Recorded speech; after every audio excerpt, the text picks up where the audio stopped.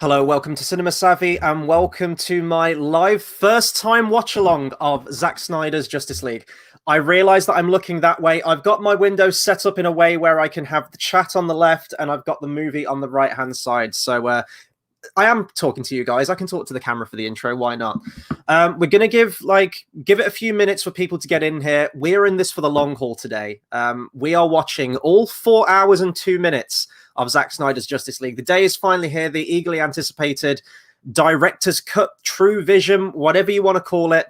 The proper Justice League films here that we probably all wanted back in 2017, and we're finally getting it today. So this is going to be, as I mentioned, a first-time watch-along.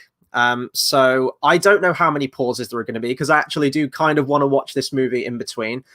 Also, you guys are probably going to be watching the film, probably more than me. I'm not vain enough to say that all attention should be on me.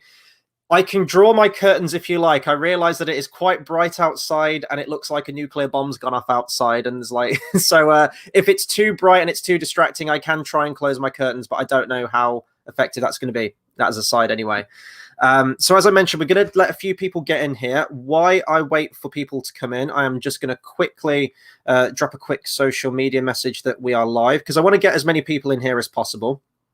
In the meantime, as I'm doing this, let me know, are you excited? What are your thoughts going into this? Are you hyped? Are you just more curious to see how this compares to Joss Whedon's version of Justice League? Do get commenting along as we go. I'm just going to do a really quick social media post here. You think I'd be prepared, ladies and gentlemen. I'm not. Don't be under the impression that I am. So, yeah, as I mentioned, I want to try and get as many people in here as possible. So we are live. This is a good opportunity, actually, while I'm doing this. I can't multitask. I am a guy, so do bear with me. Hashtag Justice League, hashtag Zack Snyder's Justice League, and hashtag Snyder Cut. We are live. Post that. This must be so interesting to watch, guys. We will get to the movie in a minute. I promise that. I don't want to delay you for too long. The film's already 4 hours. Okay, social media is set. So this is movie was horrible, waste of time. Justin Ortiz. Oh wow. Okay. We haven't started the film yet, so we will see. But anyway, as I mentioned about the socials there, this is a good enough jumping off point to go through the socials for the channel before we get into this thing.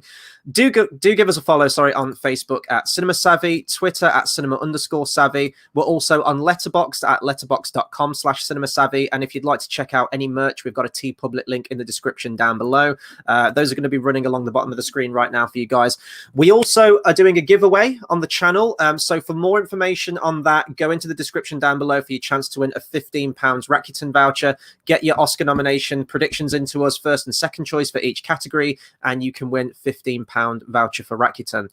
So yeah, I don't want to waste much time. We are getting some comments, and I am going to be sort of flip-flopping between the film and replying to your guys' comments. Do bear with me. I'm only one man on this thing, so I'll promise I'll try and get to everyone's comments.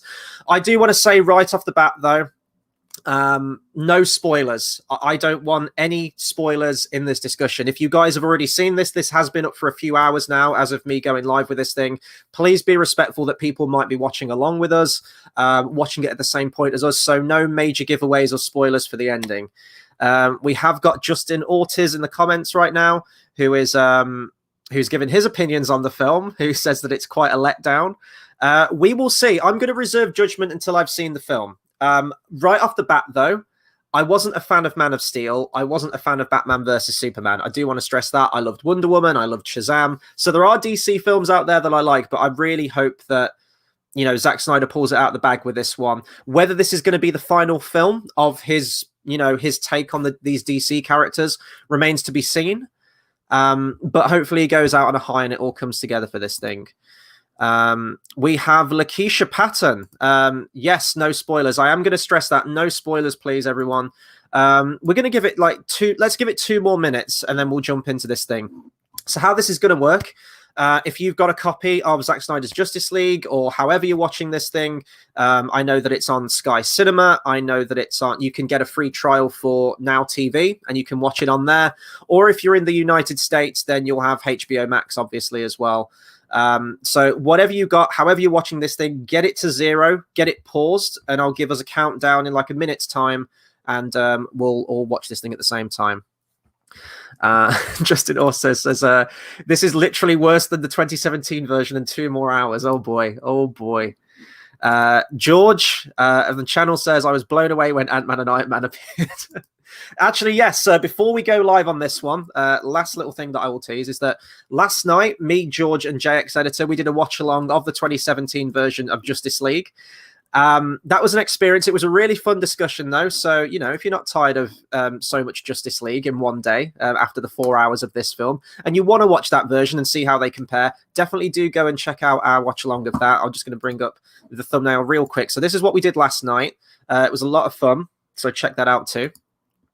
Okay, I think we have everyone in here at the moment. So let's take that off right there.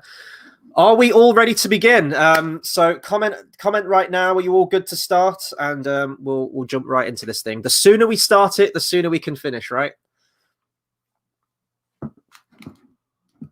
While I'm waiting for you guys to comment to see if you're ready, I have snacks. I have come prepared.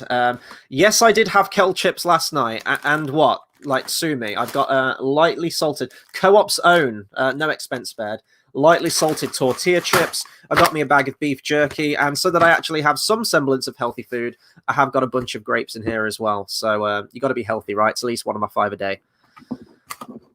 Are we all good to go? I want to watch this thing. I want to see me some Superman and Batman. Are we ready? You guys have probably started it all without me. Tell the truth. I'm going to open these already so I'm not like that guy in the cinema.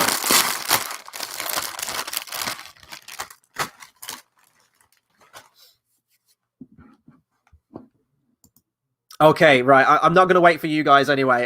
So, right. Countdown, everyone.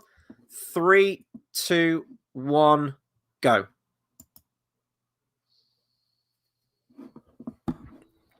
I will offer timestamps as we go throughout as well. So I am going to try and be watching this film and, you know, all 4x3 of it, which is very nice. I hope those crisps aren't as loud like you were this morning. Oh, so if they were loud, I promise I won't eat them. All right, here we go. We just got logos at the moment. I am 25 seconds in. We've got Access Entertainment.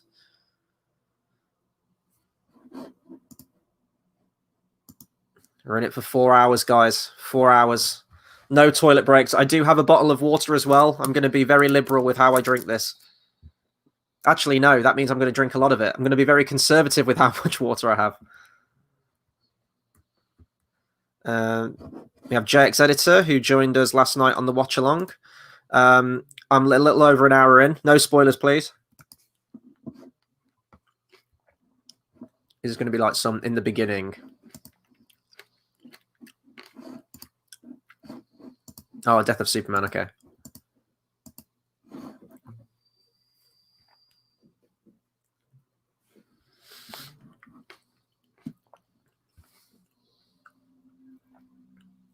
I could do with some kind of timer in the corner, couldn't I? So people can keep track, but...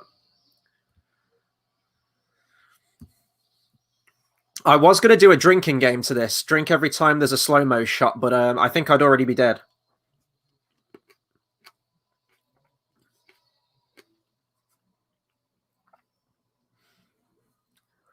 It's nice for them to remind me of what an amazing film Batman vs. Superman was.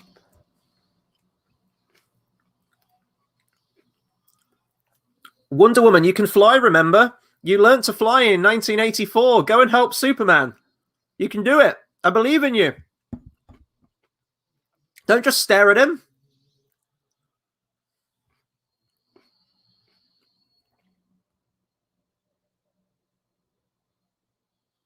Did Doomsday look kind of different in that wide shot, or was that just me?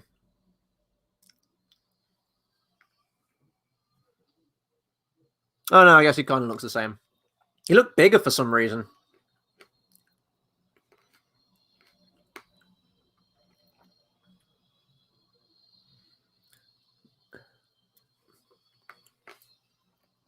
I think that was in Gotham, right? I think the final battle of Batman versus Superman was in Gotham. It looked like it. Oh, it looks like we're already getting more Cyborg right from the off. So I have heard that Cyborg is meant to be more of a prominent character in this, so I'm looking forward to seeing that.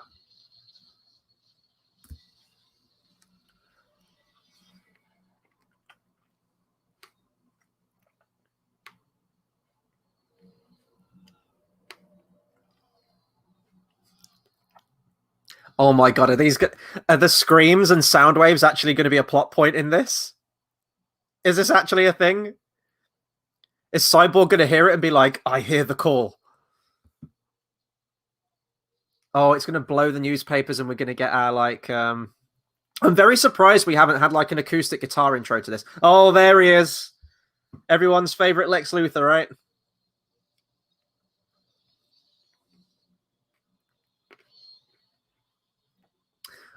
That was in the Ultimate Cut, I think, wasn't it, of BVS? I can't remember if it was a post-credit scene. No, because he was bald-headed at that point, wasn't he, in Arkham? Yeah, no, I think that was in the Ultimate Cut. Oh my god, this sound wave's still going. And cut. And cut. Oh, it's going to link all the characters, okay. Wait, how far is this sound wave traveling? Like, geographically, how, like, isn't Aquaman, like, is Atlantis in the deeps of the ocean? So how is a sound wave traveling underneath the water? Oh, there's everyone's favorite Amber Heard, right? I forgot that this is going to have even more Amber Heard. Please feel free to send in your Amber Heard hate mail in the comments right now.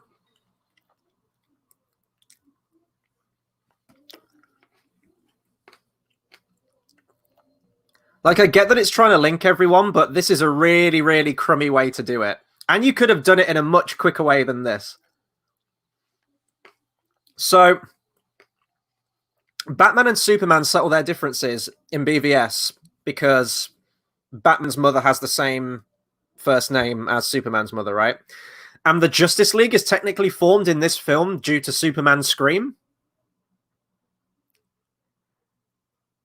If they can hear that sound on the other side of the world, which they can, quite loudly, what's that doing for, like, just regular civilization? What's that doing to the people nearby in Metropolis or Gotham, right? Because remember, Gotham's, like, right across the bay from Metropolis.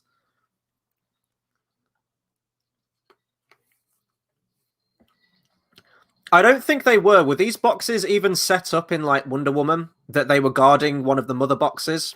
I can't even remember them talking about mother boxes in that film. I mean, it's quite a key plot point. You think they would have mentioned it in a previous film. I can't remember if they do or not. You know, just a line. You know, the Amazonians protect this great power known as the mother box or something. I don't know. Are we going to get the destruction of the Amazonians right in the intro of this thing? Alert the Queen, some shit's about to go down. Or not. Got Bruce Wayne in Iceland.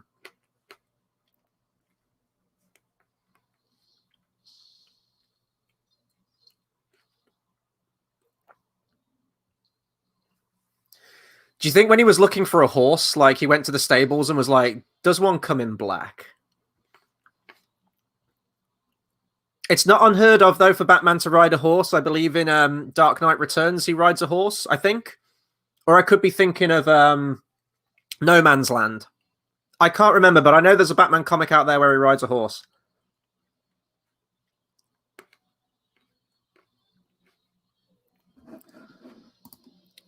No, I get that, JX. I'm sure they protect many great powers, not all worth mentioning. But in terms of, like, a cohesive story that's going to lead you to that team-up film, it would be nice, you know?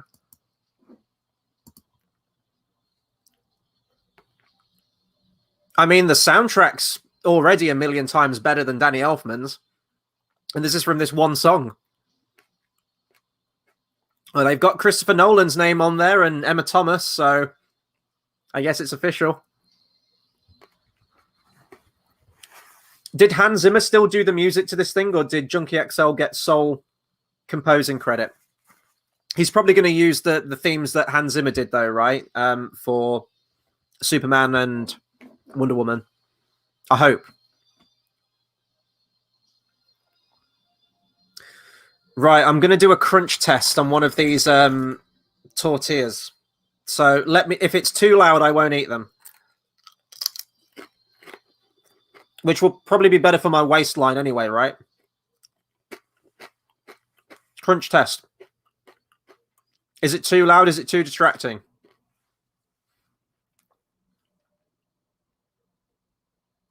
Oh, they're really good, though. I've got the taste for them now. That's the problem. JX has warned me there's a really dumb line coming up at 1 hour 16. I will look out for that. Remind me when we get closer.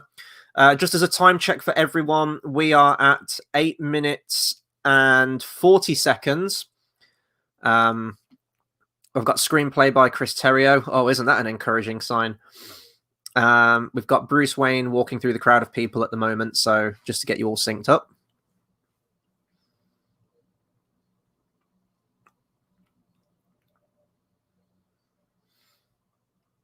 Oh, here we go. Part 1. Yeah, this is like a Tarantino film. Don't count on it, Batman. Bruce Wayne.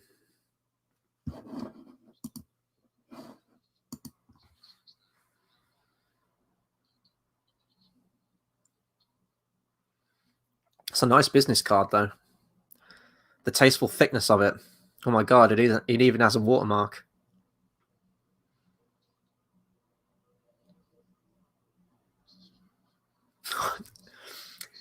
Aquaman just said talk. I thought he said fuck for I thought he just turned around and went, fuck.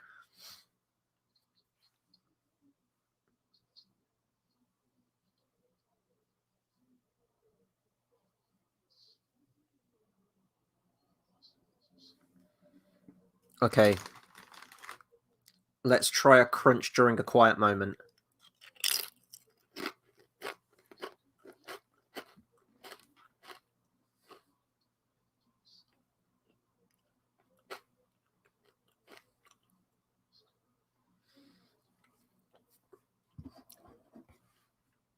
Isn't it nice to just have like a continuous shot of this scene, though, where you're not cutting to Ben Affleck when he looks physically completely different or a different size beard?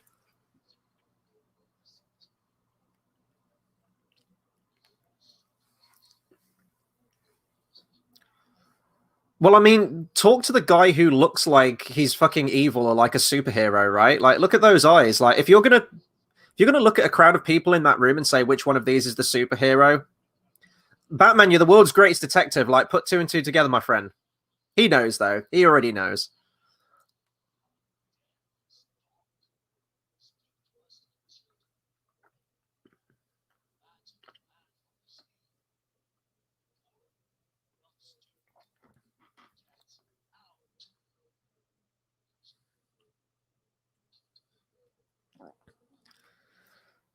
Batman already sounds like Bruce Wayne already sounds like he's got the voice modulator on, and he's just regular Bruce Wayne right now. That's pretty cool.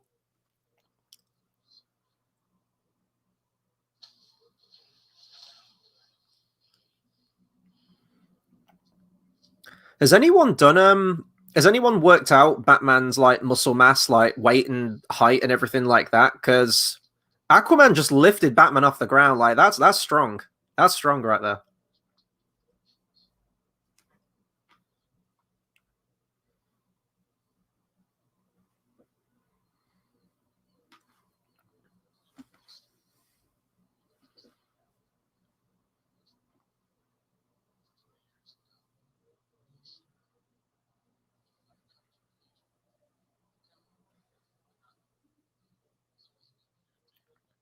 Let's talk about this actually, because Bruce Wayne's just talked about that he fought crime in Gotham for 20 years. Would you guys have preferred to have seen a Bruce Wayne in these films that was in his prime?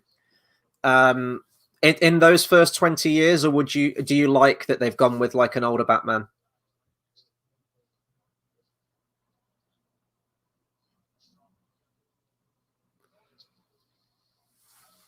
I believed we were stronger together when I found out that my mother shared his name. Not his name, his mother's name. It'd be great if his name was actually like, if his name was Martha.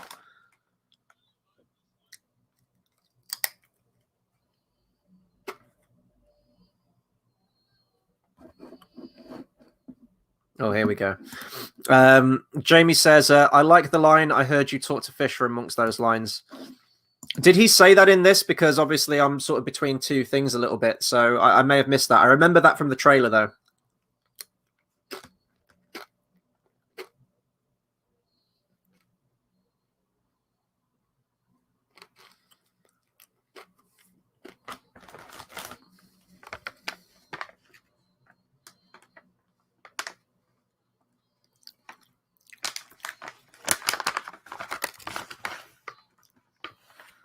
Yeah, Jamie, I think it was removed. I didn't notice it.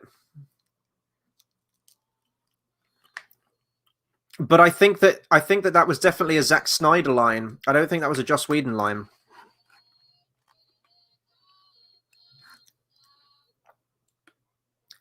Aquaman!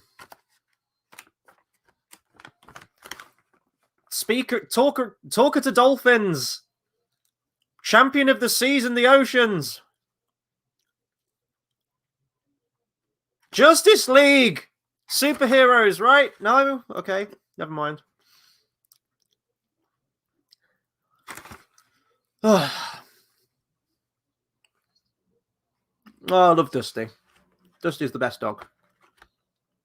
Or maybe Crypto the Wonderhound.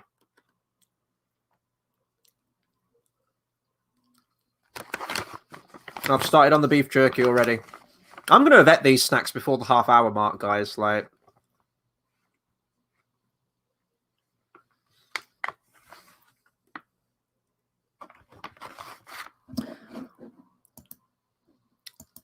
JX, like, it's fine talking about stuff like that. I will say try not to give anything major away, though, because I know that you're quite a bit ahead of us. We are almost coming up to the 15-minute mark now. A few seconds out. We have just hit 15 minutes. There is a helicopter on screen. It's just landing at the moment.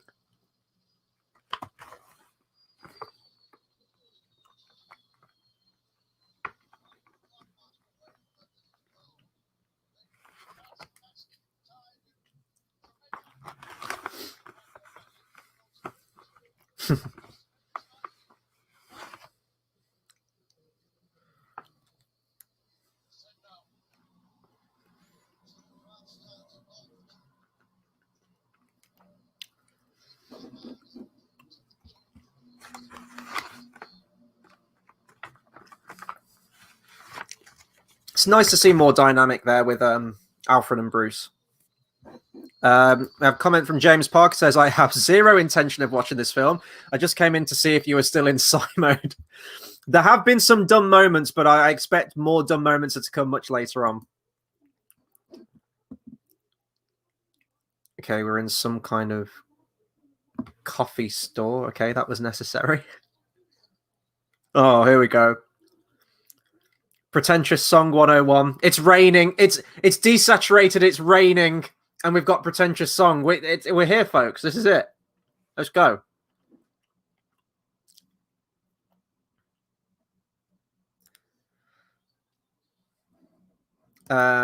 Jamie says, do you think many of the fanboys watched the whole 4 hours if the theatres were open? I don't think the Avengers film goer would.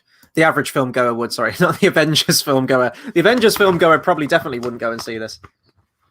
I reckon the fanboys would, 100%.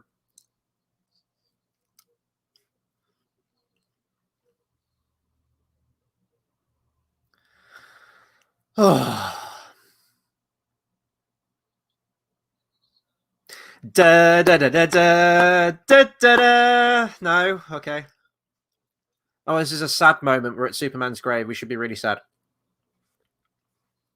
And this is coming from one of the biggest Superman fans right here. This is like Leonard Cohen or something. Oh, it's sad and the statue of Superman is destroyed. Wait, did they just leave that there? Did they just leave that destroyed statue there? Why? Wouldn't they have swept that up? Rebuilt it? Like, that's a hazard, if anything. Or is it just done there to have, like, an artistic, meaningful shot? Oh, I know that shot was from the Joss Whedon edit. I remember that. Oh, we're in London. Yeah, this is going to be Gal Gadot, right? Is this going to be the bank robbery? I think. I might be wrong. I'm probably wrong.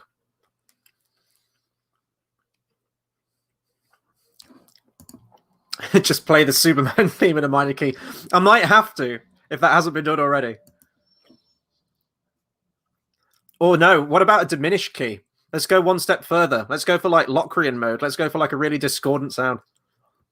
Oh, okay, so we've still got Roose Bolton. Okay, we've still got the bank robbery.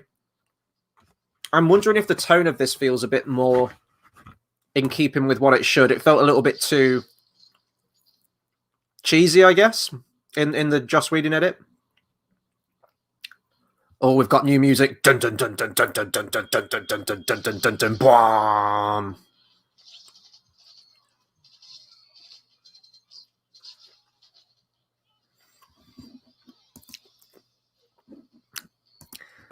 Was it Diablos in Musica? Is that it? Actually, no. I think that's a tritone. I don't think that's Locrian mode. I mean, this is Junkie XL right here. This is the Mad Max Fury Road soundtrack playing over this thing right now.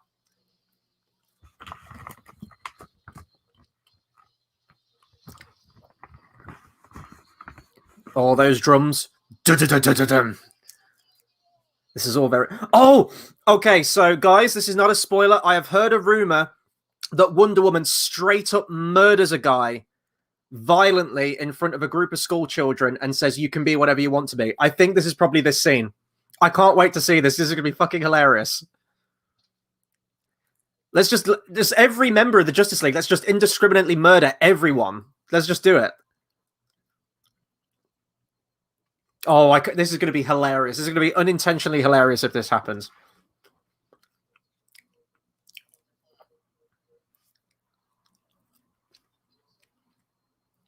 We've got kids in there, but we can scar those fuckers for life by letting them witness a horrific murder. Oh, please say this happens. I need this more than anything. This will be hilarious.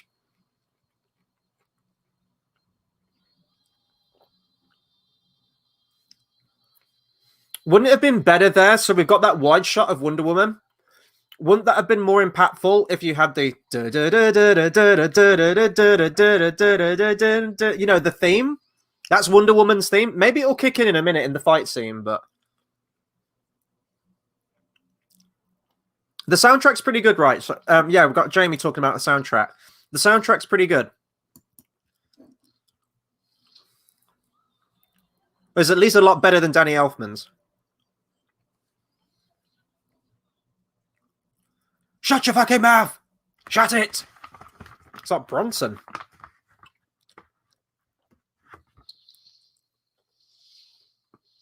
Oh, here we go. Here we go.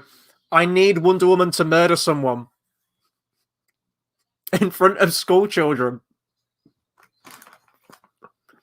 What a way to inspire hope, right?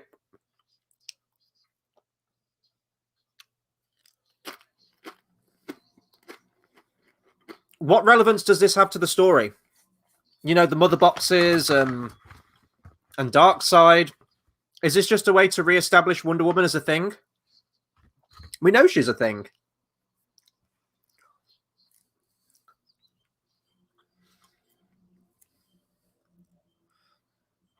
This is just sort of treading water. This is just like, hey, remember that Wonder Woman's still cool? Oh, here we go. Oh, come on, murder someone, please. I've never wanted murder more than anything in these films. I was against it at first. Now I'm just going to embrace it. This is definitely a Zack Snyder film.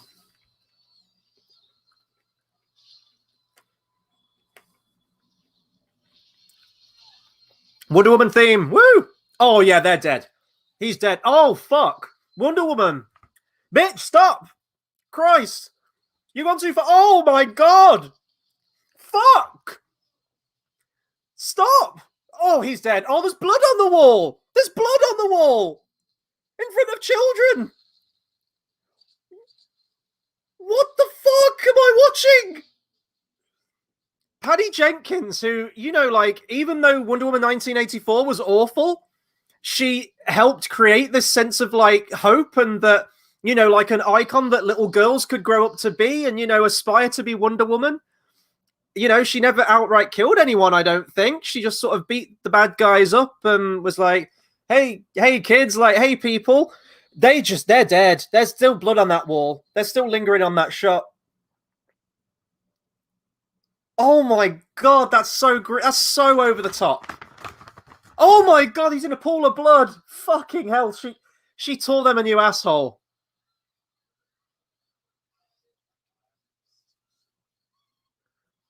That'd be a mercy killing at this point, because the years of therapy that all of them are going to have.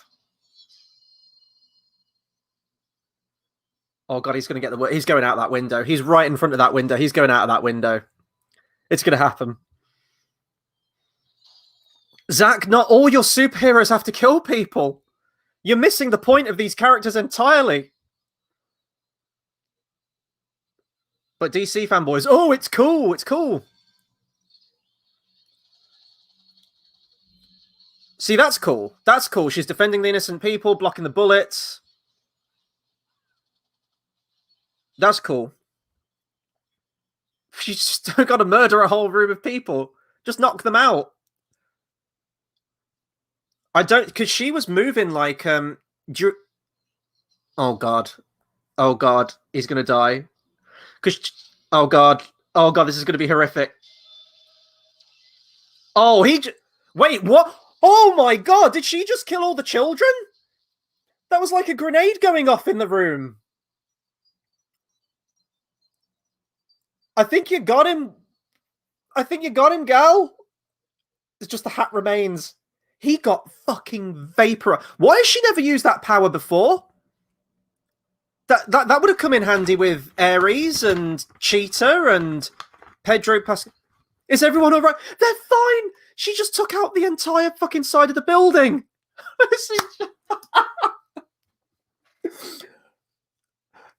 It's over. You okay? They're all smiling. What is this?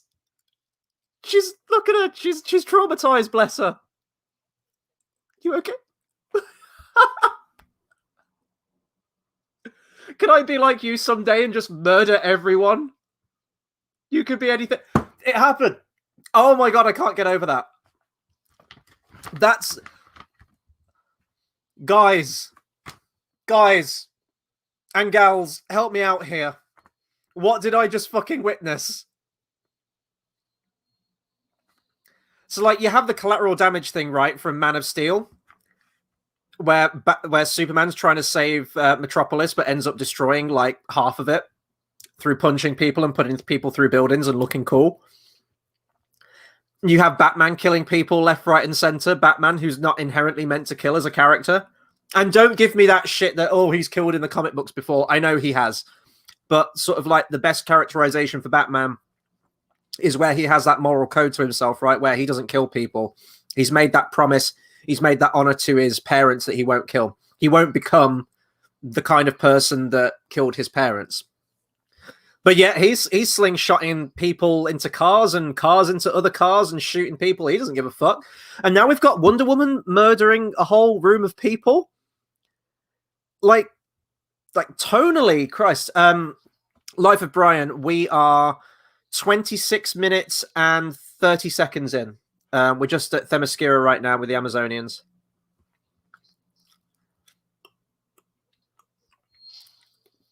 Wonder Woman's just like massacred a whole room full of people in front of school children, and then they were all like laughing and happy. Like, could you imagine that in like an Avengers movie where like the Avengers go in and there's like school children being held hostage, and the Avengers just went in and slaughtered the entire room and then played it as like a joke, like, you can be anything you want to be, kids. Like, ridiculous.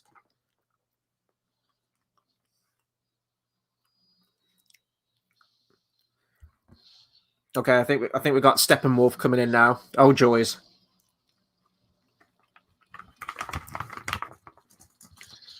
There's going to be a really good edit of this film, I think, mashing it with Joss Whedon's Justice League and this version.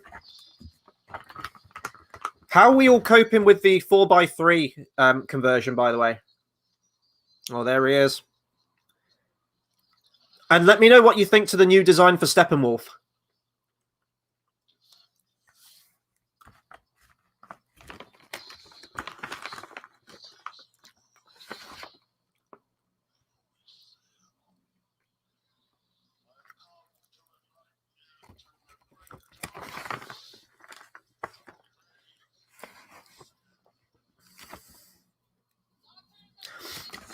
Isn't that like an oxymoron? I have come to enlighten you in the great darkness.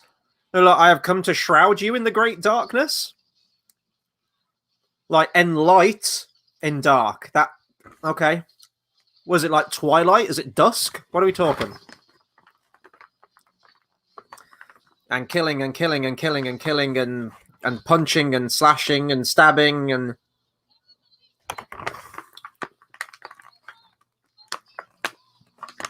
bitches leave.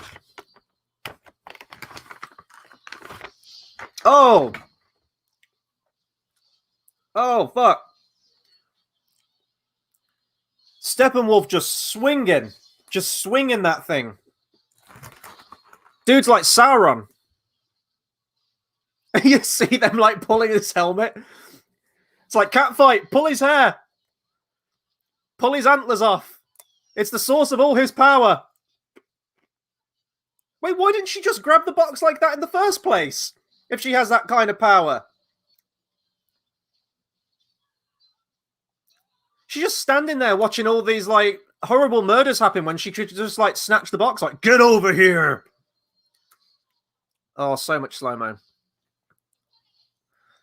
I've been shot through the breast. Don't stand there. She's done. Leave her. Go. Run. Yes. Good. Good plan.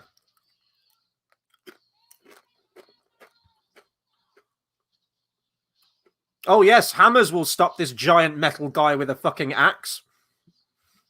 Because they've been so helpful before. Wait, is that a robot? That wasn't a parademon, was it? Oh, it is a parademon. It looked like a robot. Oh, okay, okay. They're gonna, like, cave in the entrance. Okay, I see. Would wooden supports be enough for, like, a stone structure? Oh, I guess it might be. You got enough of them. Close the blast doors! That will hold him. Like, you'll run quicker if you run in normal speed and not slow-mo.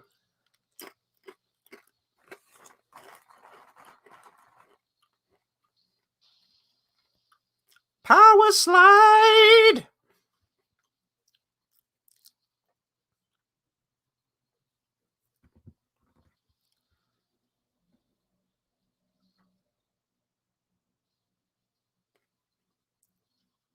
Oh my god, we're still in slow-mo. Can we get a fast-mo shot, please? Just like normal speed? Well, the rocks are falling in normal speed, but she's running in slow-mo. How does that work? Oh, okay, wow, that temple got fucked. Okay.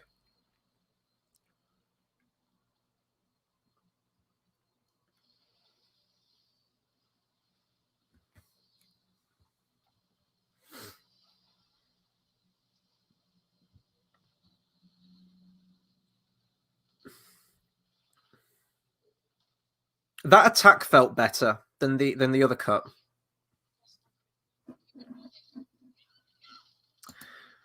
Jamie says, do you think this could have been a hard R or is a soft R acceptable for a movie of this size? Well, I mean, if there's any more scenes of Wonder Woman fucking punching people into walls with blood splatters on the wall, then this should be a hard R. I think tonally it's just very miserable, isn't it? So I don't think... This isn't like your Deadpool film, right? Where you've got the comedy in there and kids can kind of see it, but there is like a lot of adult stuff in there. But it still functions as like a conventional superhero film. This is just very angsty and trying to be lofty and biblical and, you know, all those things. Jamie says, I mean, 300 and Watchmen was 15, 18, right? Yeah. Watchmen was 18, because I remember at the time, I think that came out in 09, didn't it? I really wanted to see that film. I wasn't 18 at the time. And I really wanted to see it. Yeah, Watchmen 300 was a 15. Okay, so this is similar. I think that was the same model, wasn't it? I think those were the same movements when he's shoving the horses as Joss Whedon's one. The CGI looks still kind of shit on the horses, but the textures look a lot better on them, I would say. Like, couldn't you have just got real horses? Like, to ride on real horses on, like you could have filmed this in, like, a grassy meadow somewhere in the wilderness. You know, pull back for CGI for your wide shots and actually film it in, like, a real place. Fucking hell, like, get some real people and real horses during this scene. This just looks like a video game now. Like, I get it's quicker and easier to do CGI. You can sort of do it anywhere you want, but I just get some people on horses. Christ. It's not hard. I think it's worse when you've got, like, CGI humans and people in the foreground. Background's absolutely fine. But when you're doing all this crazy shit in the foreground, it just looks fake. It's kind of like the Hobbit Battle of the Five Armies in that same regard. Black Arrow, I have saved you to the last. You have never failed me. Go now and speed well. Oh, this was like the relay. I quite like this. It's ridiculous, but I love this bit in the Joss Whedon one.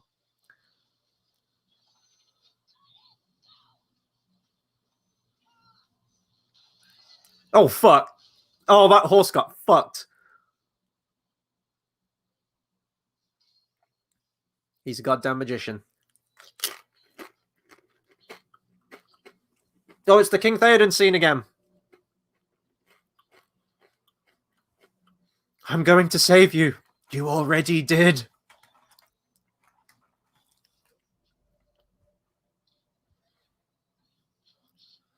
Oh, yeah, I will shoot an arrow at you because that will do so much work. Yeah, like, you just fired like a whole volley of arrows at him. It did nothing. What's the point? I mean, Steppenwolf so far still got all the very generic villain dialogue. I will plunge this world into eternal night. The darkness is coming. I will enlighten you in the dark. Death will find the... It's so... Oh, shit, where were these guys before? What were you all... Were you all like on a fucking lunch break? Where was this army? Oh, great. Showing up at the last minute for battle. Brilliant.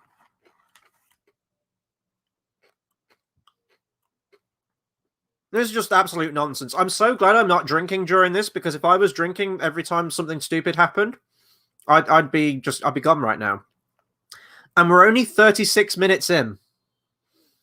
We've got a long way to go, folks. We've got a long, long way to go. I'm going to feel every second of this film, aren't I? Oh, this is very sad. This is very sad. That one Amazonian died. It's very sad. I mean, loads have died. Many have died, but for some reason we're focusing on this one. Was she a main character in Wonder Woman? I don't remember her.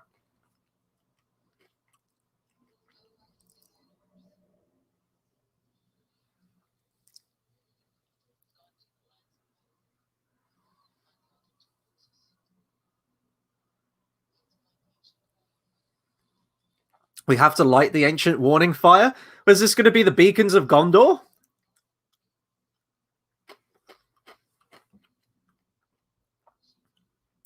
The beacon of Themyscira is lit. The Amazonians call for aid. And the Justice League will answer. We're on part 2, The Age of Heroes.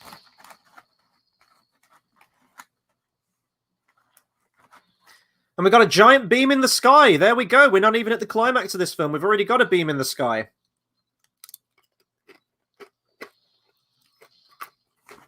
Superhero landing. Plays Hole on the knees.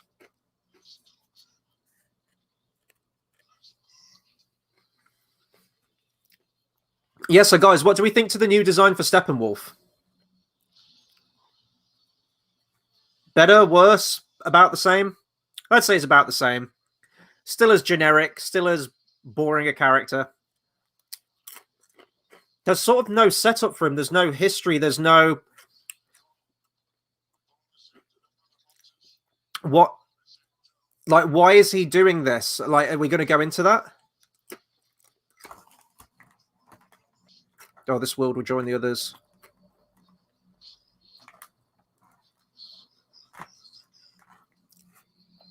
He will see my worth. So that kind of sounds like a father and son thing, but if I'm remembering rightly, isn't Steppenwolf Darkseid's father and not the other way around? So I don't know if they've changed that for this. Jamie says, I'm loving this version and the watered down version. I mean, this feels like an actual film. It feels more complete. But there are some scenes that I definitely prefer the Joss Whedon version over.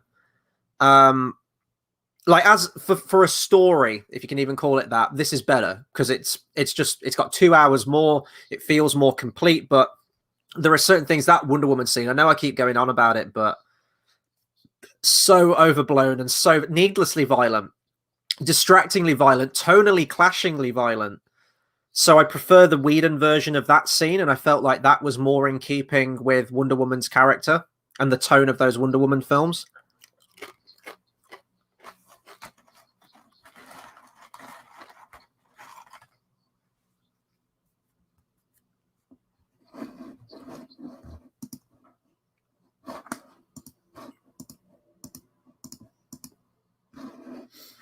But how are you guys finding it?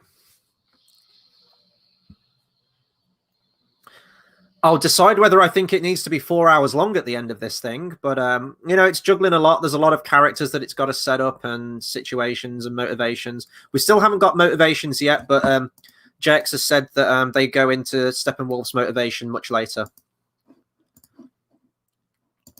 She killed a lot of Germans, dude. Yeah, but she wasn't killing them in front of school children, was she? That was in war. War's different.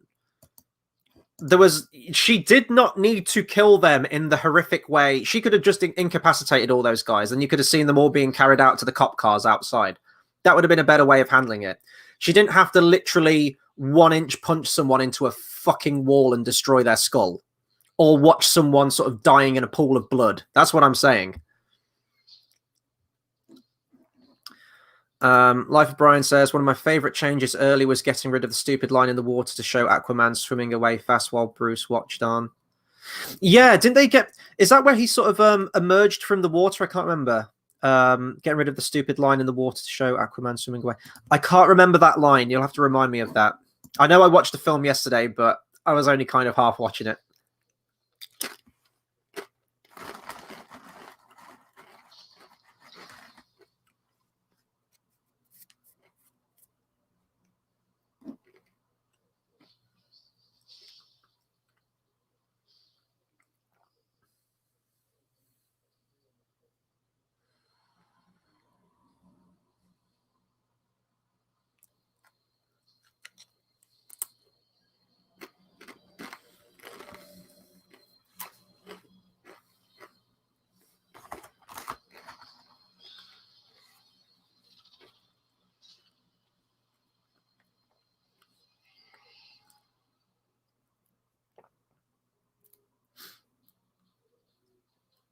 Dun dun dun dun dun dun dun dun dun dun dun.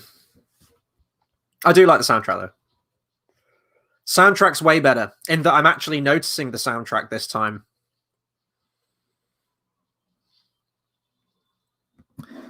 Life of Brian says when he goes into the water, there's a CGI effect to show he's swimming really fast. That's now gone and just leaves the ripples where he was standing. Okay, that makes sense.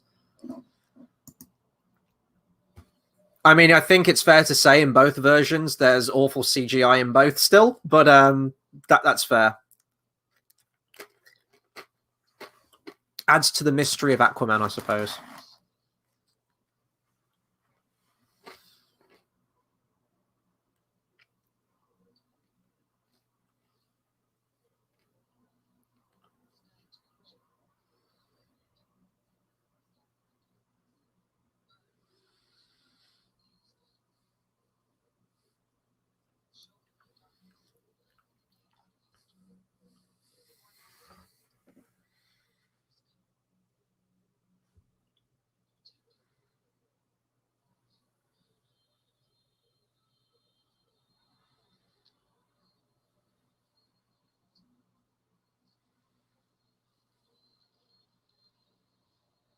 I do like the Themyscira cultural stuff. I really did enjoy that first Wonder Woman film.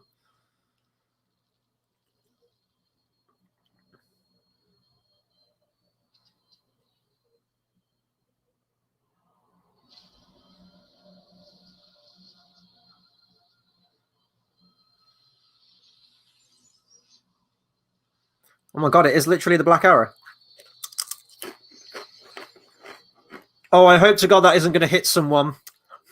I hope that's not going to hit someone in Metropolis or wherever she is. Is she in Rome or wherever? I don't know. Oh no, it's still there, isn't it? Of course it is.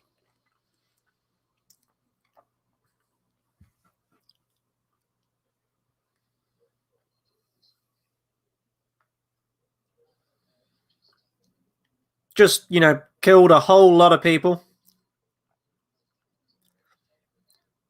It's like American Psycho. I just had to kill a lot of people.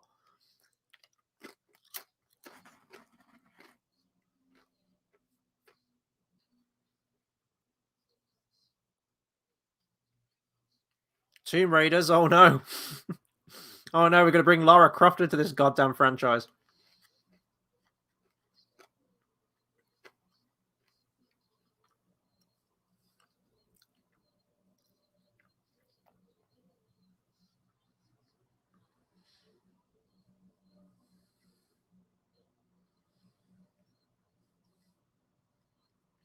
Well, that's convenient that they had that TV on at that time. What if they didn't? That's very fucking convenient.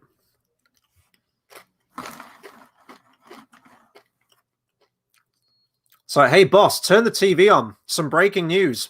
There's a fire in a ruin somewhere. Be like, I don't care, turn that shit off.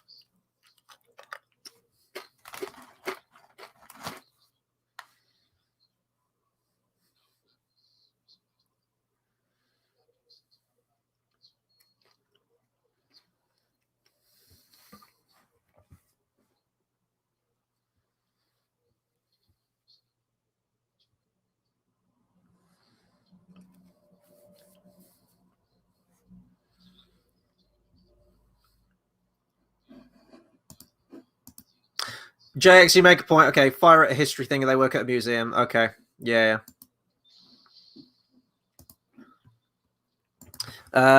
Jamie Willis says, do you think Gal Gadot would make a good Lara Croft based on that scene where she's painting the statue? Yeah, I mean, if she could do a British accent effectively, I think she'd be cool. Whether she could do that, I don't know. But yeah, no, she could pull it off. I mean, she's got the physicality. You know, she's got the looks. So I reckon she could definitely do it.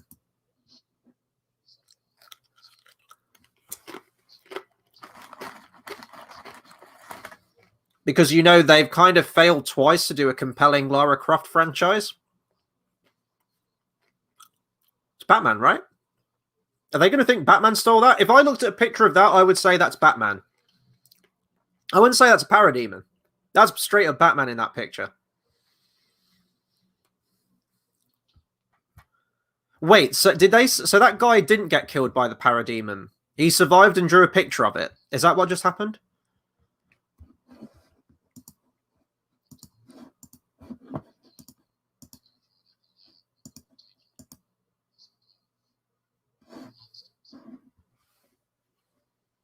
Is he going to say like, I knew it was going to be something like that, like, that's what I am, or something like that.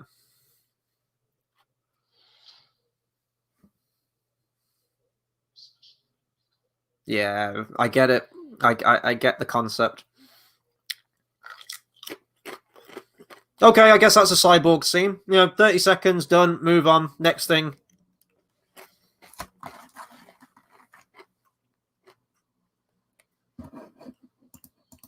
Yeah, Drex, but like the janitor went in and then the parademon kind of lunged at him and you heard him scream, so I thought he got killed, but apparently he survived and drew a picture of what attacked him. I thought it killed him. That's how it was framed. That's how it was shot.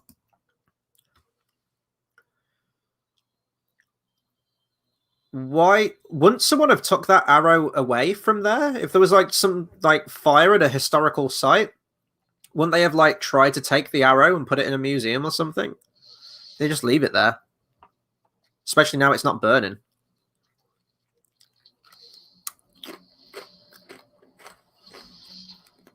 Oh, here we go, Jamie. You've got your wish now. Here we go. Like Gal Gadot Tomb Raider.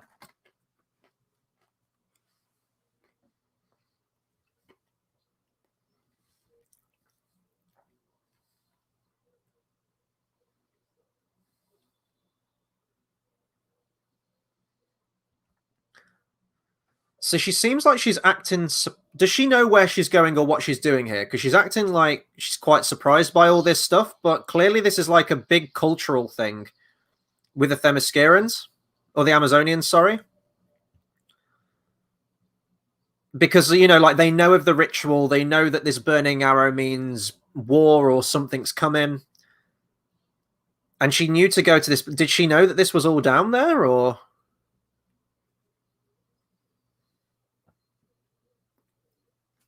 Why do I feel like we're going to get like a massive sort of lore exposition right now?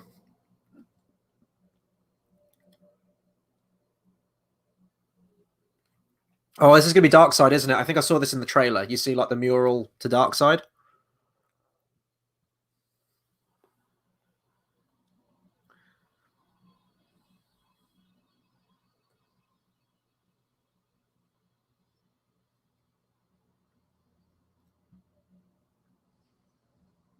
Or is this like everything was prophesized? You've got Superman and... Was that Superman? Oh no, Parademons.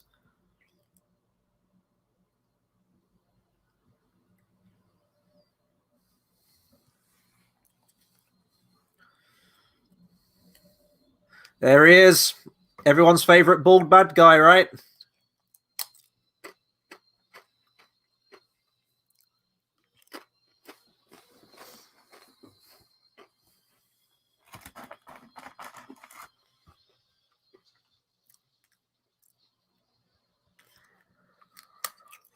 Oh.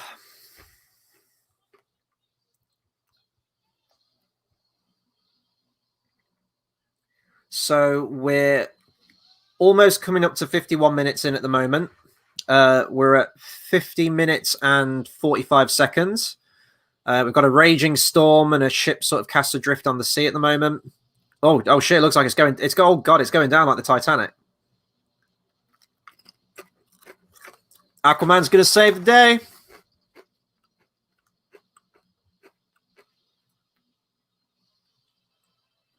Or he's just gonna stand and pose and like not actually do anything for a dramatic shot.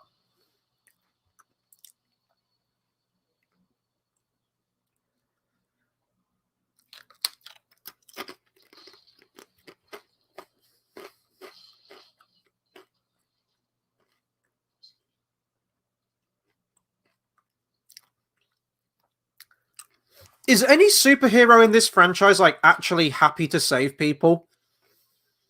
Like none of them. Everyone just looks so moody and miserable and acting like it's a fucking chore to do it.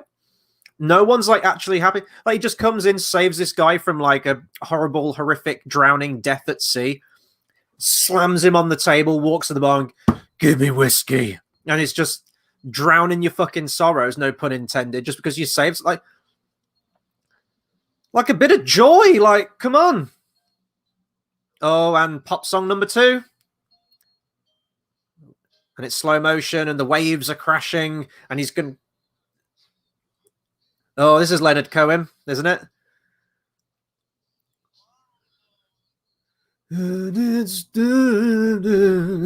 He's drinking that whiskey and he's going to throw it in slow motion. He's going to rip his top off and then do like a Christ-like pose, probably.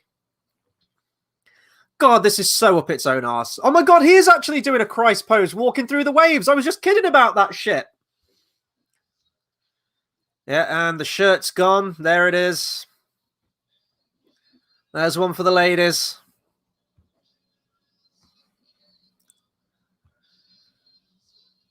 There is a kingdom.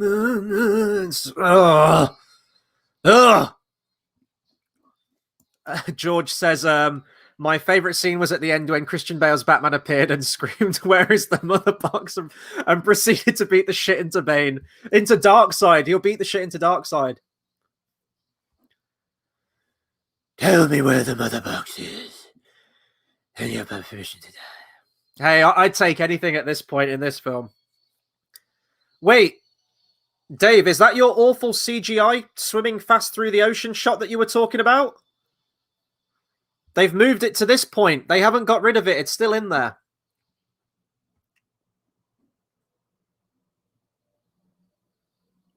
Oh, is this where he speaks to Amber Turd? Does she just appear? This is what confuses me. I know they can swim super fast, but where's like Atlantis is stationed in like I don't know. Where is Atlantis? Is it in like Norway or is it like the Atlantic Ocean? Or am I being like an absolute dumbass right now in terms of like myth where Atlantis is meant to be? Or is it in Iceland? If it is in Iceland, then fair enough. You know, like they're close by, but. Is this where she's going to be? Oh, we've got Willem Dafoe. We've got Green Goblin in it now.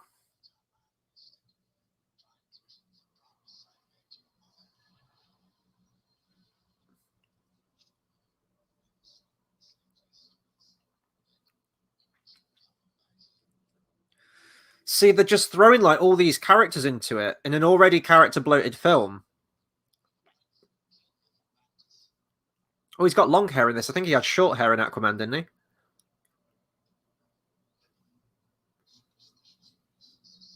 This again, it's just throwing all the shit in, like truncate, just tell the story, the core story, what it is, you know?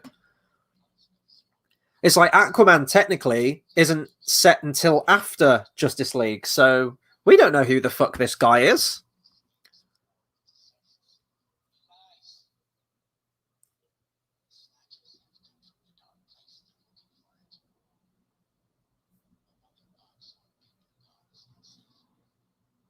Okay, they've tied the mother boxes into it, I suppose.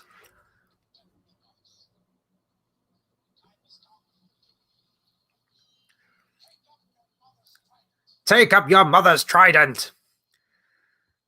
The heart, Osborn. First, we attack his heart.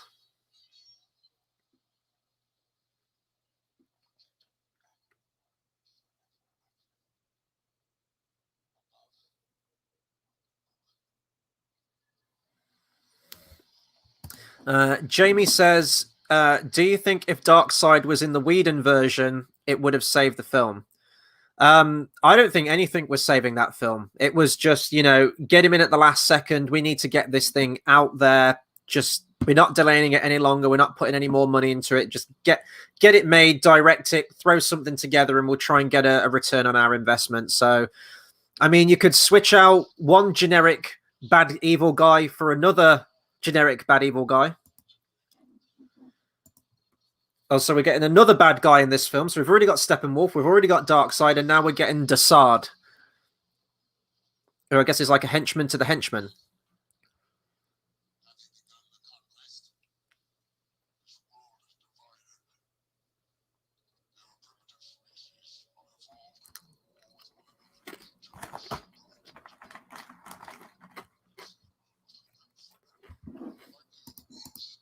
Willem Dafoe wasn't in the original. It was Amber Heard.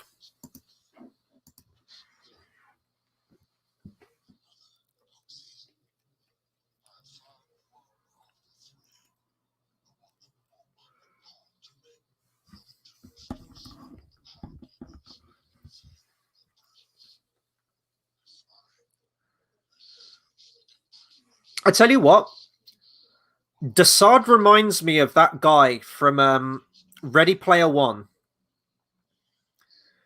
Do you remember that guy? Was he voiced by like Jonah Hill or something? He was like this really imposing looking figure, but he had like this really wimpy, nerdy name or like nerdy voice that didn't match. He was like the henchman. He looks exactly like him.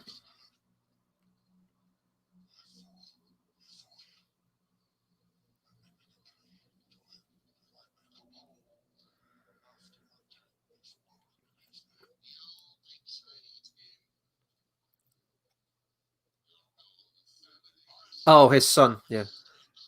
Okay.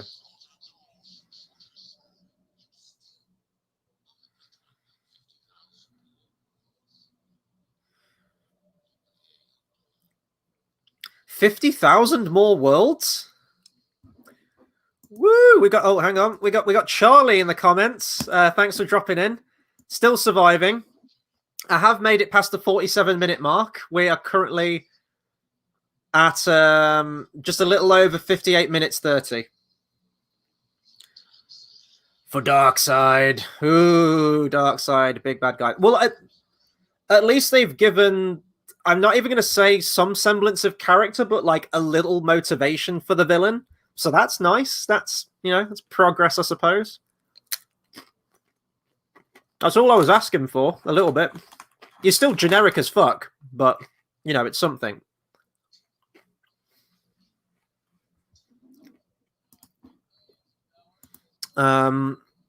Jamie Willis says, what is Darkseid's voice, though?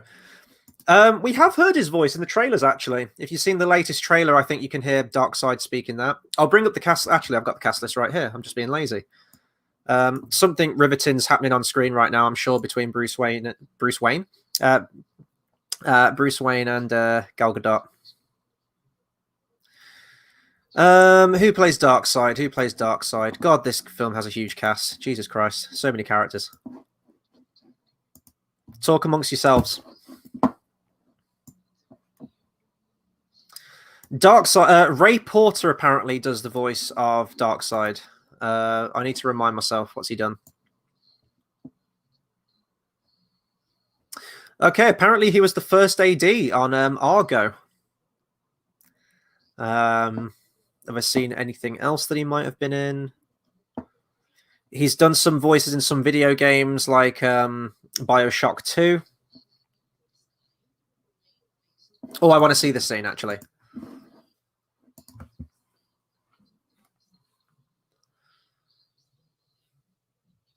So they've switched it in this then. So Darkseid is going to be the one attacking.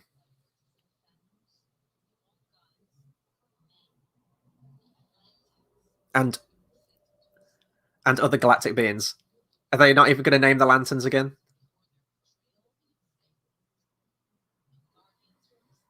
Yeah, there you go. Guardians from the Stars.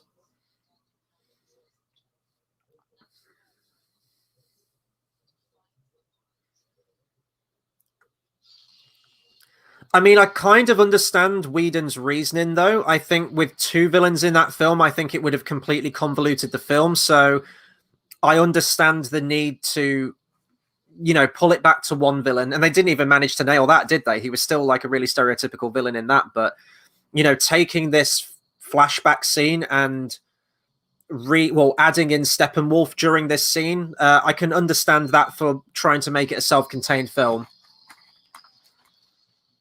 I mean, we've got another generic, shouty, loud, world-destroying person, because that's interesting, right?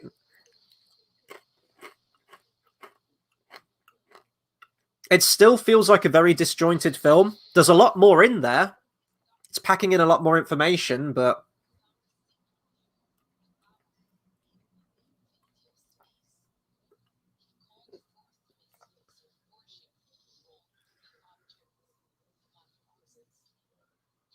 again, it's just sort of, we're at the third film.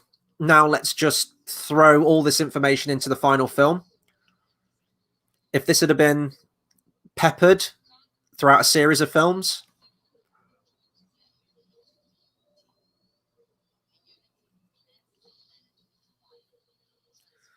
Yeah, the three boxes come together, it fucking destroys the world. Okay, I got it. Yeah, brilliant. Yeah, it's all very sad and world-ending and depressing. Oh, the stakes are so high. For Frodo! Ride for ruin! And the world's ending! Wait, was that Uncle Benjen? Not Uncle Benjen, sorry. Yoren from Game of Thrones? Was he one of, like, the barbarian guys? Okay, we've got some Green Lanterns. We have one Green Lantern. A single Green Lantern. Can we spare some more? Is that too much to ask? Oh, this is trying to be so epic. It's trying so desperately hard. And no one gives a shit what's going on.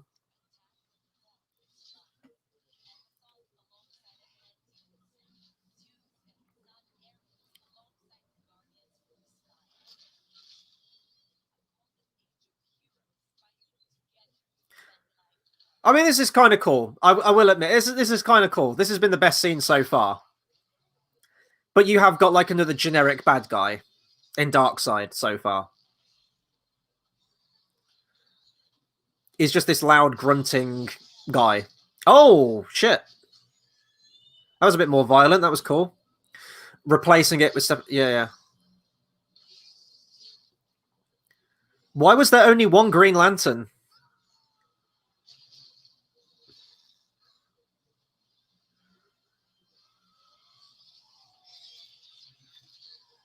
Wait, did they say that was Zeus? We've got Justin Ortiz, who says, movie is bad, I told you. 3.5 hours left. I've got 3 hours now. 3 hours on the clock. You should have gone for the head.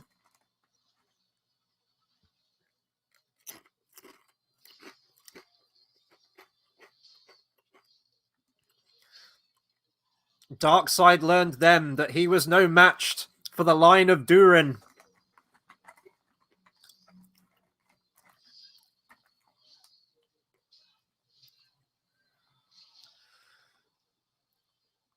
Well, this is all very dramatic, isn't it? Look at this.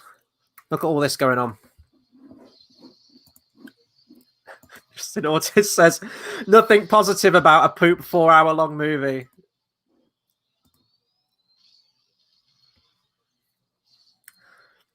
Like, I ain't saying it's a good movie. This isn't a good movie, in my opinion, so far. Maybe it can pull it back in the next 3 hours. There's still time.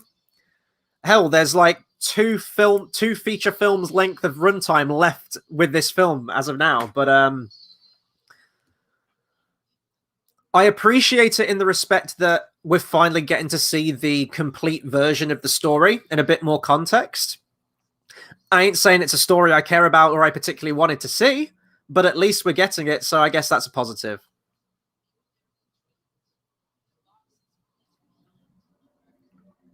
What it is, it's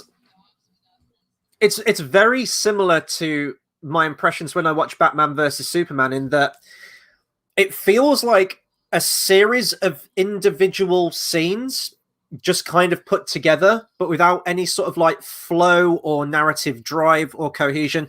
With Batman versus Superman, you could reorder the grand majority of scenes from that film, and the film would still play out as normal. No scene kind of takes you on to the next scene. There's no thrust to the narrative. It's just, let's have a scene where Aquaman saves someone from a sinking ship. Okay, next scene. We've got Wonder Woman in a bank robbery. Okay, next scene. We've got let's have a scene with Alfred talking to Bruce Wayne. Next scene. Let's go to Themis. Nothing sort of connected.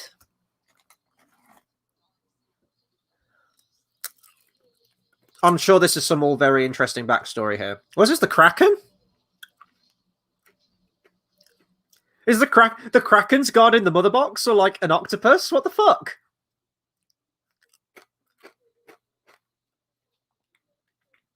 See, I would have opened the film like this, probably.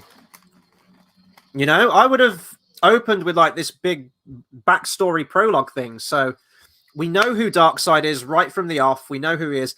Maybe you could build him up. So, you know, maybe you could open with something like that, but start off with your threat, you know, so we know what we're up against.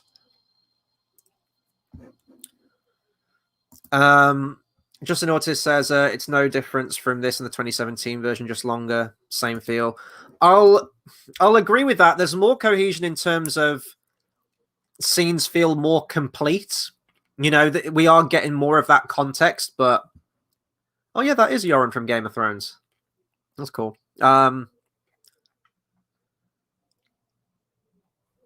I think it's just down to the writing. It's, you know, oh god, what's the name of his guy? The guy, Chris Terrio, like, is not a good writer. I know that he wrote Argo. Everyone always goes back to that one. But everything else has just been abysmal.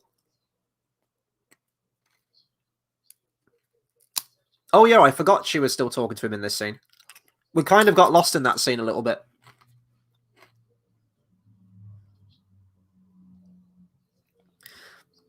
If they've got to be, like, quick and, like, act really quickly, couldn't she have explained this story to him on the go? Rather than stand there and talk to him and waste, like, 10 minutes? Oh, yeah, I agree with you, Justin Ortiz. It's horrible writing, but so was Man of Steel and so was Batman vs. Superman. Part 3, Beloved Mother, Beloved Son. 1 hour, 8 minutes, and 50 seconds. There we go.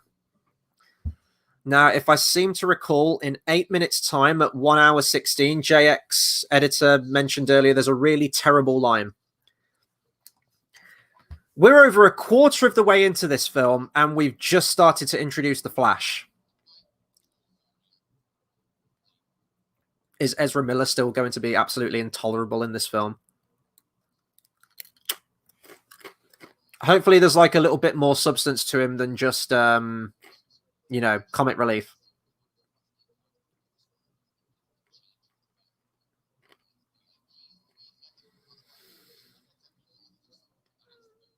Oh, Christ. No, he's still intolerable.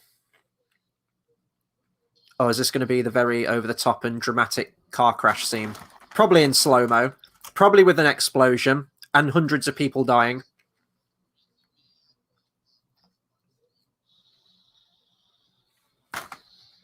I need a water break.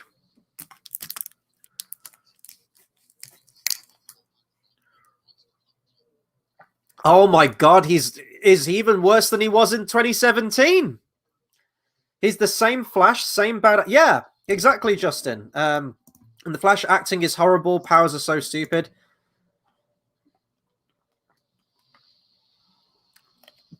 Guy's reaching for the burger that much. Does he really want that burger as much as that? Christ. Get to where you need to get to, my dude. Then get food.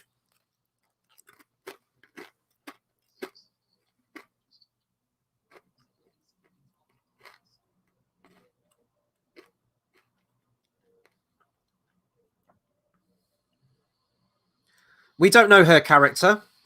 Are we meant to feel like this is like a great love story right here? Because she literally hasn't had a line yet. They've just exchanged glances. She still impacted that lorry.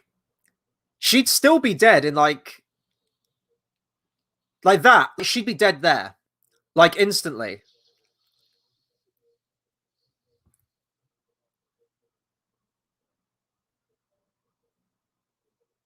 Oh, we've got some like...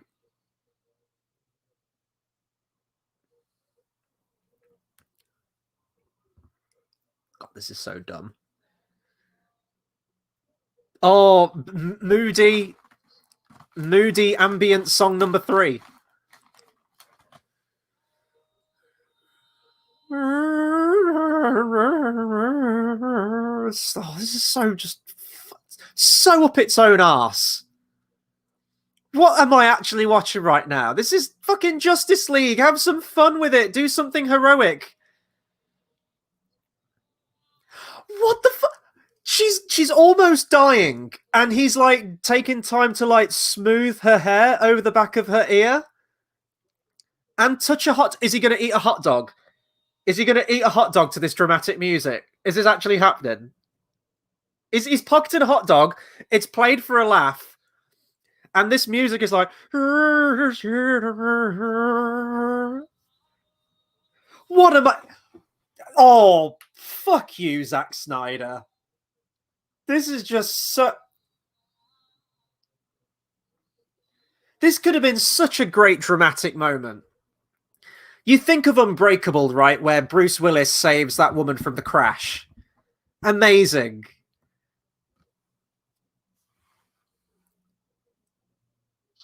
And the car exploded. And the car exploded as well. Oh, that totally killed 100. Fuck those people. I guess those people don't matter. I guess we don't need to check on the driver of the lorry, right?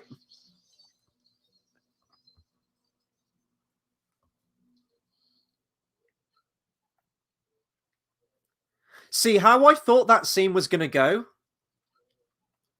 Okay, never mind.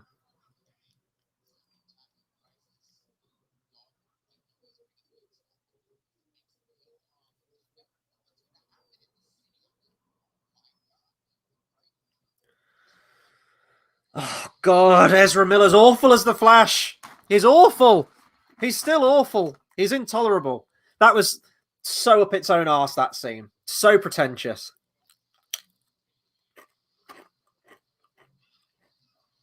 Wouldn't that have been great if, like, they'd have introduced, like, a theme for the Flash? And you had, like, this really dramatic, rousing music of him saving this woman? You know, I guess they're meant to have some kind of romantic connection. Even going into the Flash movie, I've heard rumors that she's going to be in it. I know she's the main love interest. But has she said a line? She smiled at him, and that's going to be our whole basis for, like, a romantic connection in the next Flash film? Like, okay.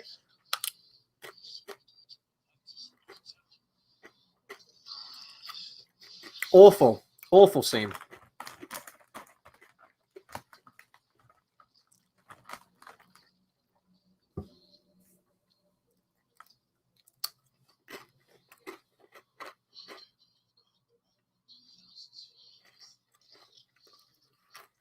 Oh, what's this? He's got a spider thing?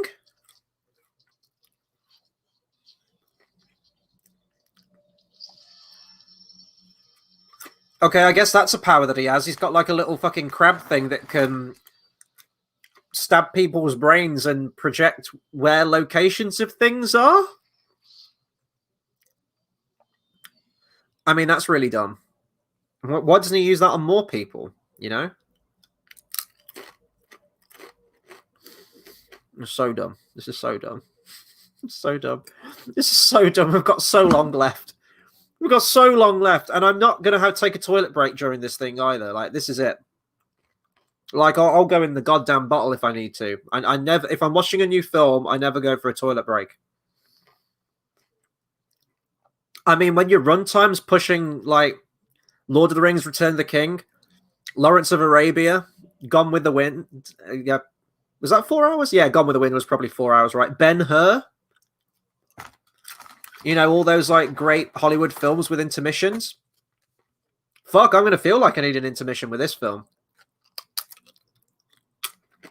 We're an hour and 15 minutes into this film, and we have Lois Lane. Oh, no, tell a lie. We saw her earlier being very, very sad and going to Superman's memorial.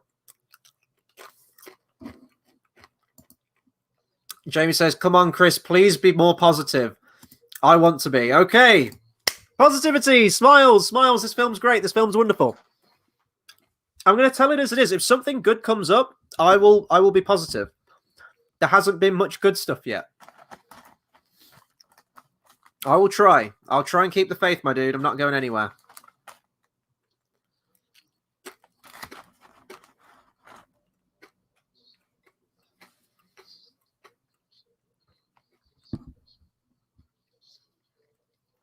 If I remember rightly, I don't know in the comics, but I know in the animated series, there's like this will they, won't they with Wonder Woman and Batman. So they were kind of setting that up there, which was kind of cool.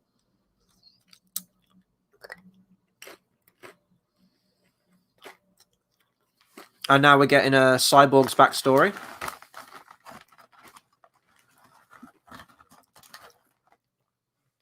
There you go. Yeah, so like Justin says, Iris literally didn't say one word. They bigged her up so much that she was going to be in this film, and we thought we were going to get scenes upon scenes of her. We get one scene of her, and she doesn't say a word.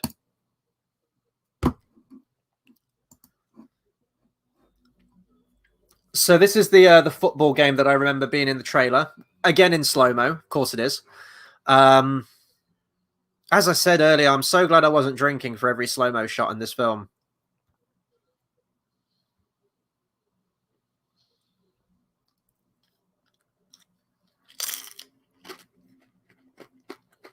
But it's like the backstories for these characters don't feel like they're coming into it in a natural way.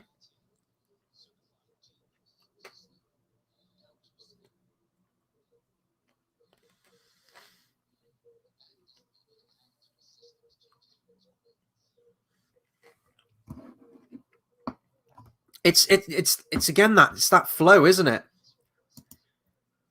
Like you're not doing a. Hang on, I just want to listen to this.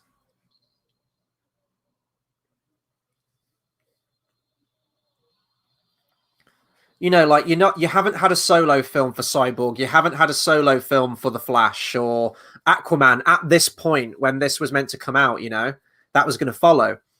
So you've got to cram all these backstories and things into the one film, but you've got to sort of add them in a better place. They just feel where they are, where they're positioned in the film, they just feel so random.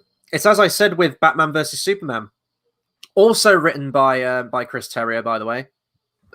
It's like a collection of scenes, just one after the other, but it doesn't feel like a movie. It doesn't feel like there's any kind of thrust to the narrative. You could take this backstory, for example, and move this and have this be scene 4 of the film. And it would still be like in exactly the same place and make the same amount of sense at that point. You could move it to scene 23 and it would still make sense.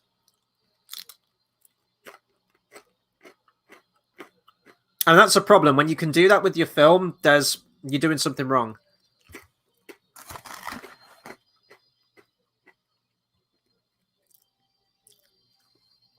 I mean, it's nice to actually have some backstory, though, for Cyborg. I will say that.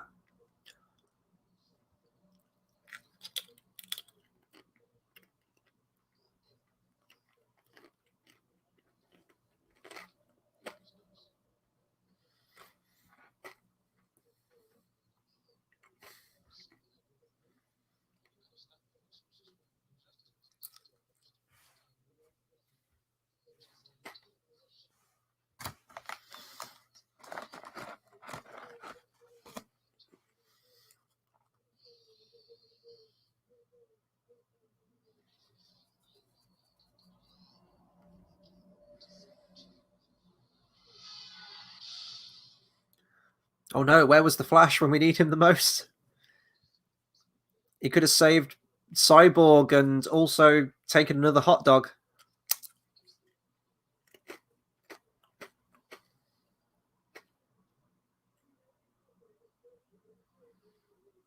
Oh shit.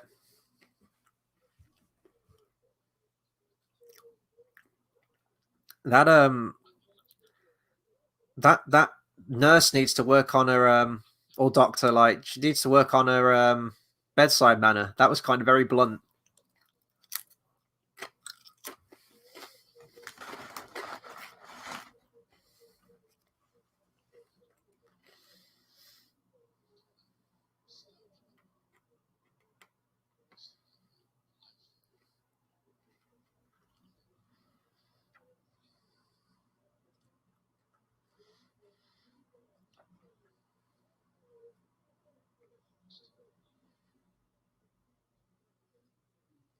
I don't think that's technically true. I think all 3 of you would be dead, right? If he was there and they were all in the car together, they would have still crashed into that other car. So technically, so that's a very dumb line that Cyborg just had.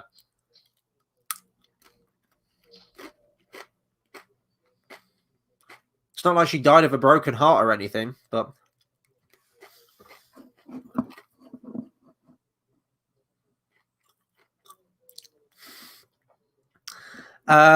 Dark, I do want to say no spoilers. I'm going to bring it up. Do any of you notice when in the minute 1 hour and 54 when Wonder Woman drops from the jet with the rest of the team, you can see her butt from the bottom?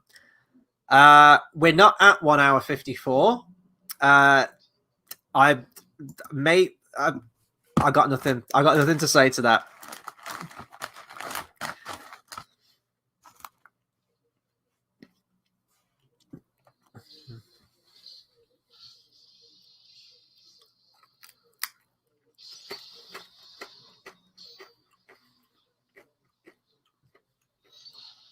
And even if that is the case, I can't pause the film because, like, I'm doing a commentary. I'm kidding. I'm kidding. I wouldn't do that anyway, but.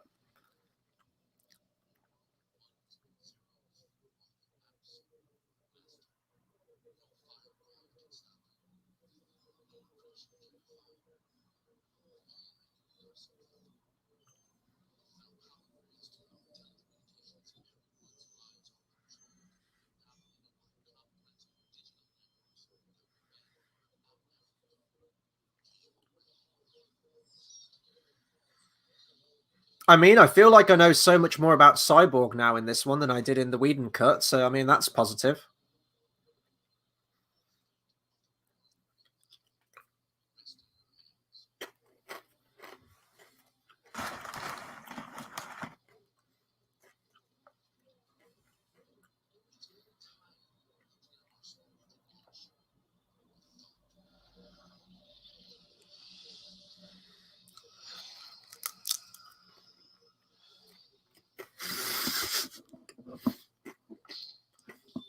Wait, there's a mechanical bull and a bear fighting. There's a bull and a bear fighting. What? Have I just entered a fever dream? Why would they give all the nuclear codes to Cyborg? That's not a good design.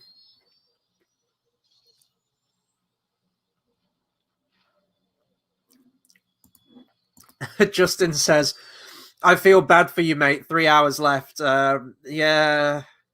2.5 hours, actually. 2 hours 40.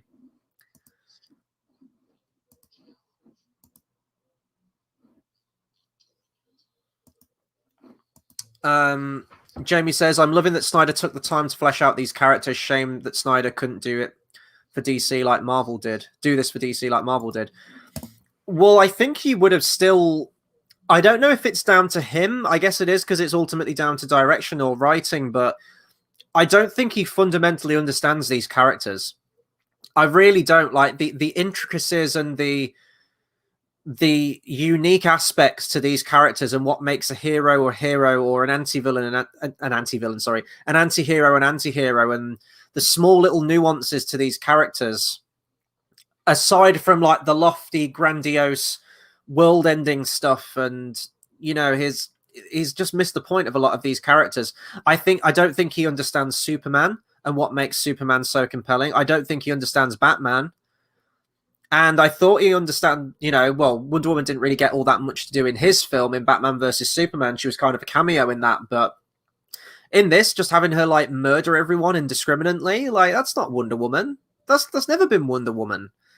So I think you would have had more of these kind of like lofty, you know, artsy fartsy kind of superhero films that fundamentally missed the point of the characters, unless they had good writing behind them. You know, if you got like a fantastic script, a fantastic solo film script for someone, and you get Zack Snyder to come in and direct it and do the visuals for it, then hey, absolutely, you've got yourself a very good looking movie, you know, like a well framed movie with good writing behind it. So I don't know if it's ultimately down to the writing, the direction, or a combination of both, sorry.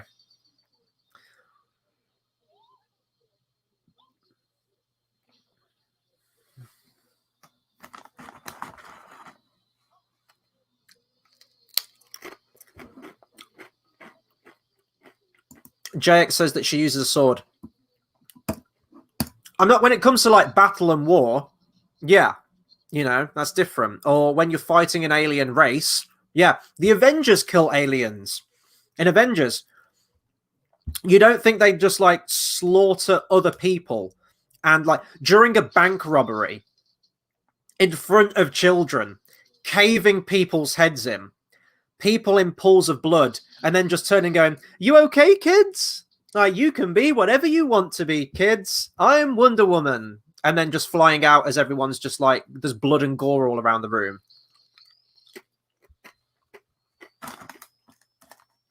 It's a question of tone, dude.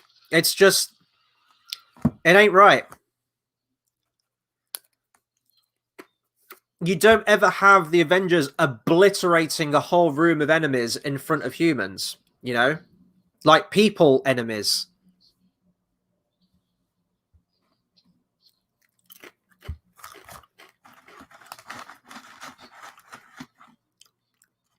And you certainly don't have to see like all blood splatters down the wall and just gore and sinew just flying all about the place. It's just overkill. It's way too much. Okay, so this was in the Whedon cut.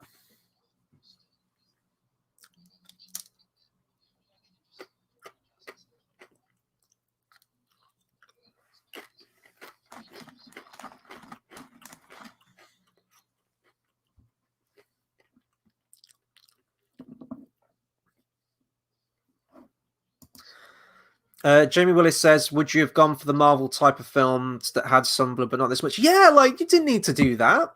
Like the Whedon version of the bank robbery, I much prefer to this version of the bank robbery. Like I mentioned yesterday, it felt kind of TV budget and whimsical, and I stand by that. It definitely does. I don't think either scene is perfect, but you didn't have all of that fucking like slaughter in front of children. Like, what the hell is it playing at? You know, like it's just tonally just way over way over the top. There have been more dark and bloody DC films like Killing Joke and Apocalypse War. Yeah, when it fits in the tone, it comes down to tone ultimately. That's like the biggest takeaway from it. Killing Joke inherently is a very violent, bleak, twisted take and analysis on the character of the Joker and his relationship with Batman. There's really disturbing things that happen in that comic books, but it's in keeping with the tone, so it can be violent. I haven't seen Apocalypse War, so I can't comment on that. But when you've got Wonder Woman, who in 2 solo films now has been like this beacon of justice and doing the right thing and being a role model for people, and you know, for little girls especially as well, they look up to Wonder Woman as a character, and it's great when you can have a character like that who inspires someone to do that. But then you have that person just slaughtering everyone in a room in front of said children, and the violence is dialed up so much. And there's not even a question that she's just knocking these people out. She is straight up murdering everyone in that room. She vaporizes a guy in front of kids and then goes to them afterwards like going, "You okay, kids? You okay? You all right?" Doesn't fit. Does not fit at all. I'm not going to belabor that point because I've talked about that point enough, but it's just tone.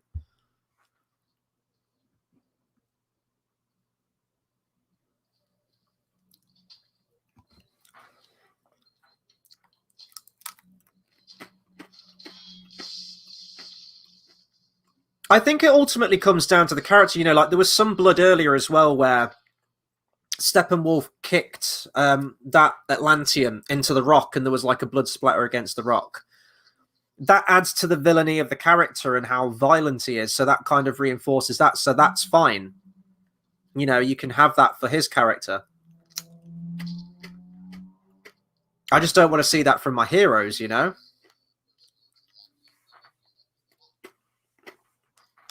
So we are at 1 hour, 31 minutes and 30 seconds. We have Bruce Wayne chatting to the Flash.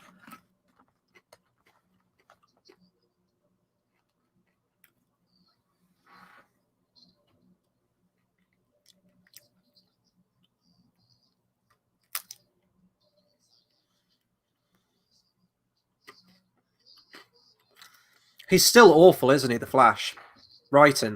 Writing-wise, he's still terrible.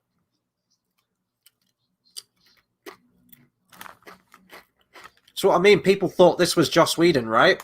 Yes, no, this was Zack Snyder.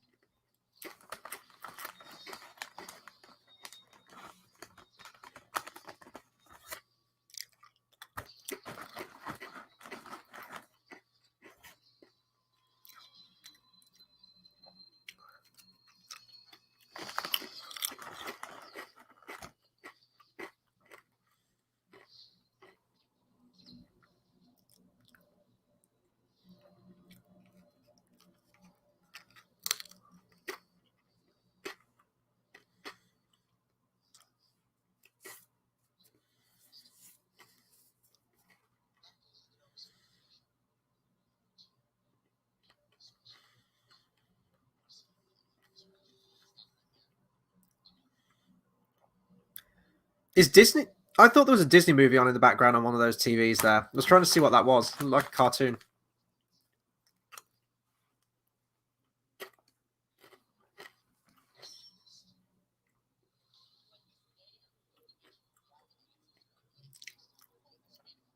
Well, I'm glad that the brunch dialogue's gone out of it. Don't let the door hit you on the way out with that dialogue, but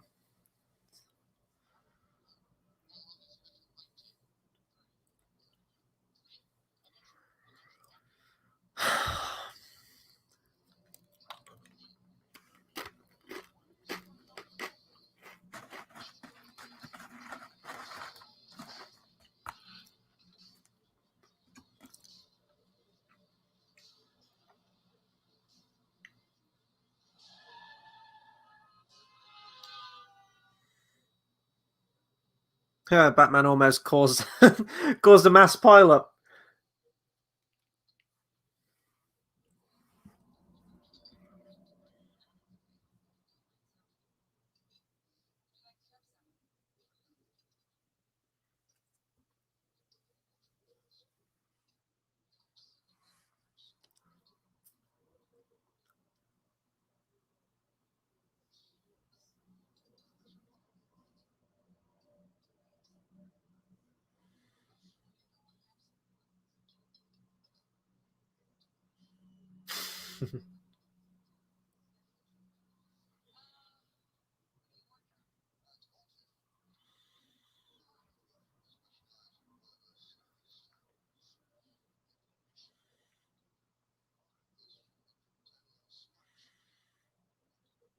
Oh, okay, cool.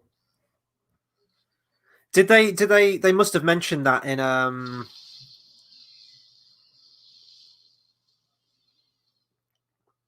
they must have mentioned that in the Joss Whedon one, didn't they? Did they say that they got that gun from the scout ship? Because that's like the one that um Jor-El has, right? In Man of Steel.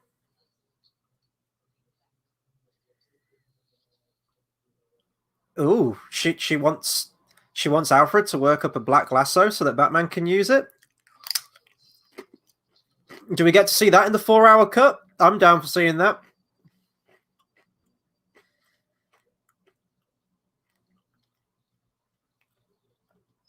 Look at Alfred. Alfred is the T goddamn master.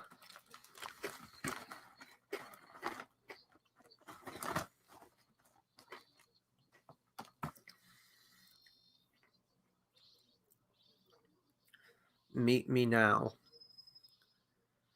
Meet here now.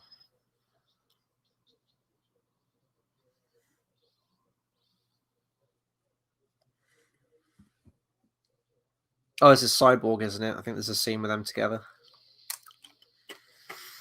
I'm still thinking ahead to all the stuff that we have waiting for us in this film. We still have Jared Leto's Joker. We still have more Darkseid, more Desaad. We have like the whole ending fight scene. We got Superman. We got his resurrection. We got the black suit. We still got so much. We got over 2 hours on this thing. We got 2 hours 20.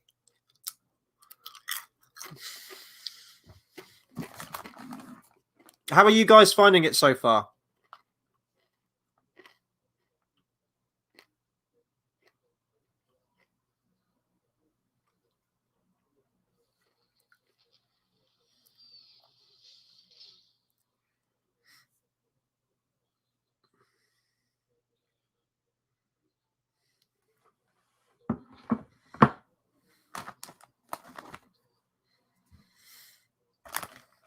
Oh, sad times. The fuck the world. Did you just say fuck the world?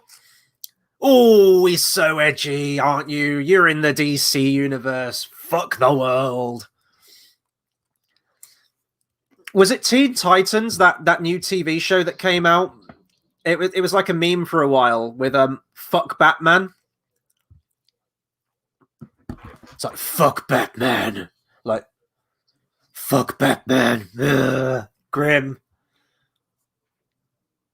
Jamie's enjoying it, like, you know, fair play. Like, I'm enjoying it, unlike Justin. It's more of a complete film. I'll give it that. To put it in perspective, in 10 minutes' time, we would have finished the Whedon version. Let that sink in. In 10 minutes' time from now, we would have finished the Whedon version of this story.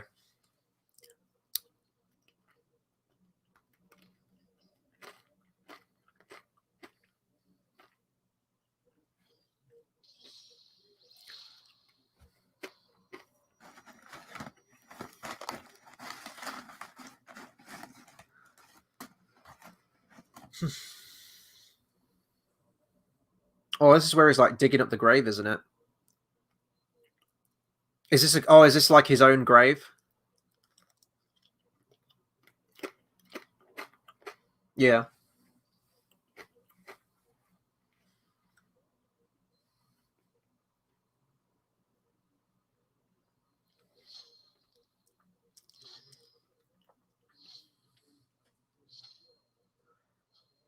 See, I quite like this motif here. This is really cool. Like, he's having this crisis of humanity. Like, who is he? Like, this person who should be dead, who was dead, sort of resurrected, like this Frankenstein's monster thing, like questioning who he is. I quite like that stuff. Oh no, he's just burying something. I thought he needed to see confirmation of like a casket or something.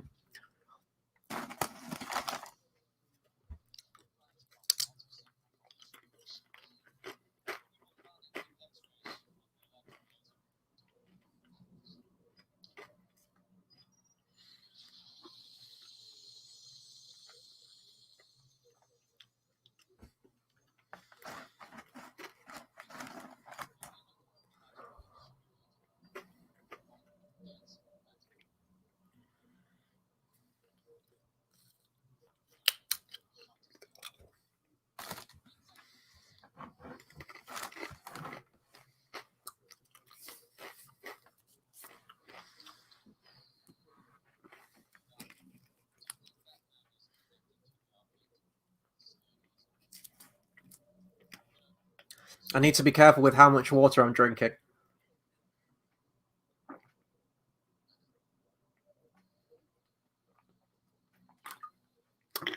But these Doritos are really, really salty. Real talk, did this film need to be split into chapters? Is there any particular reason it needed to have chapters? That's not me having a dig, that's just me offering a question to everyone. Do we feel like this film needed to have those the 6 chapters that it has?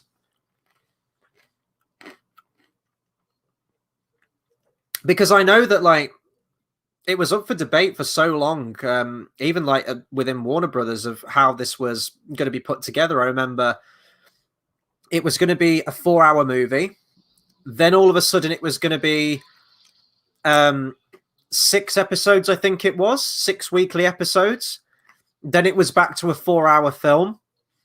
Then it was going to be 4 individual hour-long specials, I think. Then it was back to a film. Now it's a film with 6 chapters within the film.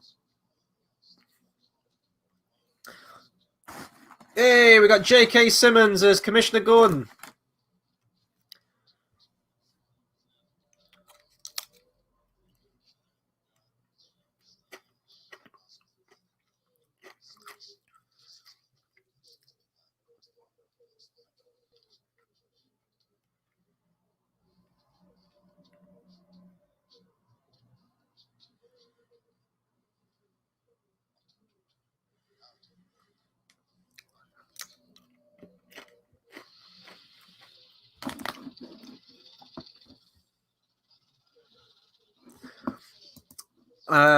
Jamie says, "Did I have a wee before the movie?" Yeah, I took a piss before.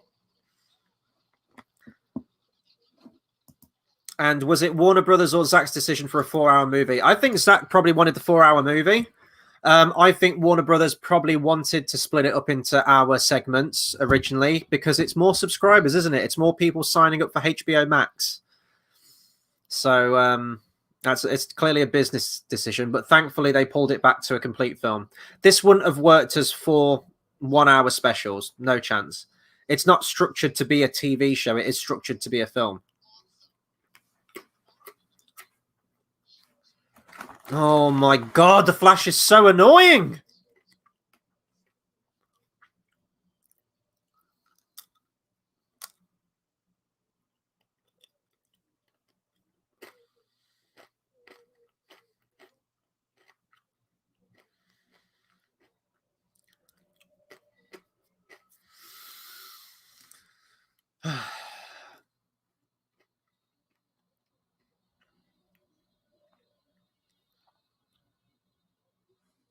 I was just about to say, I feel like we need more Steppenwolf in this film, or Darkseid at least. Oh no, but we've got an Amber Turd. Wonderful.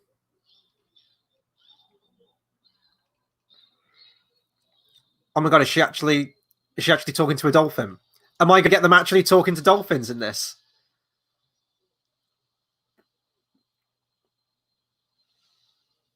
Oh, I thought it was a dolphin.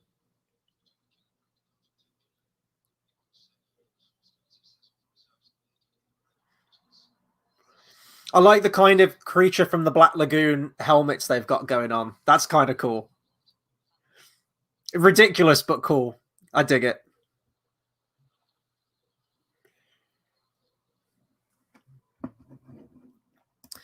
Jamie says, I know they're annoying one-liners, but we need that comic relief. Oh, you can have comic relief, but I'm just saying every line that comes out of his mouth doesn't have to be comic relief. He could still be like an actual character. And not just that, but you could do funny one-liners. You know, you could actually have well-written comedy. That would be welcome.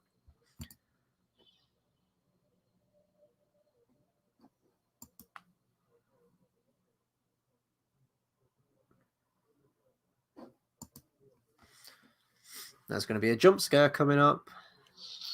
There we go.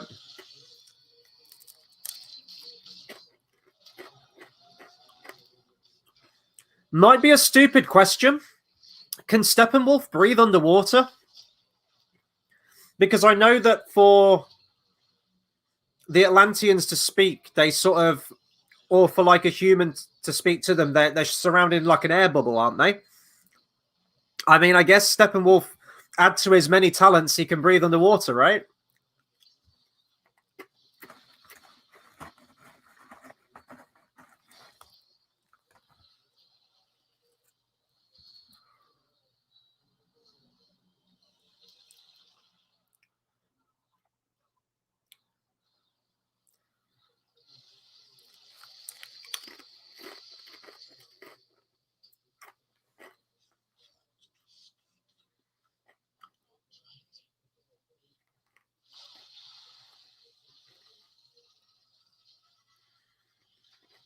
What's she doing?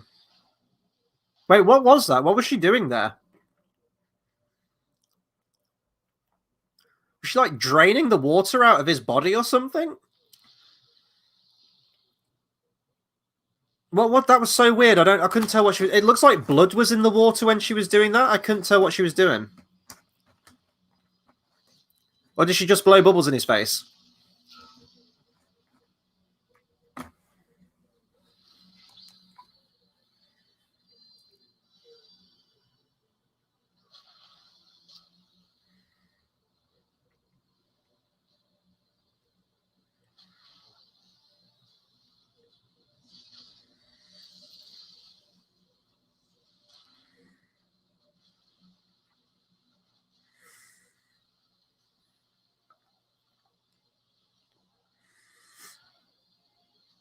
Go for the antlers. They always go for his horns.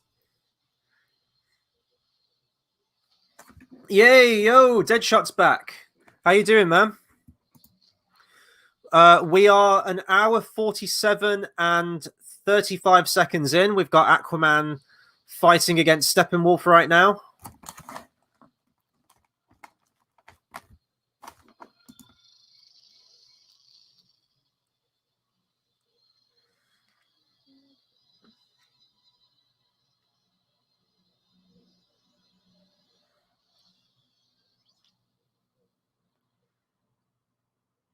Well, that was easy.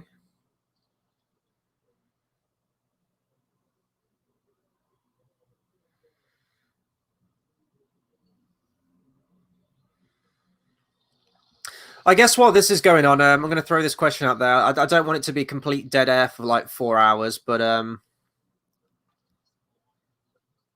Jamie, I think you're only like a few seconds ahead of me. I think you're like 3 or 4 seconds ahead of me, but it's fine.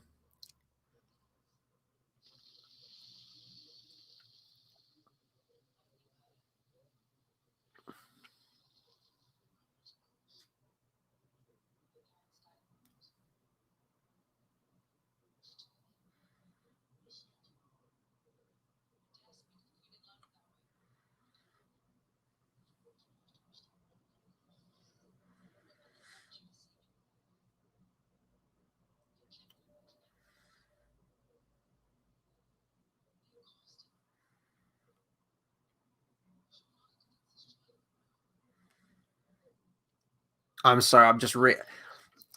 I'm just absolutely fuming about Amber Heard. Like it's.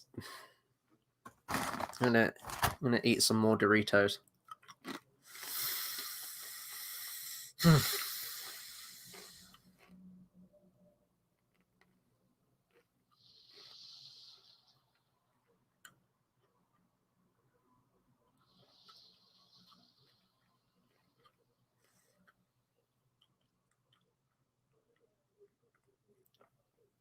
So while this is going on, I'm just going to throw this question out to everyone. I sort of alluded to this. If people tuned in last night for the Joss Whedon theatrical version of this film watch along that we did, what are some of your other favorite like director's cuts, extended cuts, definitive versions, re-edits?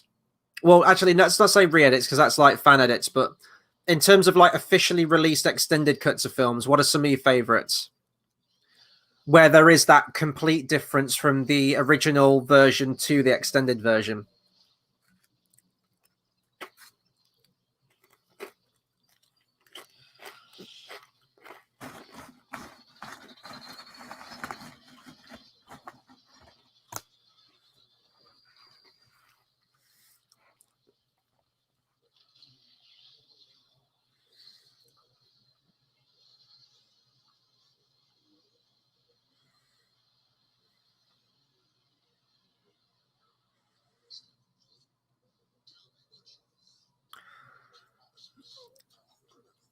So why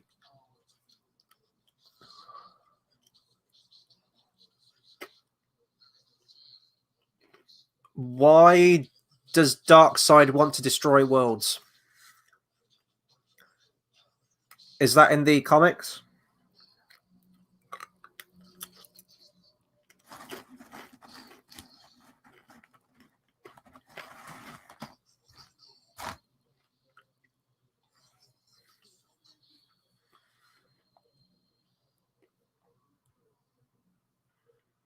I mean, next chapter. Part 4. Change Machine. Ooh. Okay, so apparently this was like one of the scenes that was pretty much left untouched in the other version.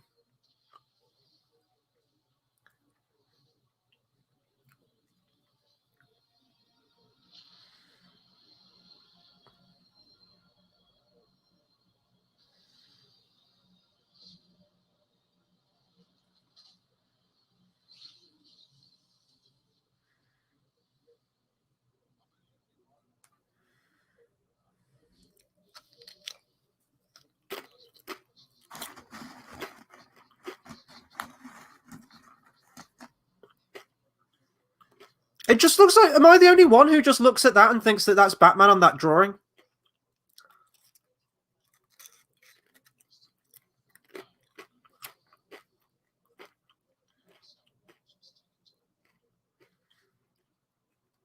Like, I do not see a parademon when I see that picture. Where are the steampunk goggles?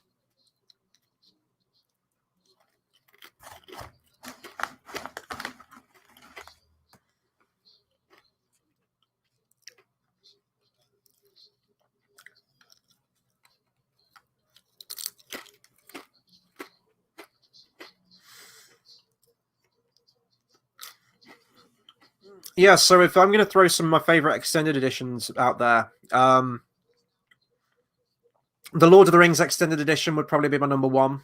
But that was always filmed with the intention of being a more extended version, but they just couldn't put like a 3.5 to 4 hour film in theaters. So Lord of the Rings, Blade Runner, the final cut, Kingdom of Heaven, sticking with Ridley Scott. Kingdom of Heaven's just absolutely the definitive edition of that film just completely changes that film. Other extended cuts that change the film. I like the Terminator 2 extended cut. I don't think it completely changes it. Oh, I think that was the scene that people were referring to when she jumps out the ship. I'm sorry, I'm a guy. I notice these things.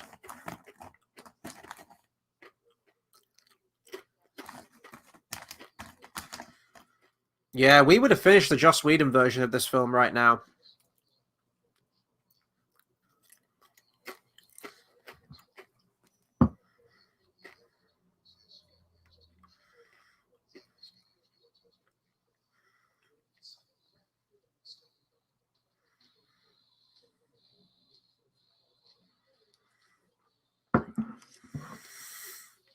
Have you guys noticed that they haven't played? Well, Junkie XL hasn't played the Batman theme that he created for BVS. I was kind of hoping to hear that in this one. I'm not going to lie.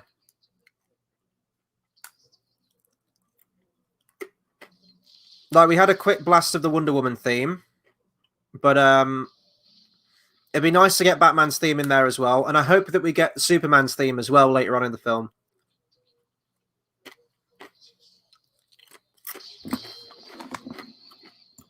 I'm not familiar with the Batcave scene, to be honest. I know I watched the film yesterday, but I was only half watching it.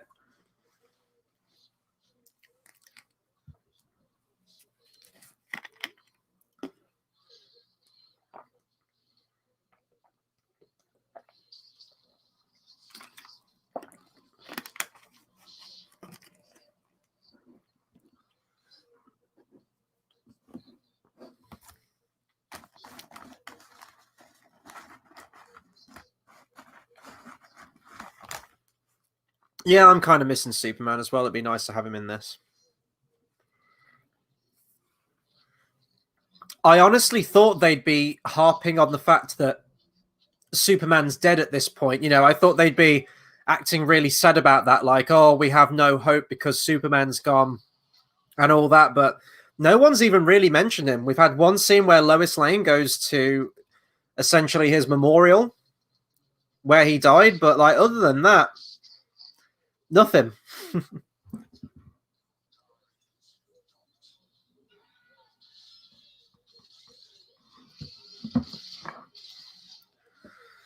And more fighting and more fighting.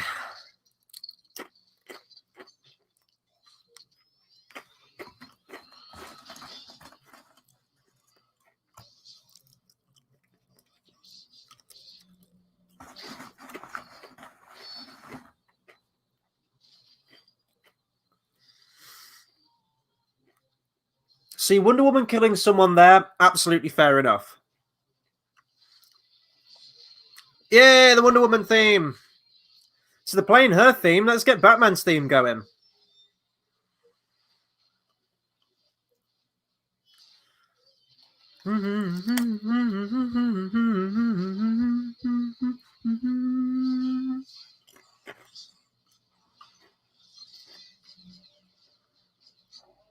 Yeah, this soundtrack's a lot better, isn't it, than Danny Elfman's?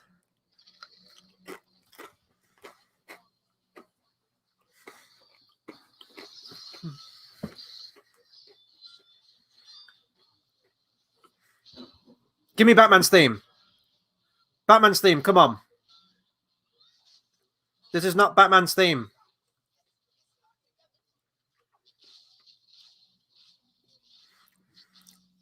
I wonder if there's going to be some kind of... Oh,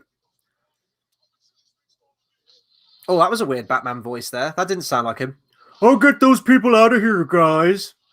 It puts the lotion on its skin or it gets the hose again. I wonder if there's going to be some kind of actual, like, Justice League theme for, like, when all of them finally team up. You know, you've got, like, the Avengers theme. I like themes in films. Jamie says, absolutely love the Wonder Woman theme. I get a kick out of it every time it comes on. I like it too.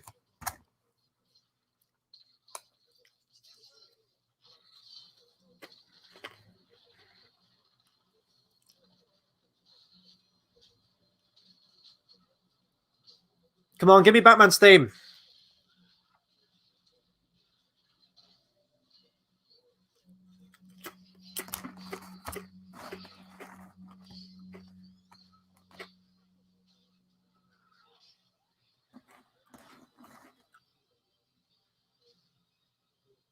That's a little bit of it. Not complete, but a little bit of it.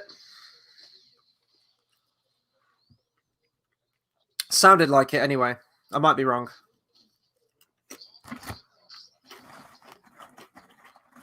I need the Nightcrawler. Are we crossing this over with X-Men? Let's get Kurt Wagner. The Incredible Nightcrawler.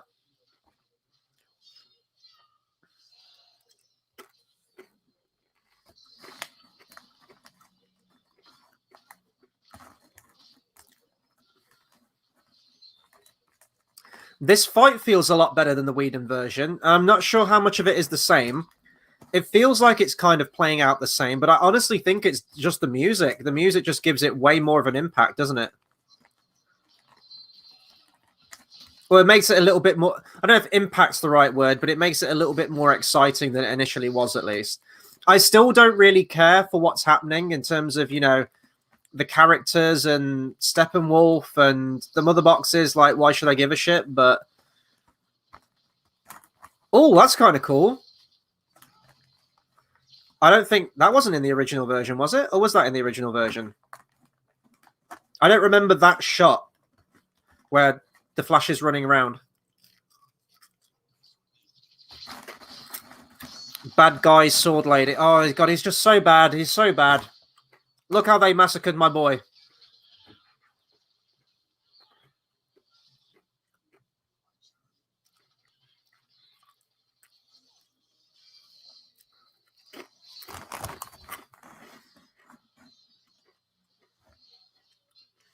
I sense some slow-mo coming up.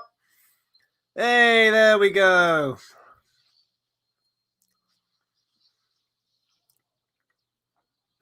Wait, was this the scene where it ended with the Flash kind of falling on top of Wonder Woman and he's got like his head in her tits? Like, is this how this scene ended in the Joss Whedon one, or am I thinking of another scene?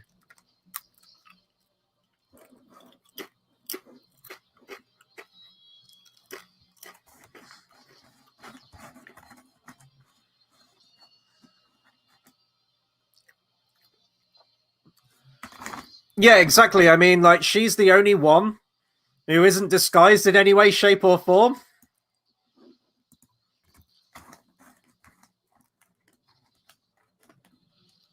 Okay, so that's how they do it in this one. Yeah, that's better. Yeah, that's miles better.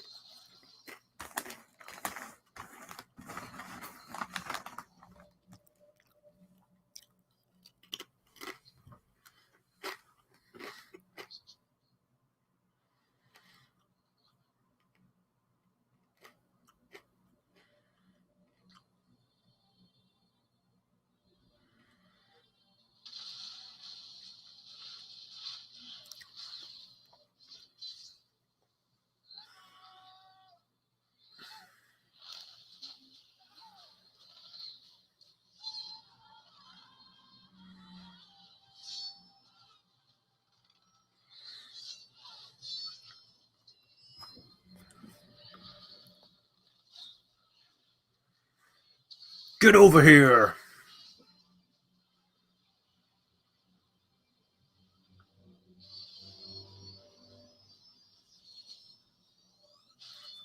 Cyborg's mask that goes over his face. That wasn't in the Whedon version, was it? I don't seem to remember that that like face covering going over.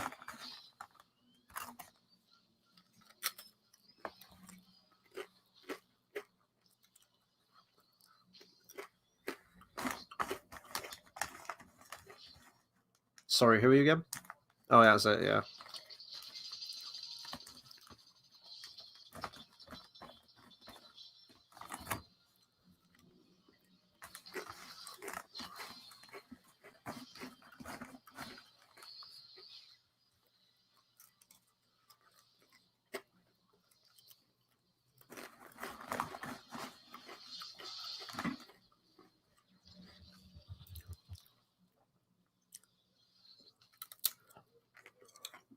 Wait.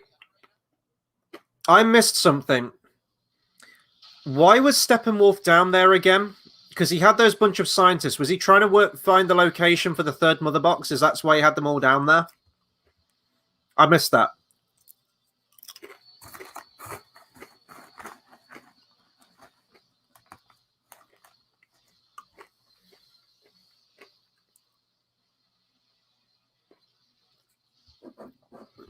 I like that Aquaman kind of has a theme in this as well, which is nice. That wasn't in the previous soundtrack. Jeremy Irons is great. Yeah, he's great. I do like him. It's nice to see more of him in this cut.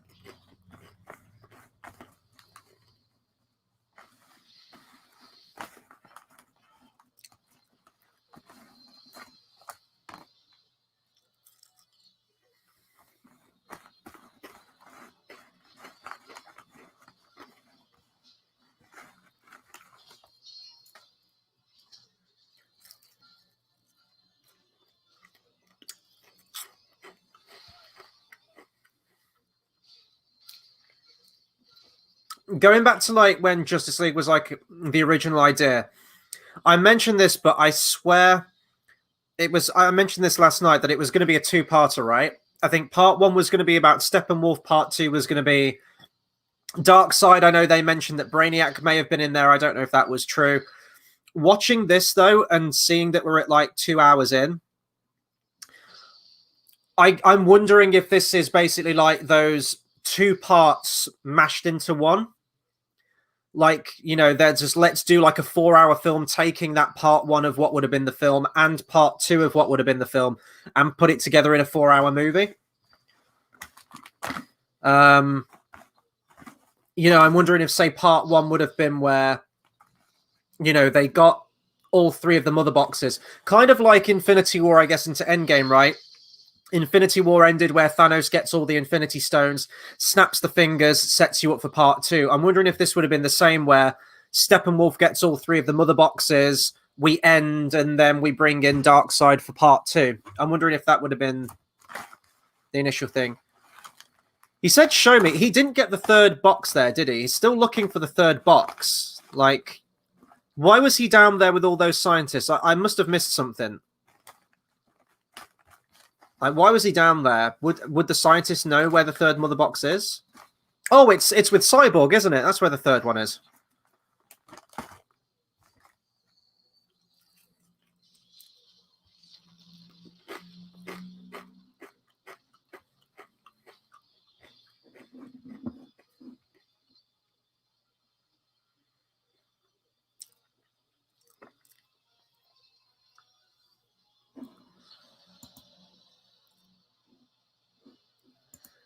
Yeah, or you have that, or like Darkseid shows up, you have like a nice moment where you have father and son talking to them, and maybe Darkseid lulls his father Steppenwolf into a false sense of security, and then in like a last embrace or something like that, he kills his father. So Darkseid's the only one there, and he does like a Thanos moment where he says like, fine, I'll do it myself, and we set up for the next one.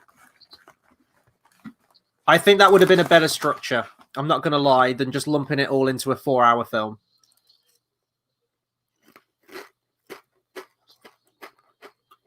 Or maybe this was all part of the plan, you know? Maybe it was going to be 2 4-hour films. Oh, sorry. He's the uncle in the comics. Okay, I thought it was his father. My bad.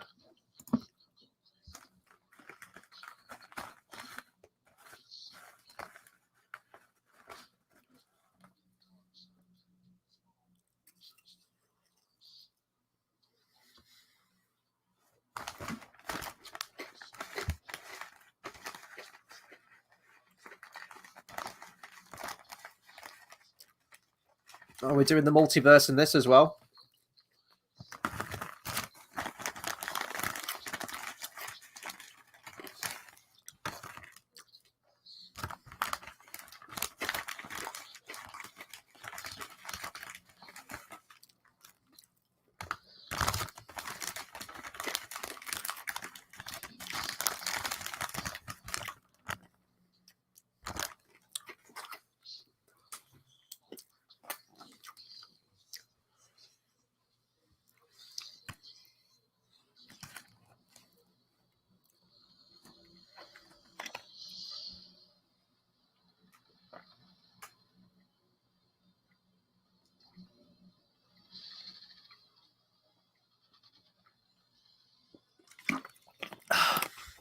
God, those were some salty nachos.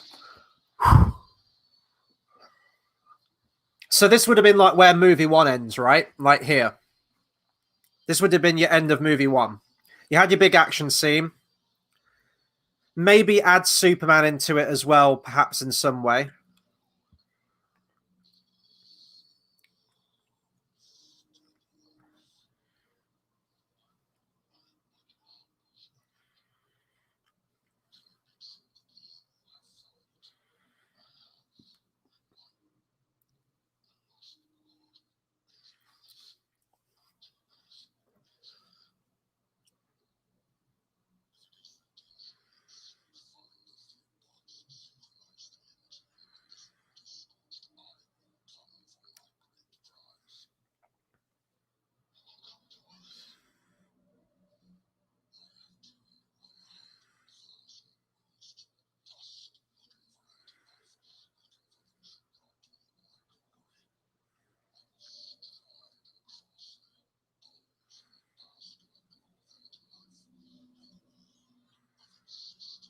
You'll be mine.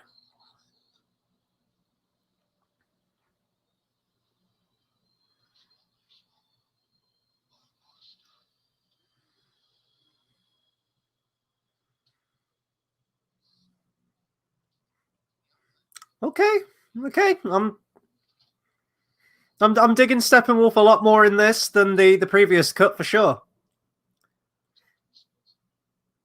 He's still kind of like a lumbering villain, you know, but there's at least conversation scenes with him, and you can kind of understand why he's doing what he's doing. He wants redemption. He wants to be sort of brought back into the fold, into the family circle, I guess. And then Darkseid's kind of a bit one note, you know. Oh, I want this MacGuffin so that I can rule the world and the galaxies will be mine. Ha ha ha. But you know, if that's the character in the comic, that's the character in the comic, right? I guess, you know, like comparing it to Thanos, like Thanos wanted all that infinite power of the Infinity Stones to wipe out half of the existence because his world had been destroyed, and he'd seen all of his race and his people die due to resources being too finite for the mass population that took over on his planet, and they all died out. That's a compelling reason because you can understand why he's doing what he's doing, and although he's a complete psychopath, he's got an agenda and he's got a reason for doing what he's doing. Why is Darkseid doing this? Just because he wants power? You know, it's just a bit two-dimensional, really, isn't it? Like, what's in it for him? Like, why does he want that? You know?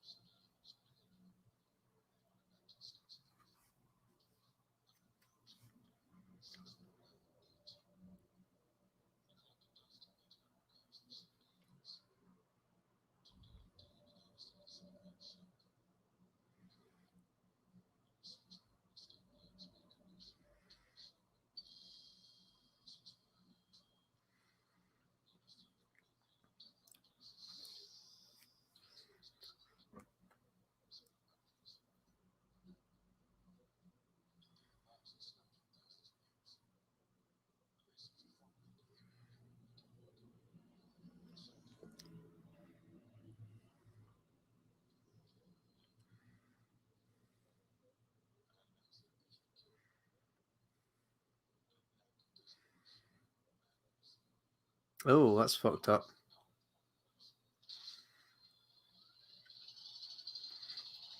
The fact that his father completely mutilated his son, that's really, really dark.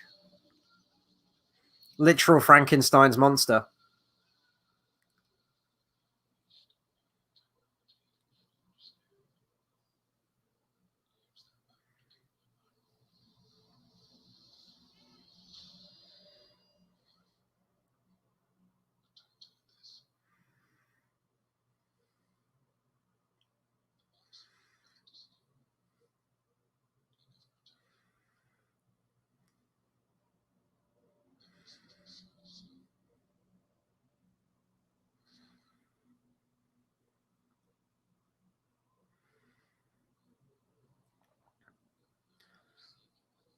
So we're just over 2 hours 15.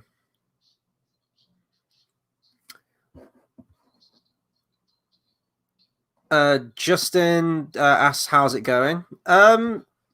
It's not been too bad the last couple of scenes. I'm not enjoying the film inherently, but we've just got Cyborg kind of going into the properties of the box right now and showing a bit more of his backstory.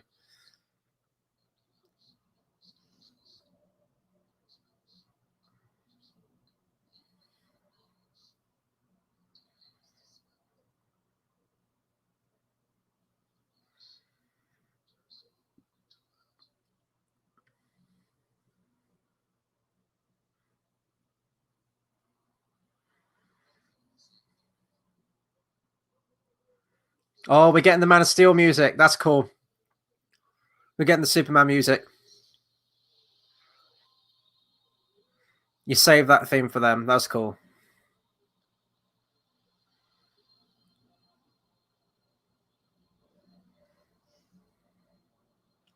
I hope Superman's not in the black suit for the entirety of this film. Like, Superman is the red and blue, right? Like, I know he's worn the black suit in the comics, and that's fine. But when you want to see Superman in that lineup of the Justice League, you best believe he's got to be in that red and blue, right? Is it just me?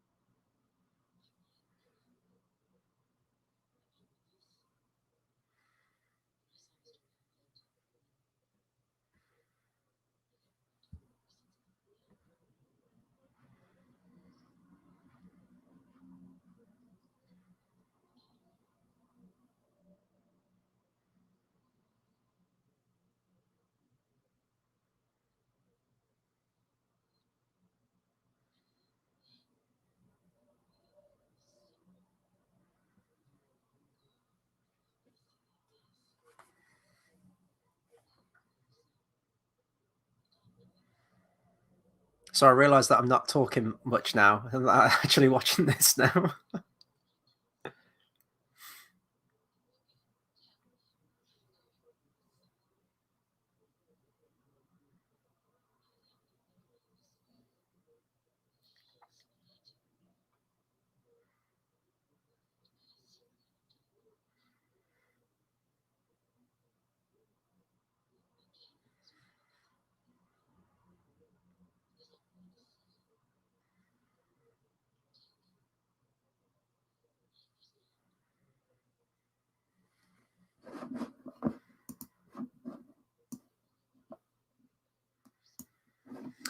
I must admit, Amy Adams is all right and all, but they never had chemistry together in this film, which kills me. Like, you go back to like those original few Superman films. Margot Kidder and Christopher Reeve are Lois Lane and Superman to me. Like, the banter and back and forth, and it feels so genuine and nice and believable. Some tremendous acting from both of them. I never got that with Amy Adams and Henry Cavill. Like, I think as well, because she just sort of like immediately, almost from the off, knew that Clark Kent was Superman. You lose a lot of that interplay and that fun banter between the characters, where Superman's pretending to be Clark Kent in the day to day, and secretly has feelings. She loves Superman, but just finds Clark Kent like this weird kind of geeky guy. That's all part of it. That's so much like part of the character, and you've just lost all of that. I never believe them in the romance scenes in this film together. Like, he just like, oh, okay. That's Martian Manhunter, everyone.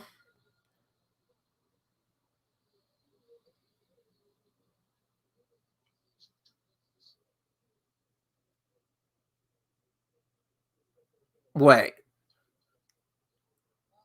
Wait. Wait. Wait. Hold up. If I could pause this, I would, but I can't pause it. It's gonna go. Okay. Agreed. Yeah. Justin says a horrible design for Martian Manhunter.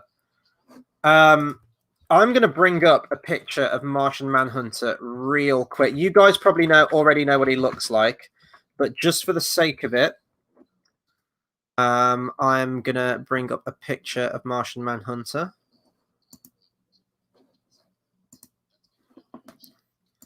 I think it's mostly the face. I think the face kind of loses me a little bit.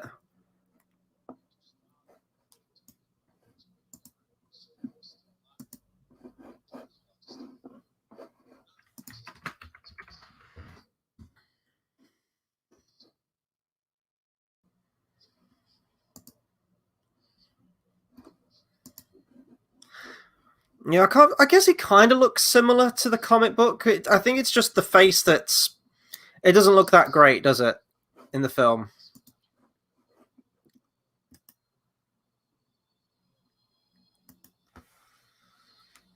So the Martian Manhunter thing... Oh, worst way to introduce him. Yeah. No, okay, we're on part 5, All the King's Horses.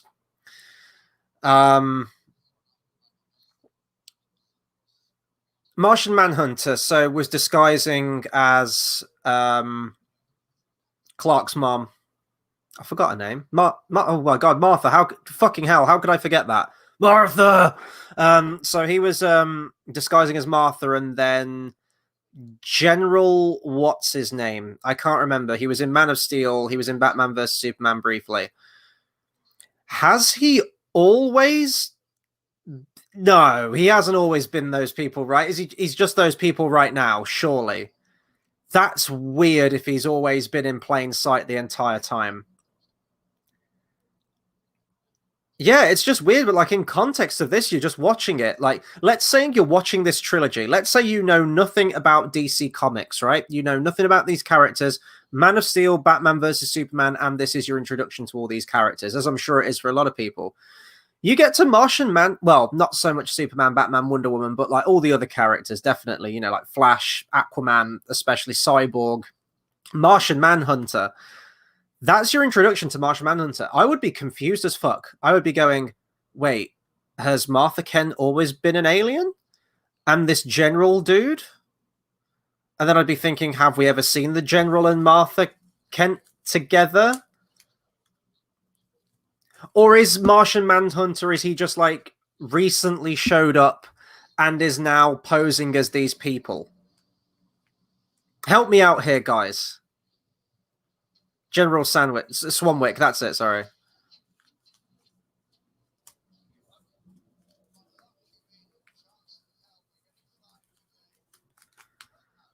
What are your guys' opinion on Martian Manhunter then? So he's clearly not Martha Kent, like all along, right?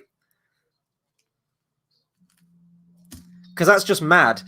Like Martian Manhunter just like putting out the laundry on the line.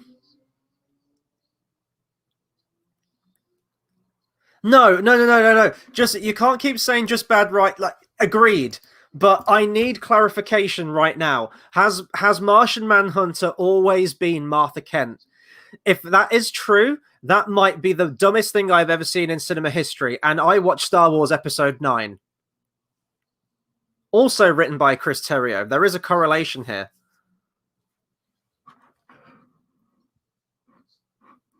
Could ever put Superman together again. And now I get why that chapter's called that.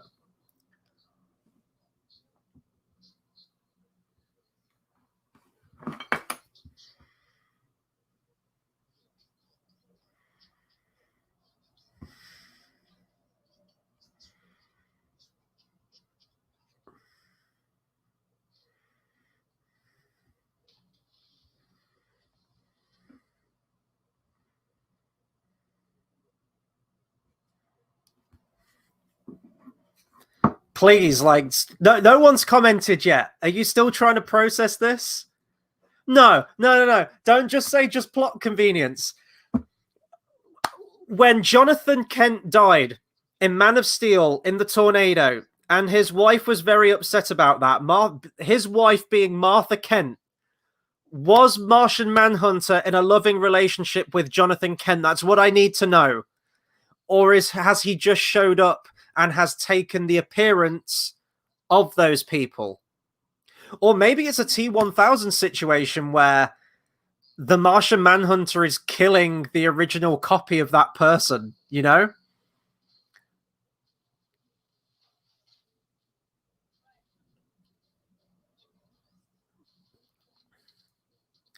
Are they also going to explain the particles lifting off Superman's coffin at the end? I'm assuming that is Superman's coffin they've just pulled out, because I've been looking at the comments and stuff, so I haven't seen that. Did they just sort of dig up Superman's coffin? Because I could have swore that was like a black coffin at the end of Batman versus Superman. I thought it was a black coffin with, you know, like the flag that the American flag they put on top of it. But that was a wooden box. So I'm very confused. What's going on right now?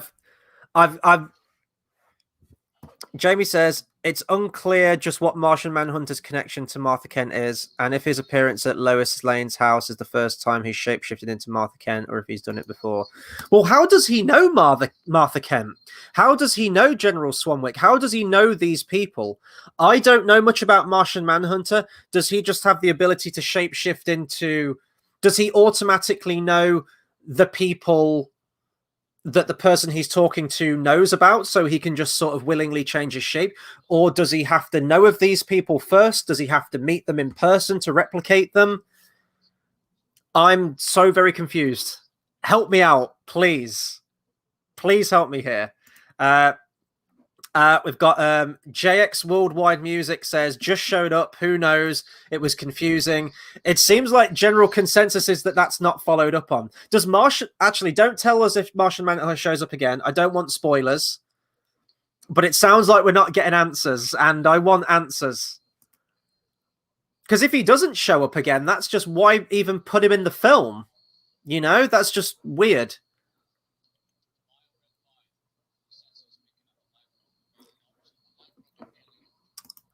JX Worldwide Music says the coffin scene looked like it was shot in 5 minutes. Yeah.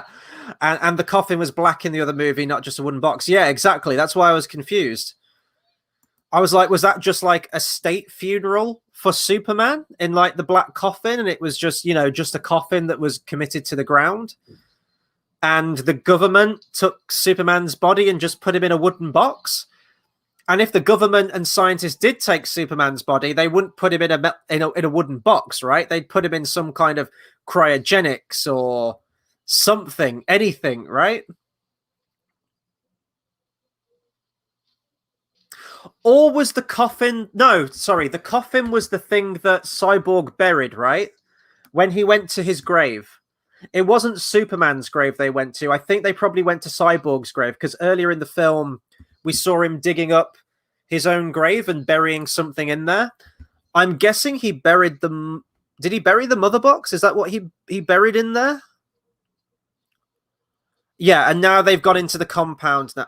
Oh, wait, no, they've got a wooden box. Is that Superman's body in that coffin?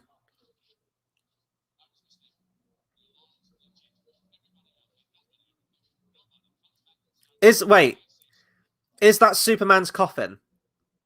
Please answer me that. It is. Bruh. Bruh.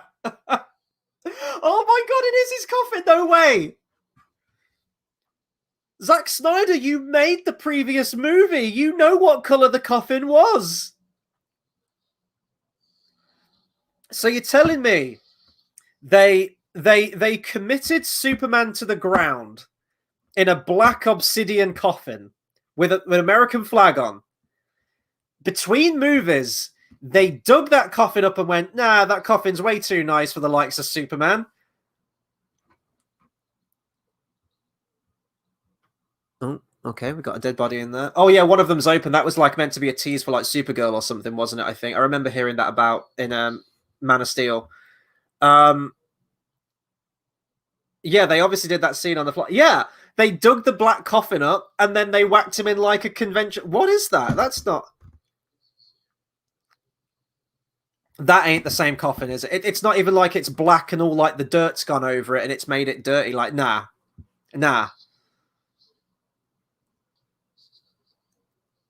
This is fucking bonkers. Yeah, it's just. I mean, coffins are expensive. Maybe they ran out of money. Maybe Warner Brothers refused to give them any more money to go and buy another black coffin. But I think the black coffin, that was the Death of Superman comic book. It was a black coffin, wasn't it? I think the front cover of that comic book was a black coffin with with a torn Superman cape on it, I think. So that was kind of cool that they sort of like honored that comic book panel with that funeral scene from Batman versus Superman. But yeah, that's really poor continuity there. That's in I guess a trilogy of films that had all right continuity. It's nice to hear that Superman piano music though. I can't get over that. That's mad to me. Oh, so much chemistry. So much love felt between these characters. Like I should be feeling sad right now and I feel absolutely nothing.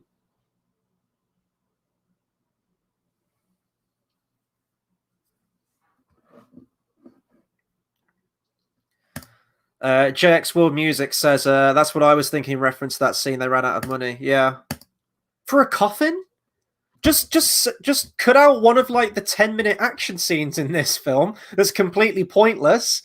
And there you go. Like, save your effects money to buy a fucking black coffin that matches the continuity from the previous film. Oh my god, it actually is. They buried him with a flag on top, though. I swear. I'm not making... Or did they fold the flag up and take it off? I can't even remember. Did they explain like the whole like the rubble and dirt levitating off the coffin, like the final shot of Batman versus Superman? Because he is dead at this point, right? And they're going to resurrect him now in a similar way to what they did in the Joss Whedon version.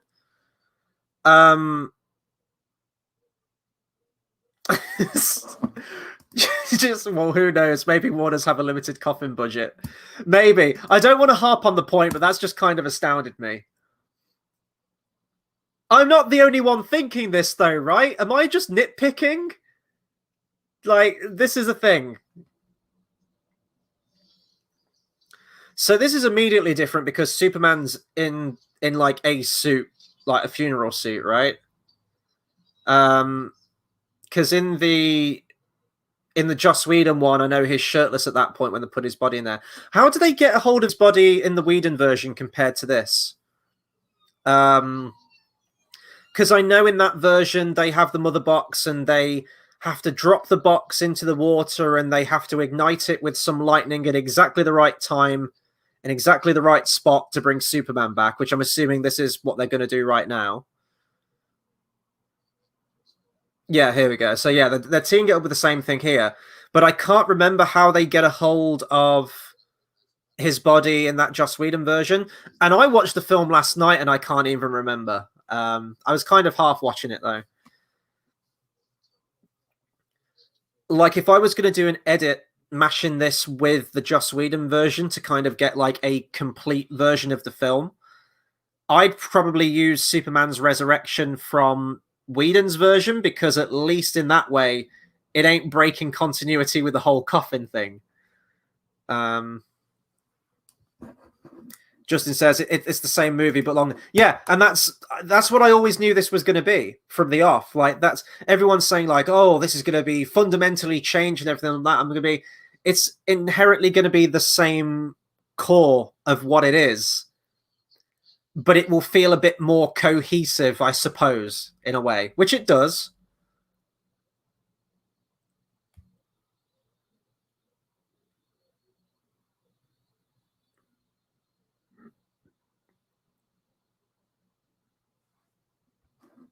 This is a really good point. JX Worldwide Music says, I'm sure his body would have decomposed slightly because the Flash walked past a corpse in the Superman spaceship, so wouldn't you think Superman would look slightly crusty? Yeah, yeah, no, you're right. Did they say how long it's been post Batman versus Superman to this film? Oh, and he must stink as well, you know? Like really nasty, like oh.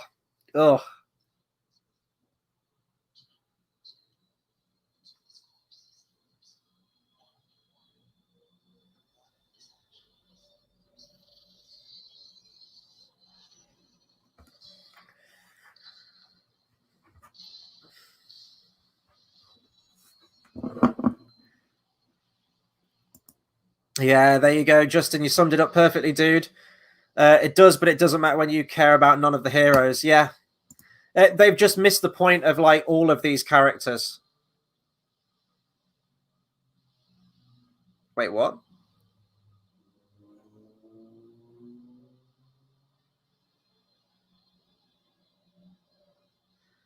Wait a minute. Was that Wonder Woman on a pyre?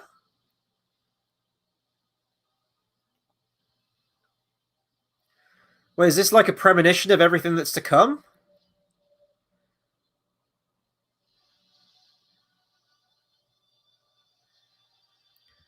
Is this like everything he wants to do, right? Yeah, like is that's not Aquaman? Oh yeah, okay, yeah, he's having a premonition of everything. Yeah.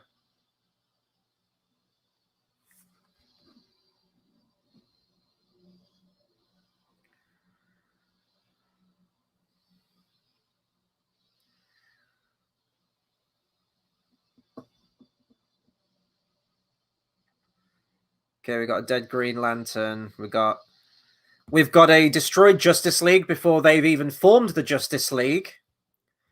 They're trying to do the Age of Ultron thing, aren't they? Do you remember in Age of Ultron where I can't remember if it's Wanda who does something, but she sort of reveals the future and premonitions to like all of the core characters. You've got Tony Stark who sees like a pile of bodies and a broken Captain America shield and what would eventually lead to Endgame, right? You've got Thor who sees the destruction of Asgard and all his people dead, which would obviously be Thor Ragnarok. You've got like all these characters that see elements of their past or their future. So it seemed like they were trying to do that, but yeah, it's like you see a destroyed Justice League thing, and it's like they haven't even formed the Justice League. They haven't even got the complete lineup of the Justice League yet, and you're showing premonitions of its destruction. Like, why should we care? We haven't got to that point yet. At least with Thor, we know Asgard. We know those characters. You know, with Endgame, we see a pile of bodies of all the characters that we've grown to love at that point. You see the broken Captain America shield and the ramifications of what that would mean. And it's just no setup, you know, just no setup.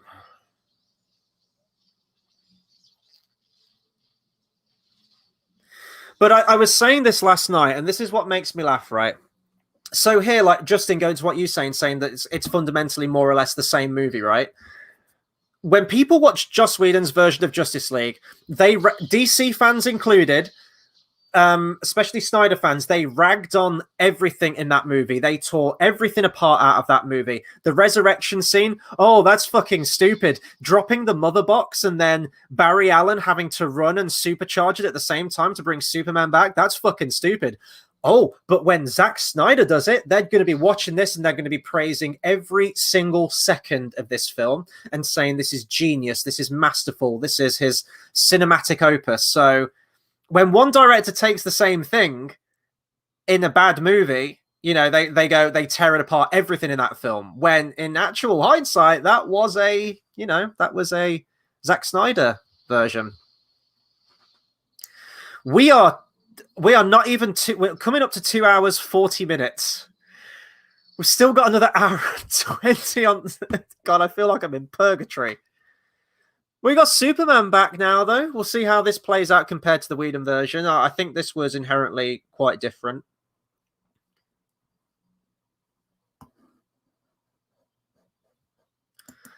Jamie says it shows what would happen if Tony didn't pull the nuke in the Avengers. No, I think it's showing because you know when he goes through that in Avengers where he's taking the missile up and he goes through that wormhole. He sees all like the Chitauri forces and his mind's just completely fucking blown, and opened his mind to the world that there's enemies and aliens out there and all kinds of crazy shit that he can't even comprehend. And I think the nightmare sequence that he had in Age of Ultron was the premonition of what would happen, and those same forces returning to Earth with Thanos and obviously wiping out all the Avengers. God, the costumes still look so corny, don't they?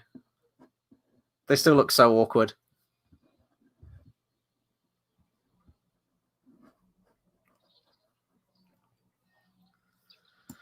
JX Worldwide Music says, was that the Flash at the end in a futuristic costume? I got confused. Yeah, so in are you talking about a Batman versus Superman nightmare sequence, which came out of nowhere and had no context and no setup to people outside of the people who know the comic books? Yeah, so that was meant to be Flash, but they clearly hadn't got the design down of the costume yet. It doesn't look like that Flash costume at all. I don't think they're going to address that. I don't think he's going to get in some kind of new costume to make that scene make sense. But again, it's no setup. Imagine if you got a Flash film before you got Batman versus Superman, or that moment in Batman versus Superman, so that when the Flash shows up, you know who that is. There's gravitas. You go, oh my god, that's the Flash. This must mean something. We didn't know who that character was at the time, if you're an average Joe film goer. So now Superman's lasering everything. Justin, I'm gonna have to oh my god, I can't delete messages. Don't put spoilers in the comments, dude. Justin, I want to keep you on the stream, man. Like, I don't want to kick anyone, but just be aware that not all of us have seen the full film yet. We're still slogging through it, so we haven't got to that yet. So just let's just keep it to what we're talking about at the moment. So we've got Superman fighting the Justice League on top of the stairs. I don't want to block anyone today. Let's just be respectful of people who are still watching it. No, it's cool. It's cool, man. No worries. We can talk about hot dogs, though, because we have had the hot dog scene. That might be the worst scene in the film so far. And there's been a few, but that might be the worst scene. The Barry Allen rescue of Iris with the really pretentious music. Oh, please tell me they still have the scene where he looks at the Flash. This was like one of my favorite scenes in Whedon's version. Are we going to have it? Are we going to have it? Okay, that's cool. That's cool.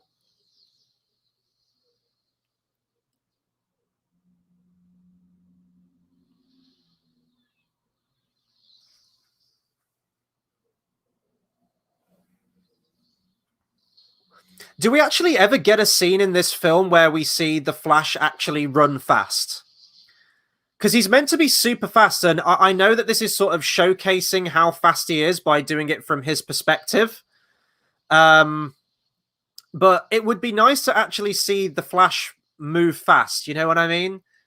Just like blink and you miss it, like the TV show does, where you see him zipping through the streets. That's what I want to see. I don't want to constantly see that. Okay, yes, you do. Okay, we do get that. That's cool.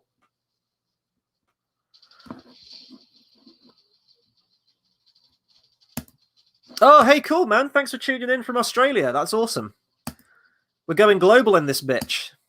We're all sharing in each other's pain worldwide, right? Oh, Justin says you've seen the scene, you just missed it. Oh, my bad. Sorry, I thought that was a future thing. No worries, dude. It was in the Martian Manhunt scene. I missed that part completely. Yeah, no worries, dude. No worries. Apologies for that. So wait, what? Lois Lane's pregnant with Superman's kid? Are we doing a Superman Returns storyline again? Because that worked so well in that film, right?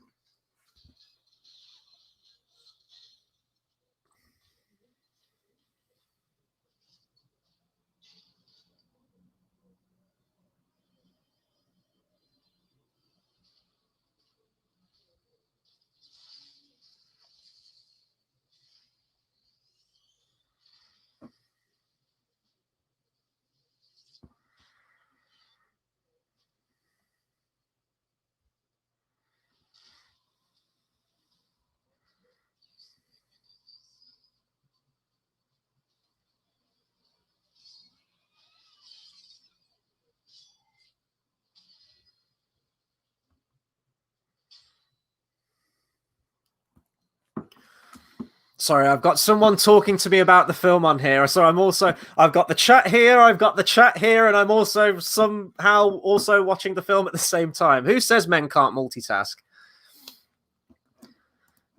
Jamie says, I know there are times where there's cringy one-liners, but there are times I love comic relief to draw out the darkness.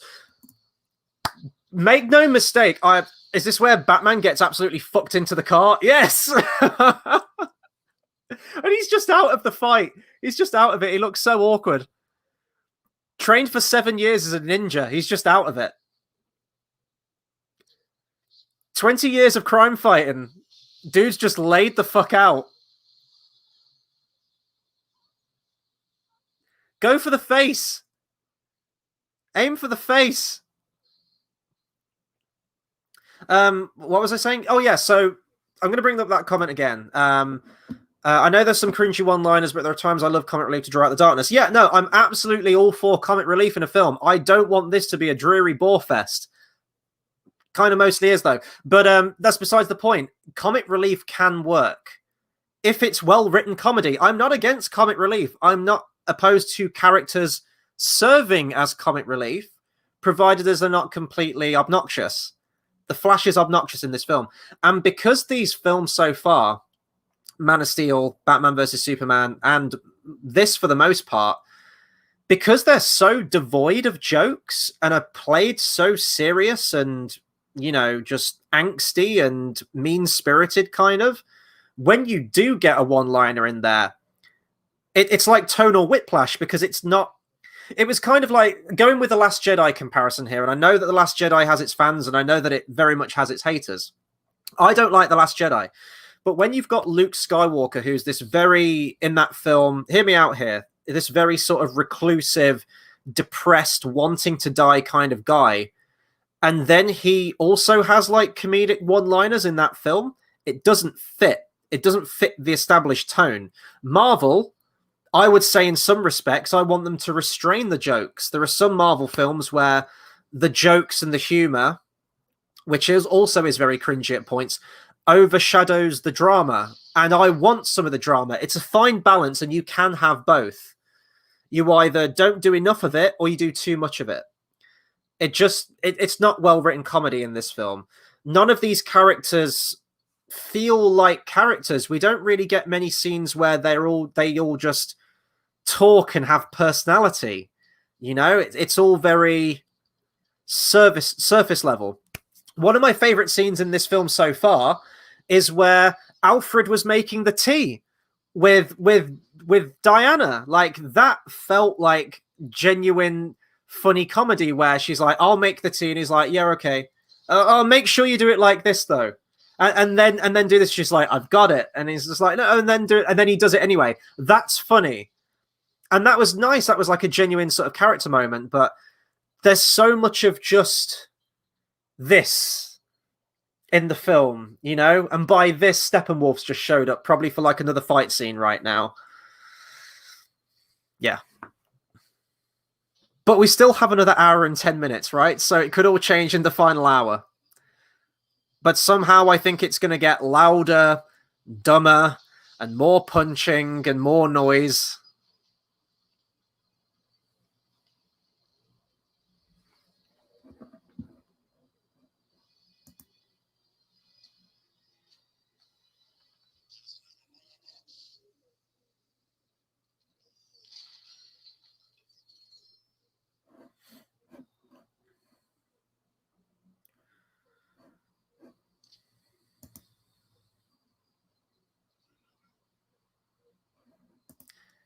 Oh, hang on. No, I want to bring this up. Justin says Superman hits Doomsday with heat vision far away, but he can't hit Batman 5 feet away. Yeah, exactly. So was Superman just trying to threaten him? Was he trying to kill him? It seemed like he was trying to kill him. We'll just go for the face, you know? And also, like, oh no, because I guess they established earlier, didn't they, that Batman's gauntlets can absorb that like extreme heat. So fair enough, but you have that intense heat, and imagine like the heat from Superman's heat vision, right? Can cut through anything. It's like a goddamn laser. Batman just kind of nonchalantly blocks it like that. which is great if it's hitting this part of your forearm, but if it's that heat is still gonna like hit your face, and most of Batman's face is just completely exposed. It was only the gauntlets, wasn't it, that had that deflective power, that tech. It wasn't his whole, his whole costume. JX World Music says, did Zack have to use scenes Joss Whedon filmed? That's a very good question, actually. I'm not sure how much was completed beforehand, because I know that Warner Brothers sank about 70 or 80 mil. Let's just say shy of 100 mil. Extra money into this to touch up some of the effects to finish it off, and probably like add a bunch of new stuff. And I think they even brought some people back as well for reshoots. I don't think Henry Cavill came back for reshoots, though. I think he was adamant that he wasn't coming back for it. I think because he's filming The Witcher Season 2 as well. Maybe he had to use certain bits, maybe as like a baseline, as like a default composition, and then they could add new effects and like digitally alter stuff within that scene that was filmed. But I'm not sure.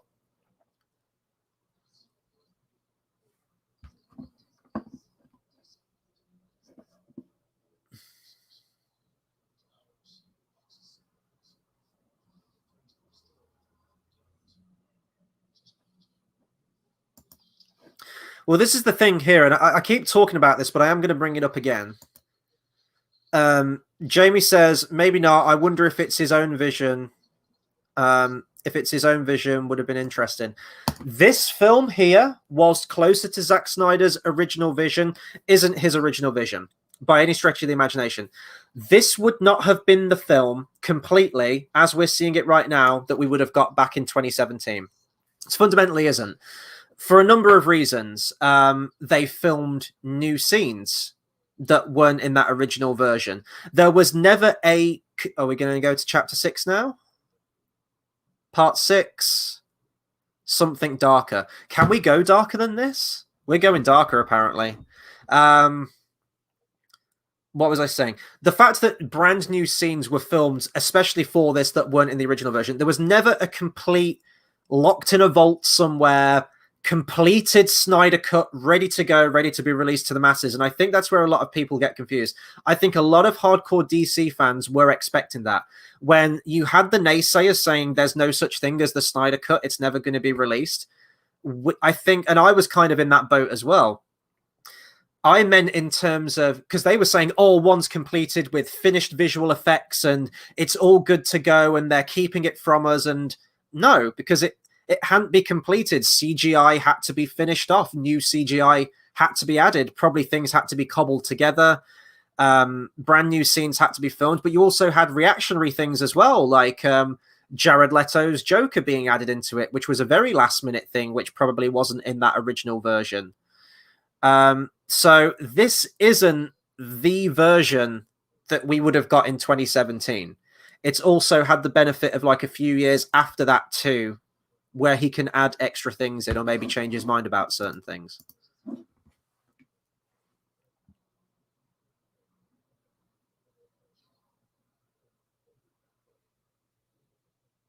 Wait, are they on the farm again? I thought she said that she lost the farm. She had to downsize. Or is this her downsized place? They're at Martha Kent's farm right now, right? Yeah, they're at the old place, but I thought someone probably would have bought it. Have they just like... Are they breaking and entering right now? Or is it up for sale? But then she wouldn't have moved if she hadn't have sold the place. Because all the boxes are there, so she hasn't moved out yet. She's in the process of moving.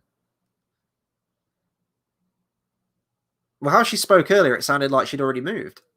Oh, that was Martian Manhunter. So maybe Martian Manhunter didn't get his facts straight, you know?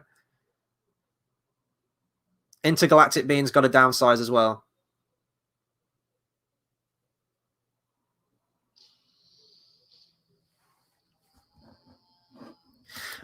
Yeah, Justin says, what's the point of the chapters? It makes zero sense. Yeah. It's just an attempt to be artsy, I guess. Like with Tarantino's films, the chapters kind of make sense and add to that. But this kind of doesn't really. It still flows and functions like a normal film. I guess numerically, though, as you go through, it kind of feels like you're making some kind of progress a little bit. It's just like, oh, thank God we're on the final chapter. Wait a minute, are there 8 chapters in this or 6? I thought there were 6. This is a long chapter. It's an hour-long chapter.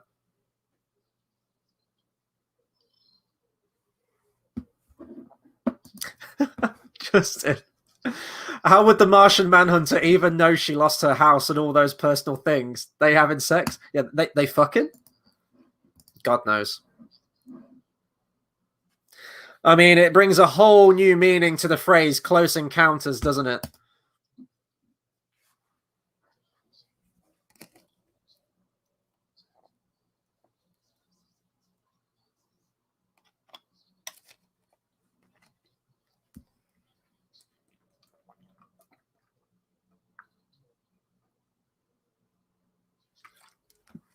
I'm not even following this plot at the moment. Have they got all the 3 mother boxes together, or are they still harboring one?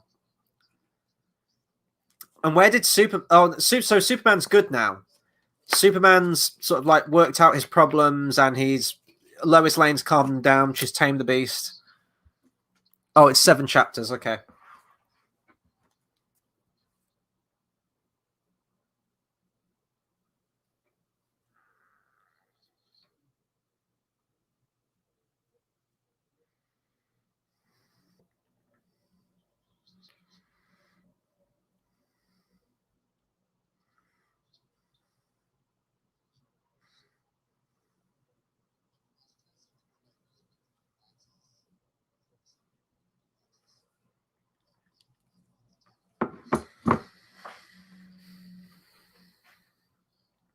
I'm so torn so far with my opinion on this film, in that, I mean, I haven't finished this film yet. I still have another hour to go, which is a considerable chunk. For us, not us united. There's your trailer line. I'm so torn on this, because if you put a gun to my head and said, you're going to watch Justice League right now, which cut are you watching? I don't like both of these films so far, but you've got one that's an absolute just hodgepodge of a mess. And you've got this movie, which is still kind of messy, but it's sort of a bit more structurally sound and actually has scenes in it, but is more than double the length of that messy film. I'm probably going to go Joss Whedon's cut just to get it over with a lot quicker and then have other things to do with my life. Like, I need this to finish. I've got videos to edit for a video that I'm on the channel tonight at like 8 o'clock, I think. So this better hurry up and finish, because I got shit to do. I got a life, surprisingly, beyond Justice League.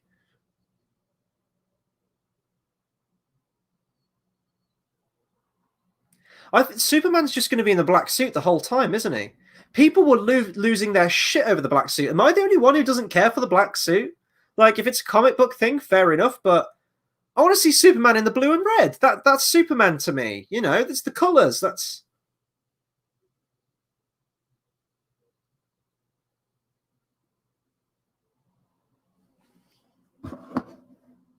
Well, Justin, see, you say there you'd rather watch a 2.5-hour mess movie than a 4-hour one. Joss Whedon's Justice League isn't even that. We timed it last night. That film hits credits at 1 hour 48. Not even 2 hours.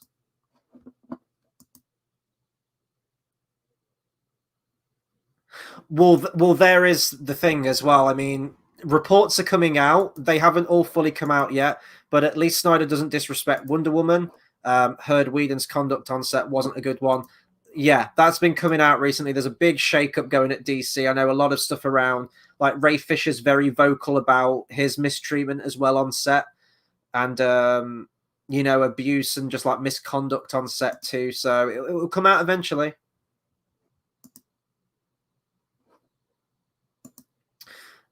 JX Will Music says, am I the only one that finds Man of Steel unrewatchable?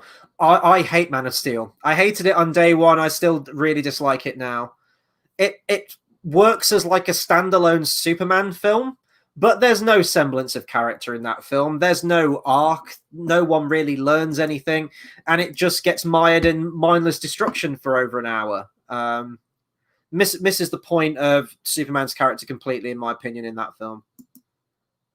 And it's just that they try to make it too much like Batman, you know, like the Nolan Batman films, just like miserable and gloomy and depressing. That's not what Superman is.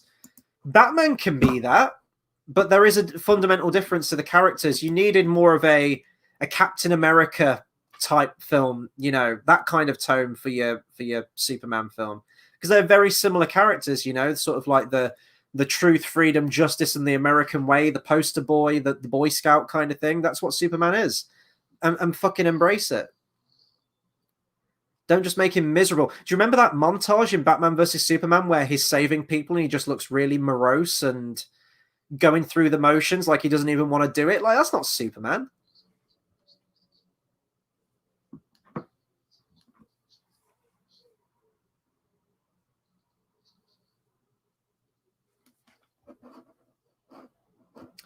I have seen the original Christopher Reeve Superman, and it absolutely annihilates modern Superman in every way.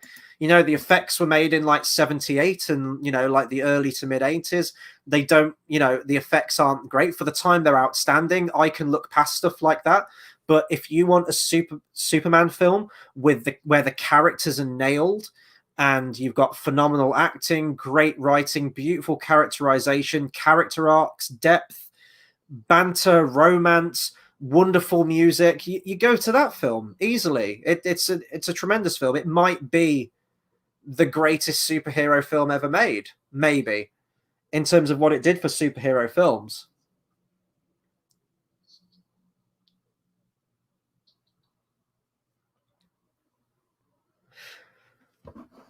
Like, I'm fine with the DC films being darker, you know, in terms of more mature. I guess when I say darker, I don't mean visually.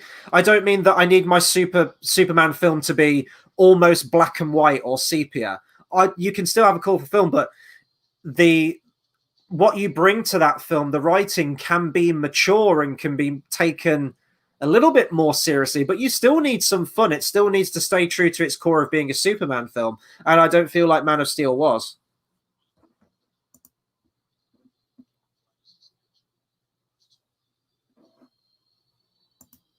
I haven't seen the 4K release of Superman. I definitely need to check that out. That sounds amazing. I still actually haven't seen the wait 4K. No, that wasn't the 3 hour television cut, was it, of Superman 78?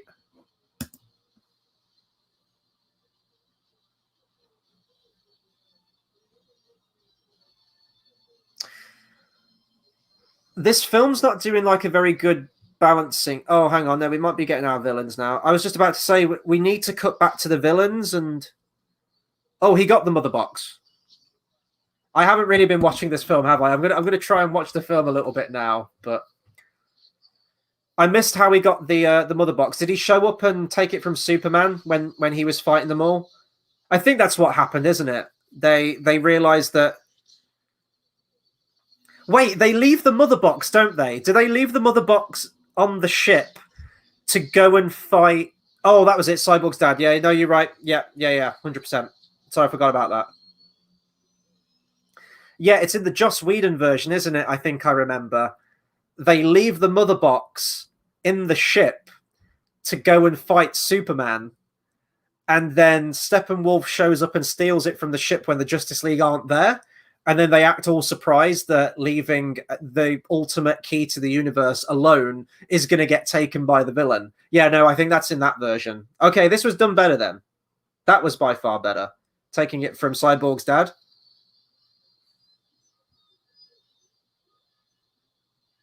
Oh no, the baddie's going to do bad things.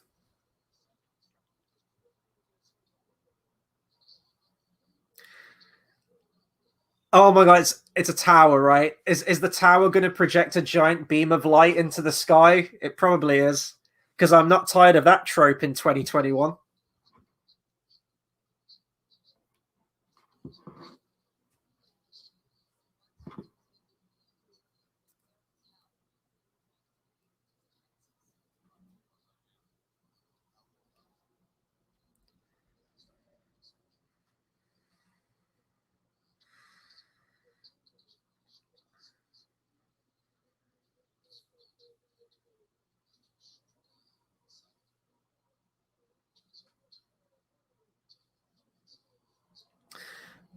So I have just come into contact with some news about this film.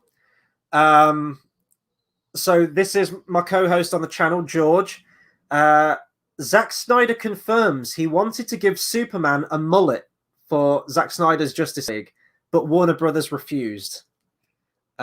Be thankful for small mercies, I guess. This is the tweet right here. That's not an actual picture of what he would have looked like, but this is from discussing film. There it is. Carl Roberts. Hi, Chris. Currently at work and will watch when I get home. Hey, thanks, man. I'm going to bring up your comment, my dude.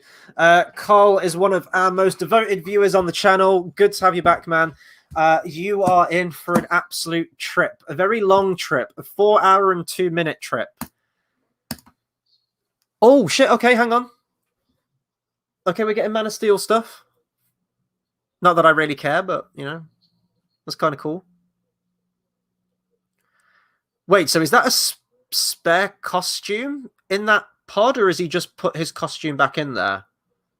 Does the costume still have a giant jagged rip in the chest where he got stabbed by the pillar? The spear?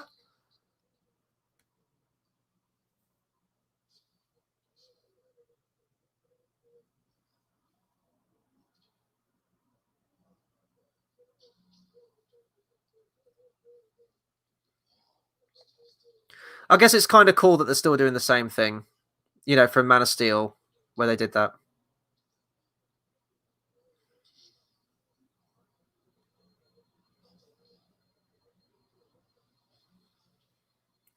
Is he going to fart and just like, and just... Da, da, da, da, da, da, da, da. Okay, it's cool that they put the music in. Jesus, there's. I knew there was going to be Christian iconography in this. I know he's got to drink the radiation in, but couldn't he have done that as he was flying to save the world? Couldn't he have multitasked? It's like, I need to go save the world, but first. Just... Oh, now we've got some like fucking rock music playing.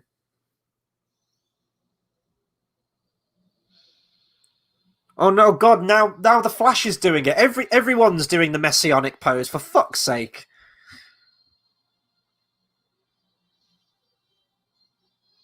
Wait a minute. Did I miss? Wait, did he take?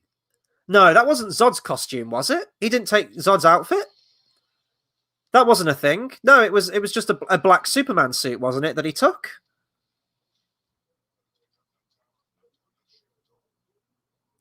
I thought that was just another costume that was on offer to him in the ship, which for some reason didn't reveal itself in Man of Steel when the outfit was revealed. I mean, if the black suit absorbs the sunlight better, which I think is what is in the comic book, so it kind of makes him a little bit even more powerful in that suit, why didn't Jor-El just give him the black suit to begin with, if that's even a thing? JX Worldwide Music says, the score was raved about and I find it dull. The score itself is dull. I do think it's better than Danny Elfman's score in that I'm noticing it more. It's sort of making the action scenes a bit more engaging. I think the fact why I like this score more than the other one is, number one, it doesn't play Danny Elfman's 1989 theme over Batman. That's one of my favorite songs ever for a character, but it doesn't work for Ben Affleck's Batman, and it shouldn't have been reused. Same for John Williams' Superman theme. My favorite piece of music ever written, John Williams' Superman theme, Superman March 1978. Doesn't work for this Superman. And I like the fact that, you know, he has brought themes back like Wonder Woman's theme and elements of Batman's theme, although that hasn't been used as much. And the Man of Steel kind of soundtrack. So I like that he's used those themes again for these characters. But in terms of new themes for characters, nothing. And it's kind of just generic action music on top of it, isn't it, really?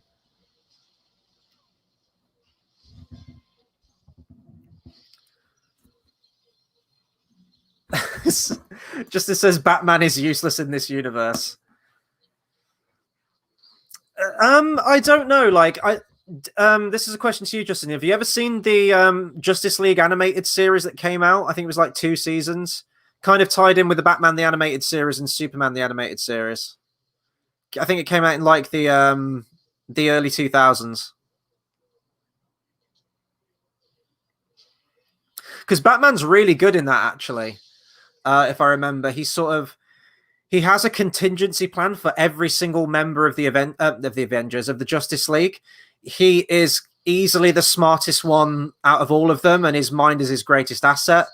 He can outsmart the enemy. He's not the most powerful in terms of actual superpowers in the Justice League, but he knows all their weaknesses. He's like 1,000 steps ahead of everyone, and he's super smart. And obviously, he's got the gadgets and the detective skills, which the others really don't have.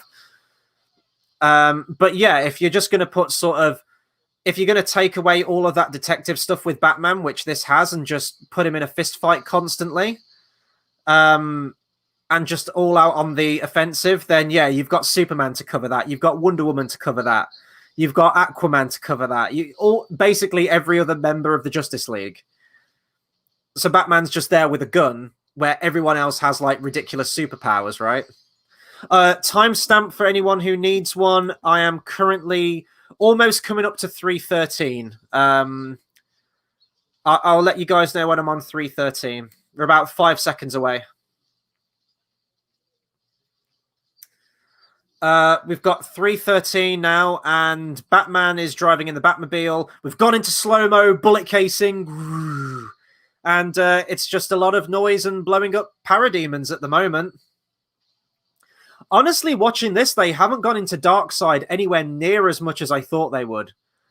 I thought, like Steppenwolf is sort of like the big bad for a point, but I thought we were going to get way more Darkseid, and like he was bigged up too, and he's barely been in this thing.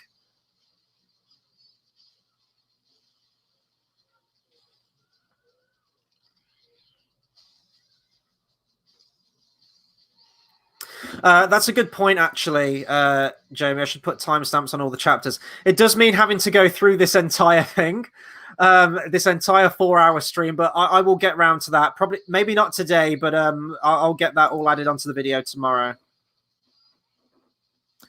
Yeah, it seems like we're all pretty much in agreement about the. Wait, that was I was going to say was Wonder Woman flying there, but that was a jump, wasn't it? I guess Wonder Woman 1984 kind of fucked the continuity there, saying that Wonder Woman can fly. Is this the Justice League theme, I guess, right here? Yeah, I guess it is. It plays a little bit.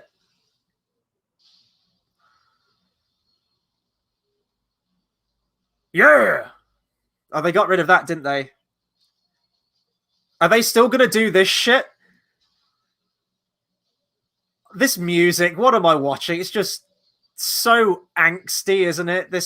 What am I watching? This like fucking grunge metal music over Aquaman fighting. This isn't Aquaman. This is what I mean. It's a fundamental lack of understanding of what these characters are. Is it, my man?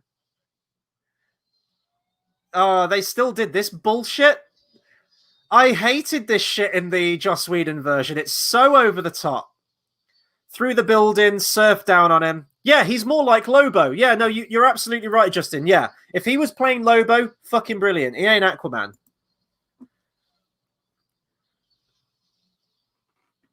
Yeah, let's get it's just nighttime, isn't it? Just another abandoned city that's being destroyed, and it's all noisy, and it just looks like BVS, doesn't it? It's just some city at nighttime, and it's just miserable and black and just nothing going on, and so much slow. It's just noise. I would have had a fucking headache in the cinema watching this. This would have been a nightmare to watch this in the cinema. But yeah, no, you're right. Like the action, like it's still the same movie. This right here is still the same movie.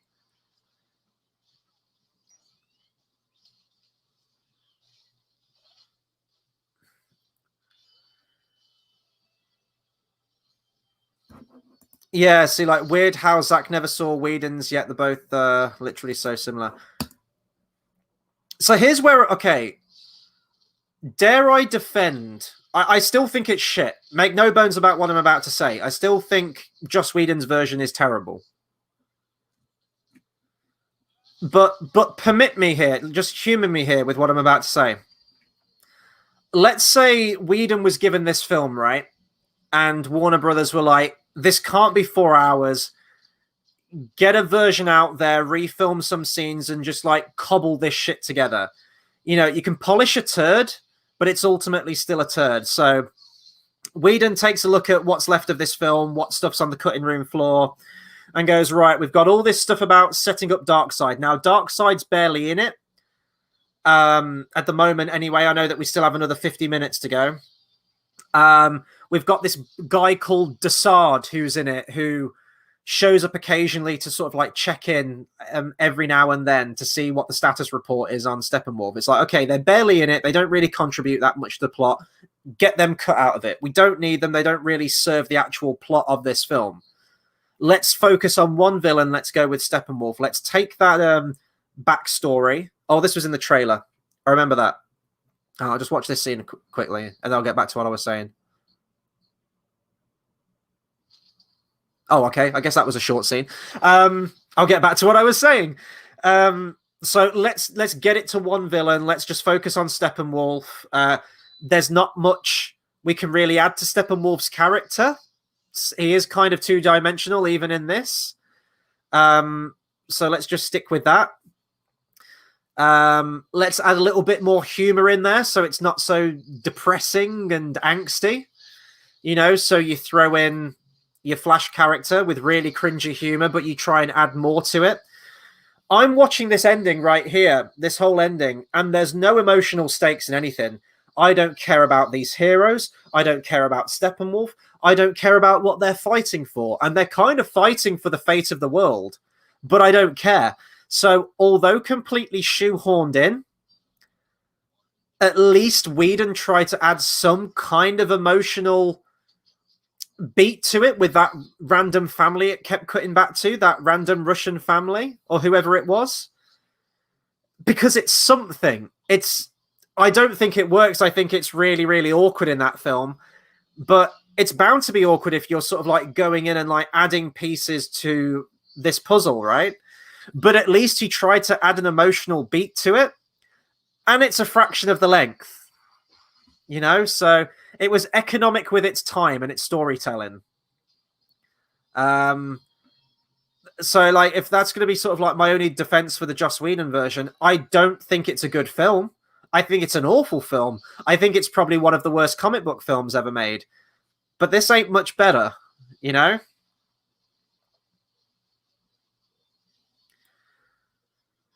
Like, if you're going for box office, like, let's say this had been the version that they put out in theaters, right?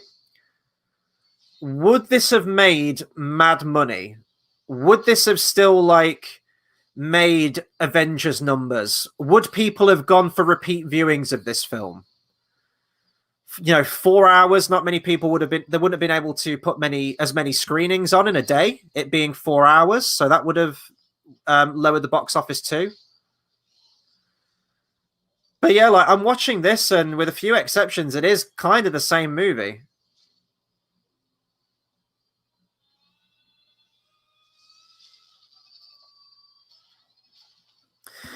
Jamie asks, do you think if Zack Snyder's version, he'd change some of it? No, I think he'd still sort of... He'd stick with his own vision. You know, he'd still go with what he wants to do, fundamentally.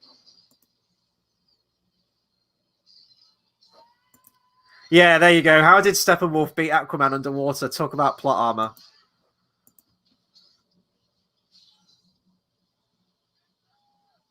I guess, though, like, if you are taking the Aquaman film into account, I guess Aquaman hadn't really come into his own at that point. He hadn't sort of, like, refined his abilities. I guess that's a really bullshit way of justifying it, though.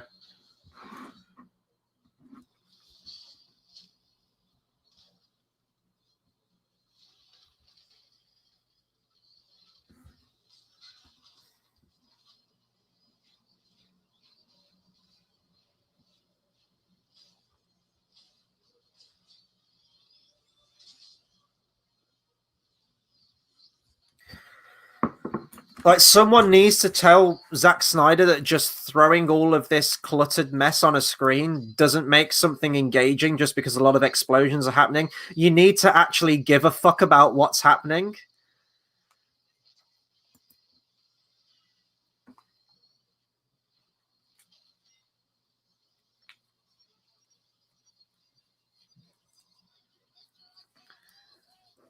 Jamie says about the box office, he thinks it would barely break even. Yeah, no, I agree.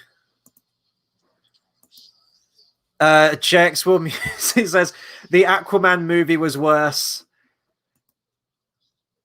I feel like that freezing of the axe right there, of Steppenwolf's axe, I feel like that was in the original cut, wasn't it? I'm not digging the black suit, you know. It's just in a film that's already desaturated and black and miserable. I want to see Superman in the blue and red, you know.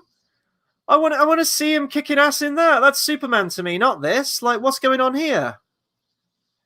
It just makes him look even more angsty and miserable. Like, have we had an optimistic Superman in this whole entire trilogy? The first film, he was quite dour and miserable. The second film, he was even more miserable, and then he fucking died. And then this one, he's in like a black sort of like emo Peter Parker Superman suit. There's just no people. There's like no tension. There's no saving anyone. They're just punching a giant CGI villain in the face again. There's no stakes. There's no emotional connection to anything. Yeah, I want to call that out. Deadshot. Be respect. Don't like throw anything out there. Well, I think it's all fair to say that Aquaman doesn't die, and you know, because Aquaman takes place after this film, so I think Aquaman's making it out alive. But yeah, please don't spoil anything. Deadshot says, "Why are we hating on the film? Because it's not particularly good." There are bits that work a lot better than the Joss Whedon version, but it's also very. This didn't need to be 4 hours. You don't need 4 hours to tell this story at all. Oh god, the Flash is just awful in this film.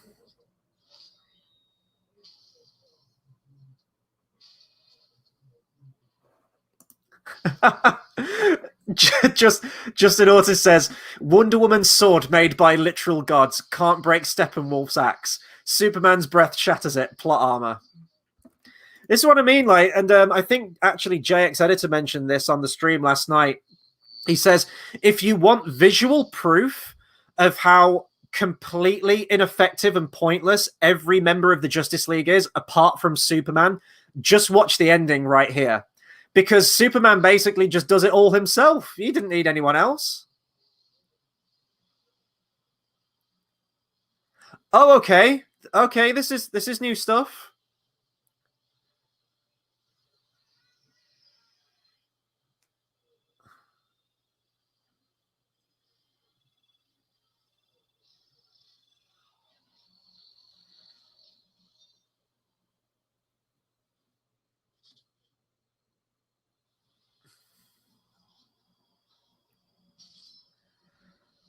Oh, if Batman saves the day now.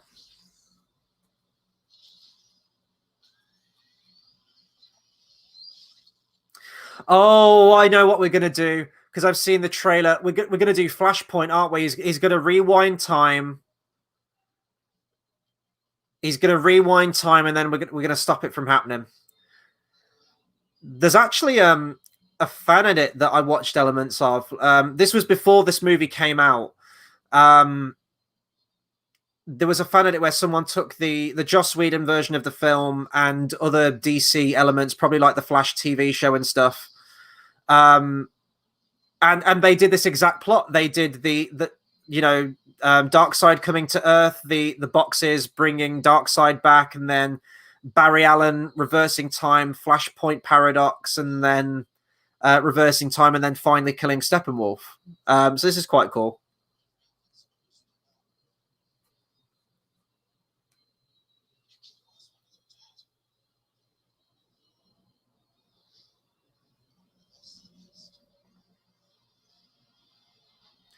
Okay, yeah, I guess we're doing Flashpoint. Well, I guess it's not Flashpoint Paradox, is it? Where you've got like Thomas Wayne as Batman.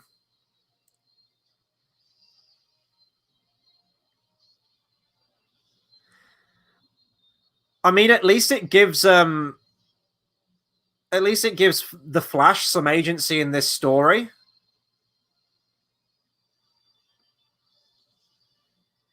But it would be nice to see him in like super fast mode.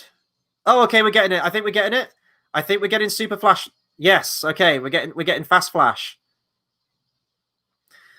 But it is another thing that you're throwing into this movie, isn't it? You know, you're doing Flashpoint, you're doing Darkseid, Steppenwolf. You've got to set up your members of the Justice League in a kind of one scene character introduction because we didn't have solo films before. You've got to continue the Superman, resurrection stuff, and it's a lot.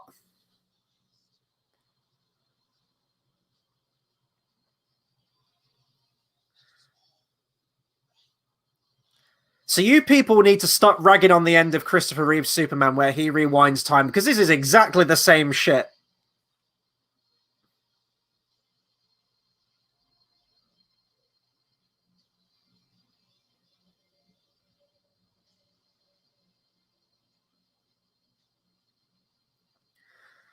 Wait, so they tease Darkseid's eventual arrival and then don't do anything with it?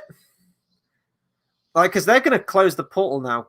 Oh, we're going to get. Oh, this is where we're going to get like the whole wasteland now, aren't we? Like the BVS stuff. Why is this even happening? This is such a Zack Snyder thing, though, right? Because do you remember in Man of Steel where, Superman was being interrogated by Zod? It somehow put him in this weird premonition state when Superman's like falling underneath all of the skulls and getting crushed by them, and he kind of has a premonition of the end of the world when Zod's terraforming Earth. That was really weird, and that was just like an interrogation scene. So like this whole thing having like a premonition vision, it's so Zack Snyder. I guess you could say that was in Watchmen as well, but that was also from the comic book, so I can let that slide a little bit more. Yeah, I got to bring this up here. JX Worldwide Music, Superman 1978, brilliant. Yeah, maybe even the greatest of all time.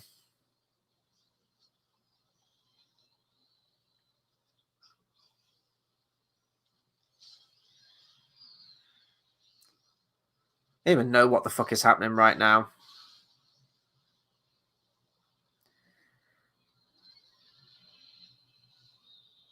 Were those like weird followers of Darkseid? Like,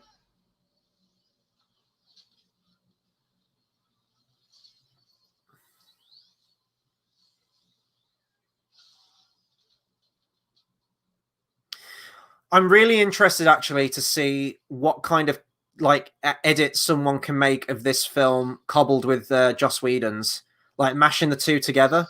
Oh, someone did break his horn off. Oh shit. Wait, Aquaman's gonna be the one to kill it. Oh, they're all gonna kill him. He's gonna cut his head off.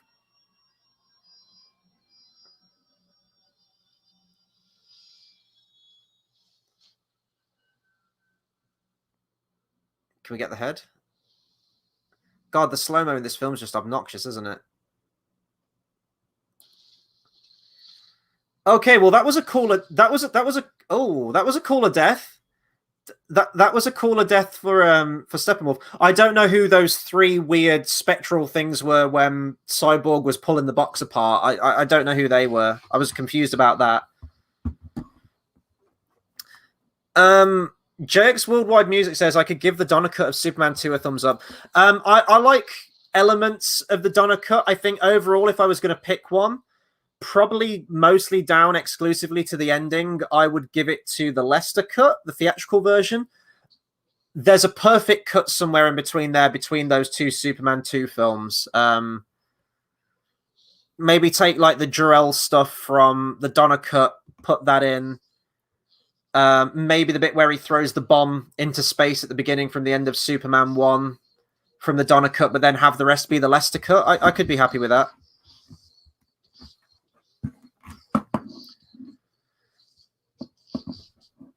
Yeah, James says they got the head. Yeah, I guess they went for the head. They took Thanos' advice. Nick Gatrell says 4 hours. This would not have worked in cinemas. Yeah, you're telling me it's barely working for home viewing. I'm struggling through this thing. We've got another half hour left on this thing, folks. Oh, I missed that. That's probably like teasing. Yeah, see, like the whole Darkseid stuff's going to be teased for a sequel that we're never going to get. What's the point?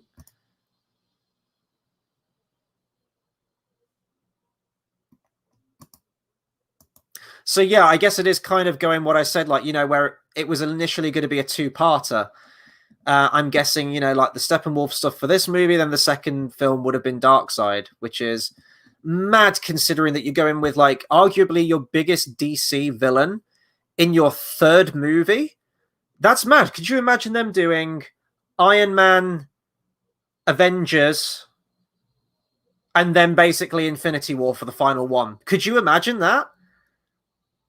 Like, what kind of lead up is that? You've got to build to your big villain first. You don't just like throw him in.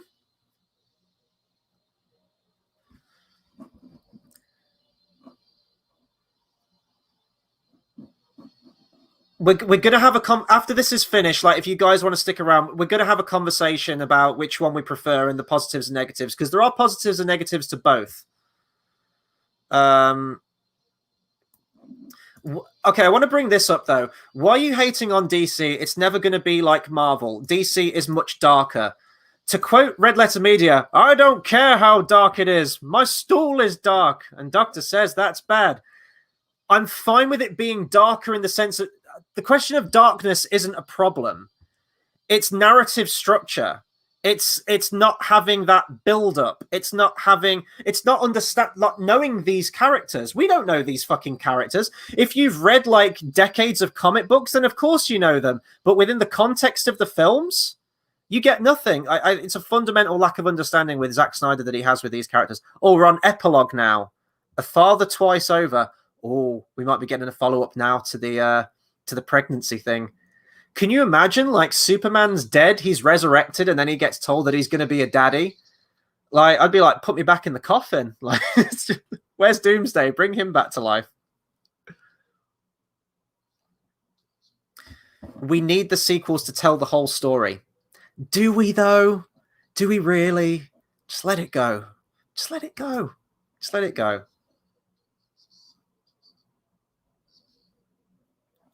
And this is the thing, like, you know, like I'm glad that he got to sort of like present his version of the film as he wanted it. That's, you know, absolutely fair play. But it's not a good film. It's still not a good film. Just says, I'm just happy Snyder is officially over with and we can move on. Yeah. Yeah, I think Warner Brothers themselves want to move away from his vision as well. You know, I think they wanted to for a long time. That sort of, and maybe we're getting that. You know, oh, there's Amber Heard again. Fucking drown the bitch. You know, we might be getting that with future projects. I'm really looking forward to James Gunn's Suicide Squad. I think that could be a lot of fun. I think that could be more in spirit of the comic book and definitely a lot fucking better than the first Suicide Squad film that we had.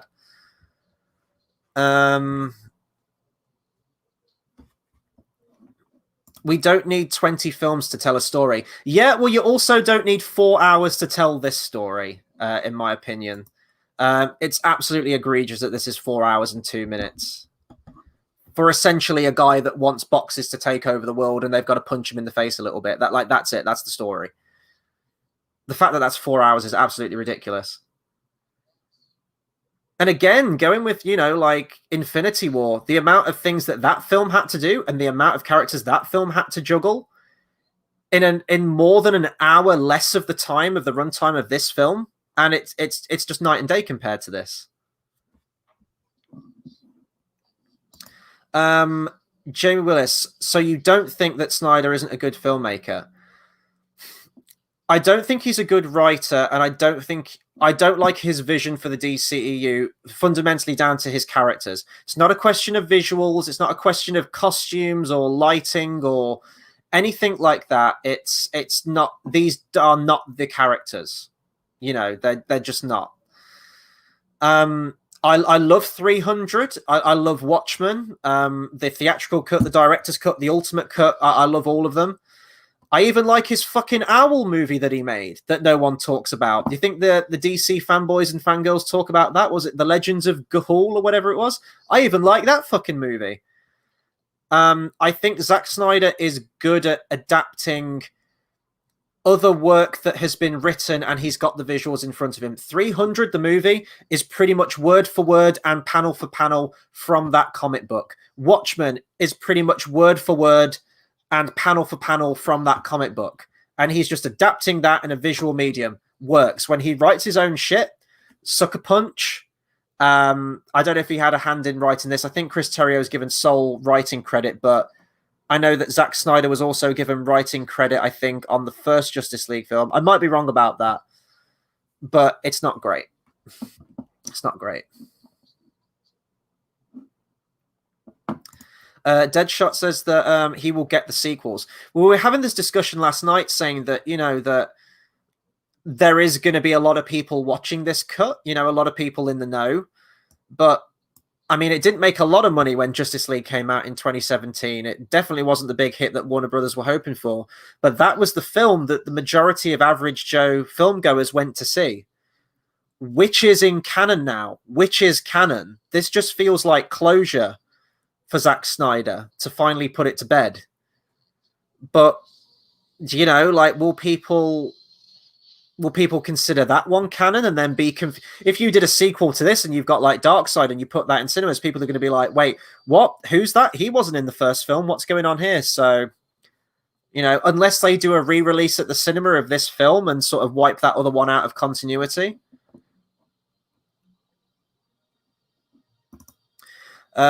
Justin Ortiz says, every superhero movie Zack Snyder made beside Watchmen is horrible. He doesn't get these characters at all. Flash isn't Flash. Batman sucks. Superman is air. Cyborg is an afterthought. Wonder Woman carries. Yeah, I completely agree with you. You didn't even mention Aquaman on there. That shows how much contribution Aquaman has in this film. It's just these aren't these characters, you know? And, you know, I love Wonder Woman, the film. Patty Jenkins. I don't like Wonder Woman 1984, but I love that first one. Patty Jenkins understood that character. The second one may have been like an awful story and an awful script, but it still felt like Wonder Woman as a character, like her version of Wonder Woman.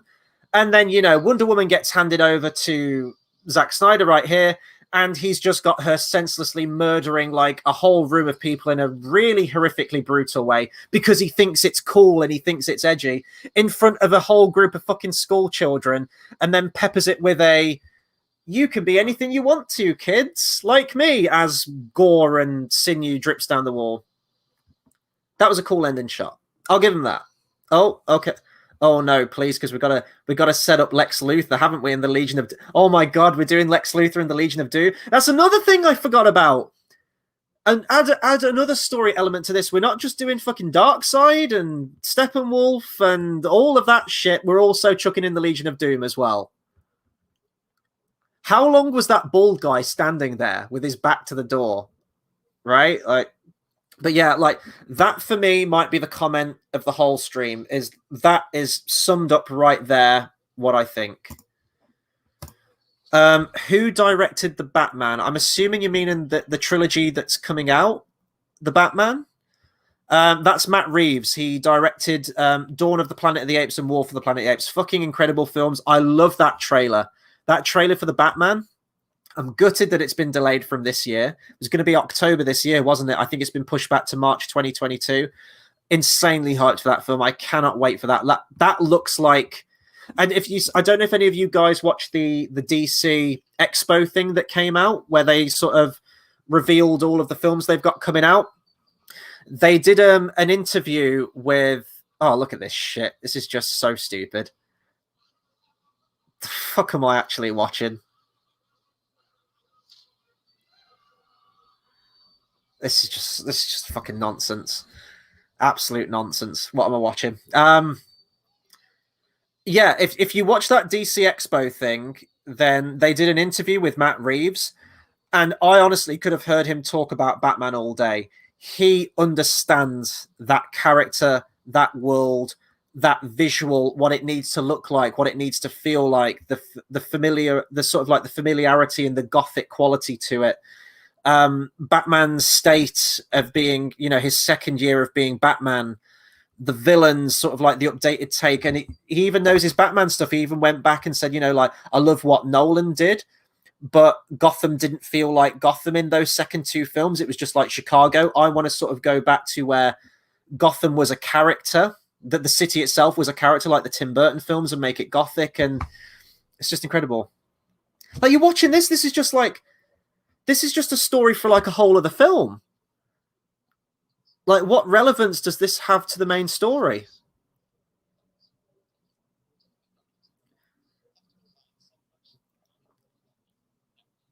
Great. We got fucking Jesse Eisenberg as Lex Luthor.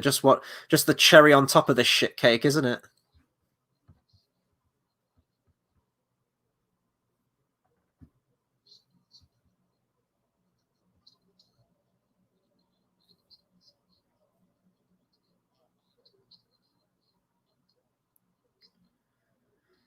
God, he's just so bad as Lex Luthor, isn't he? He's just so fucking dreadful.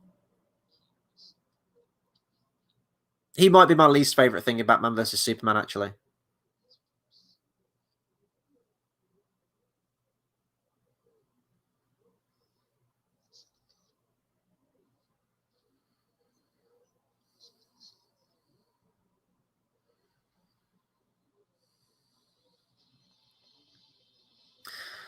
Okay, so they changed the line then, because in the ending of that other one, the ending of Joss Whedon's, he says, like, I think it's time we put a team together of our own.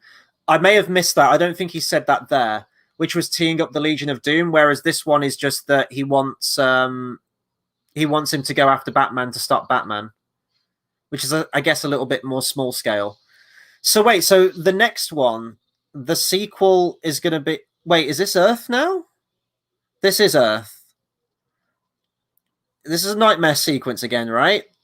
This is another nightmare. Or is this actually happening? I know it was a dream in the other film. Yeah, with see, this is what, like, he dreamt this. This was like a premonition to him in Batman versus Superman when the Flash said, like, you have to. Was it like Superman is the key to Lois is the key to all of this? Lois is the key to all this. It's going to be that she's pregnant, guarantee. If they did like the pregnancy test in this, that's what it's going to be. Lois is the key to all this. She's got a child. And what is it, like the son of Superman is the only person who can stop Superman or something? Is that what it's going to be?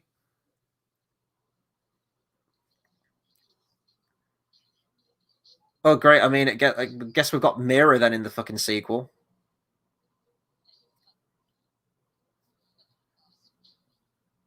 Oh, we've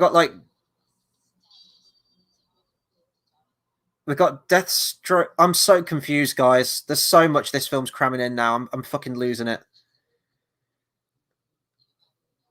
So Deathstroke is now in this nightmare vision. Who's dreaming this?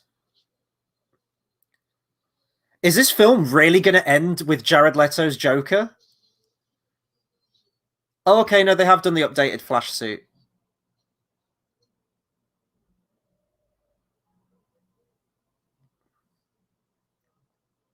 Catwoman, Talia al Ghul, Vicky Vale, Rachel Dawes, Nicole Kidman, my little fish stick. Oh my god.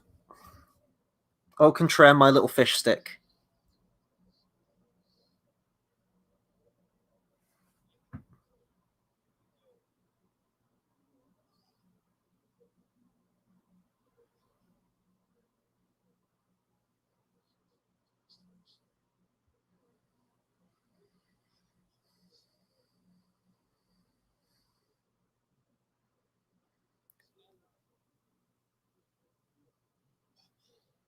Like, we're throwing Robin into it. Oh, I guess he got rid of the fucking damage tattoo.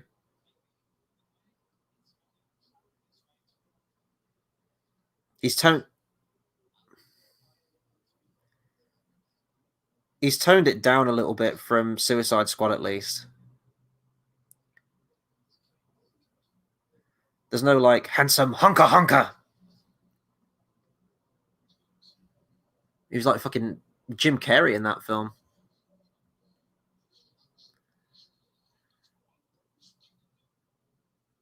Oh, okay, no, I take that back. Oh, he's just awful as the Joker, isn't he? Oh, Deadshot, like, take that shot. People who hate on this movie shouldn't watch it in the first place. We're allowed to have a fucking criticism on this film, okay? Like, I've got to rag on this. People going like, "Oh, this film isn't made for you."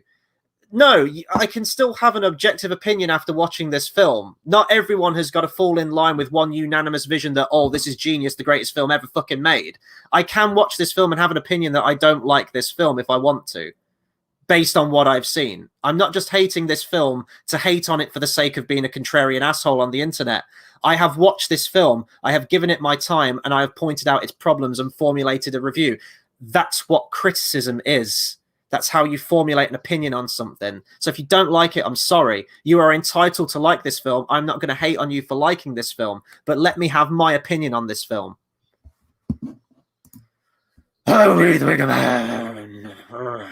Great.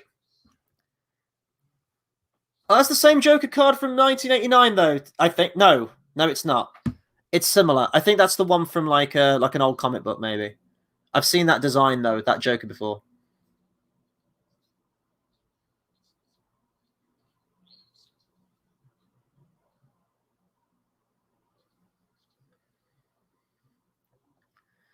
But see, like this was never meant to be in the original. This was like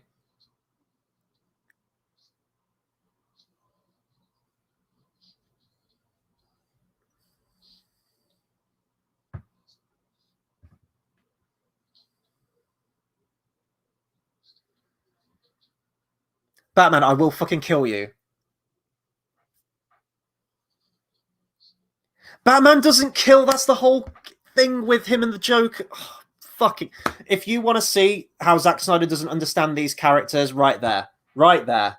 That's it. That's it. Right there, in that line. Batman saying to the Joker, "I will fucking kill you." Fuck this movie. Right there. Batman's my favorite character of all time in fictional history. Fictional history. So it's not the fact that this film isn't made for me, or I'm just hating on this film to hate on it.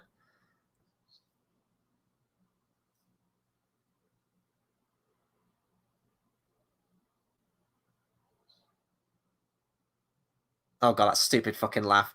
Ah, ah, ah, ah, ah, ah. Oh god. And people wanted to see more of him as the Joker. He's still just as bad. You bring him back, he's still bad. What's that? Oh my god.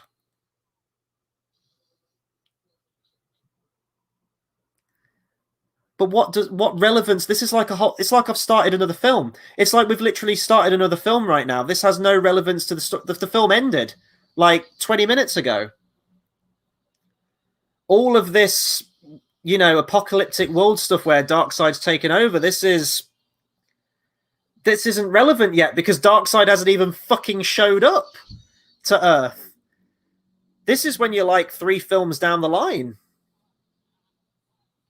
Oh my god! Just get him off the screen. Fucking letter's awful.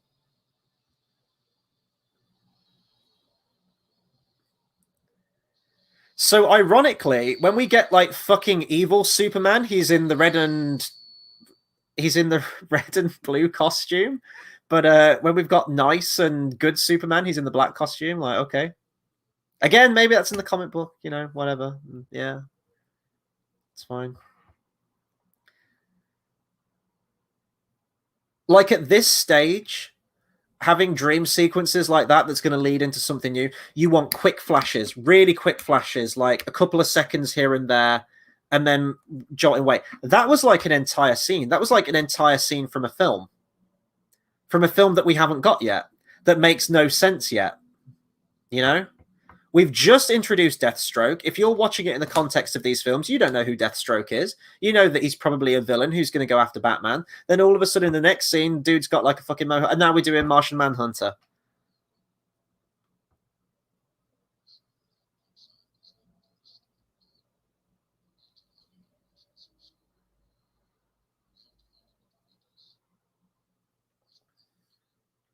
Is that Swanwick's voice? Is that the same actor playing Martian Manhunter?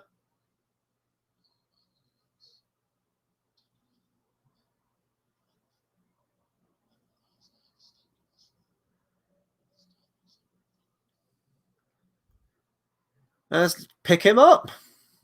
Sure. Can we get Green Lantern in it before we get Martian Manhunter, maybe, to complete the lineup? Unite the Seven, right?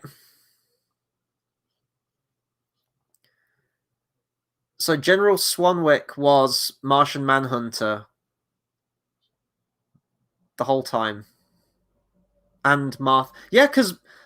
Shit, yeah, Martha's not in it for the rest of this, is she? She was just in that one scene where she came to see...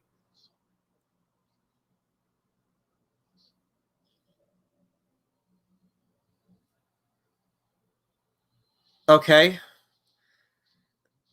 Just shook everything. Just throw all the shit against the wall and see what sticks. Pace yourself. Pace it. Drips and drabs. Focus in. Story. Was it from Transformers? Beginning, middle, end. Facts, details, plot, condense, tell it.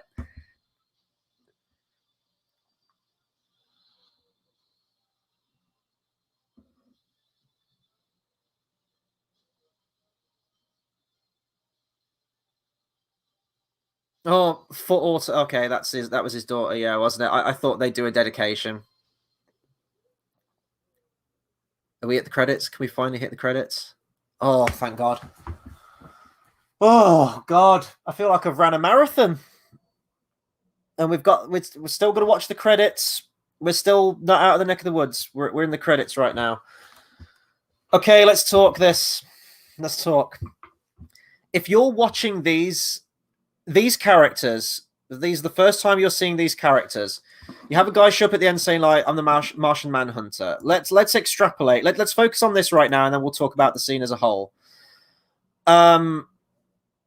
Okay, Martian Manhunter. What can we gather from his character in this film? We see him disguised as Swanwick. We see him disguised as Martha. We don't see Martha in the rest of this film, other than that one scene, inferring that she's either dead, AWOL, or maybe he was Martha the whole time.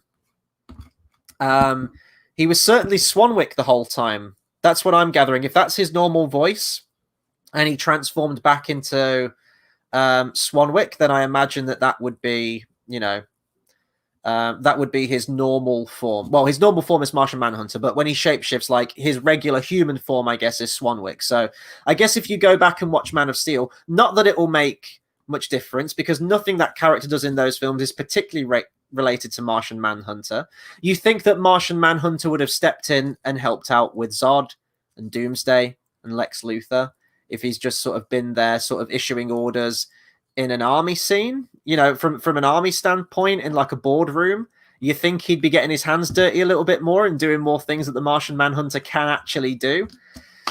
And he just shows up and he's just like, oh, they call me the Martian Manhunter. You're watching this as an audience member that's never seen the Martian Manhunter before, that knows nothing about Martian Manhunter. What do? You go, okay. You shrug your shoulders and go, okay, he's another character. You're not only doing that, but before that, you also set up Jesse Eisenberg coming back and recruiting Deathstroke. And Deathstroke's going to go after Batman somehow. Your next scene is a completely disconnected post-apocalyptic world where you've got Deathstroke there as kind of like an ally. Justice says, sorry you didn't listen to me. I heard you, man. I wanted to keep the faith. With this thing. So I thought you were setting up Legion of Doom, which they still might be doing, but then it's more framed in this that they want to go after Batman and assassinate Batman, but then you do the apocalyptic vision thing, and Deathstroke is with Batman, Harley Quinn's dead, Mira's also there, it's implied that Aquaman is dead, the Flash is also there in some new armor, and then the Joker's there. Batman says that he's going to fucking kill the Joker. Oh, I knew they'd do Hallelujah. I fucking knew they'd do Halloween. Hallelujah in the. Oh god, let me turn this down a little bit because I can't hear myself think. I got such a raging headache, guys. I can't even talk.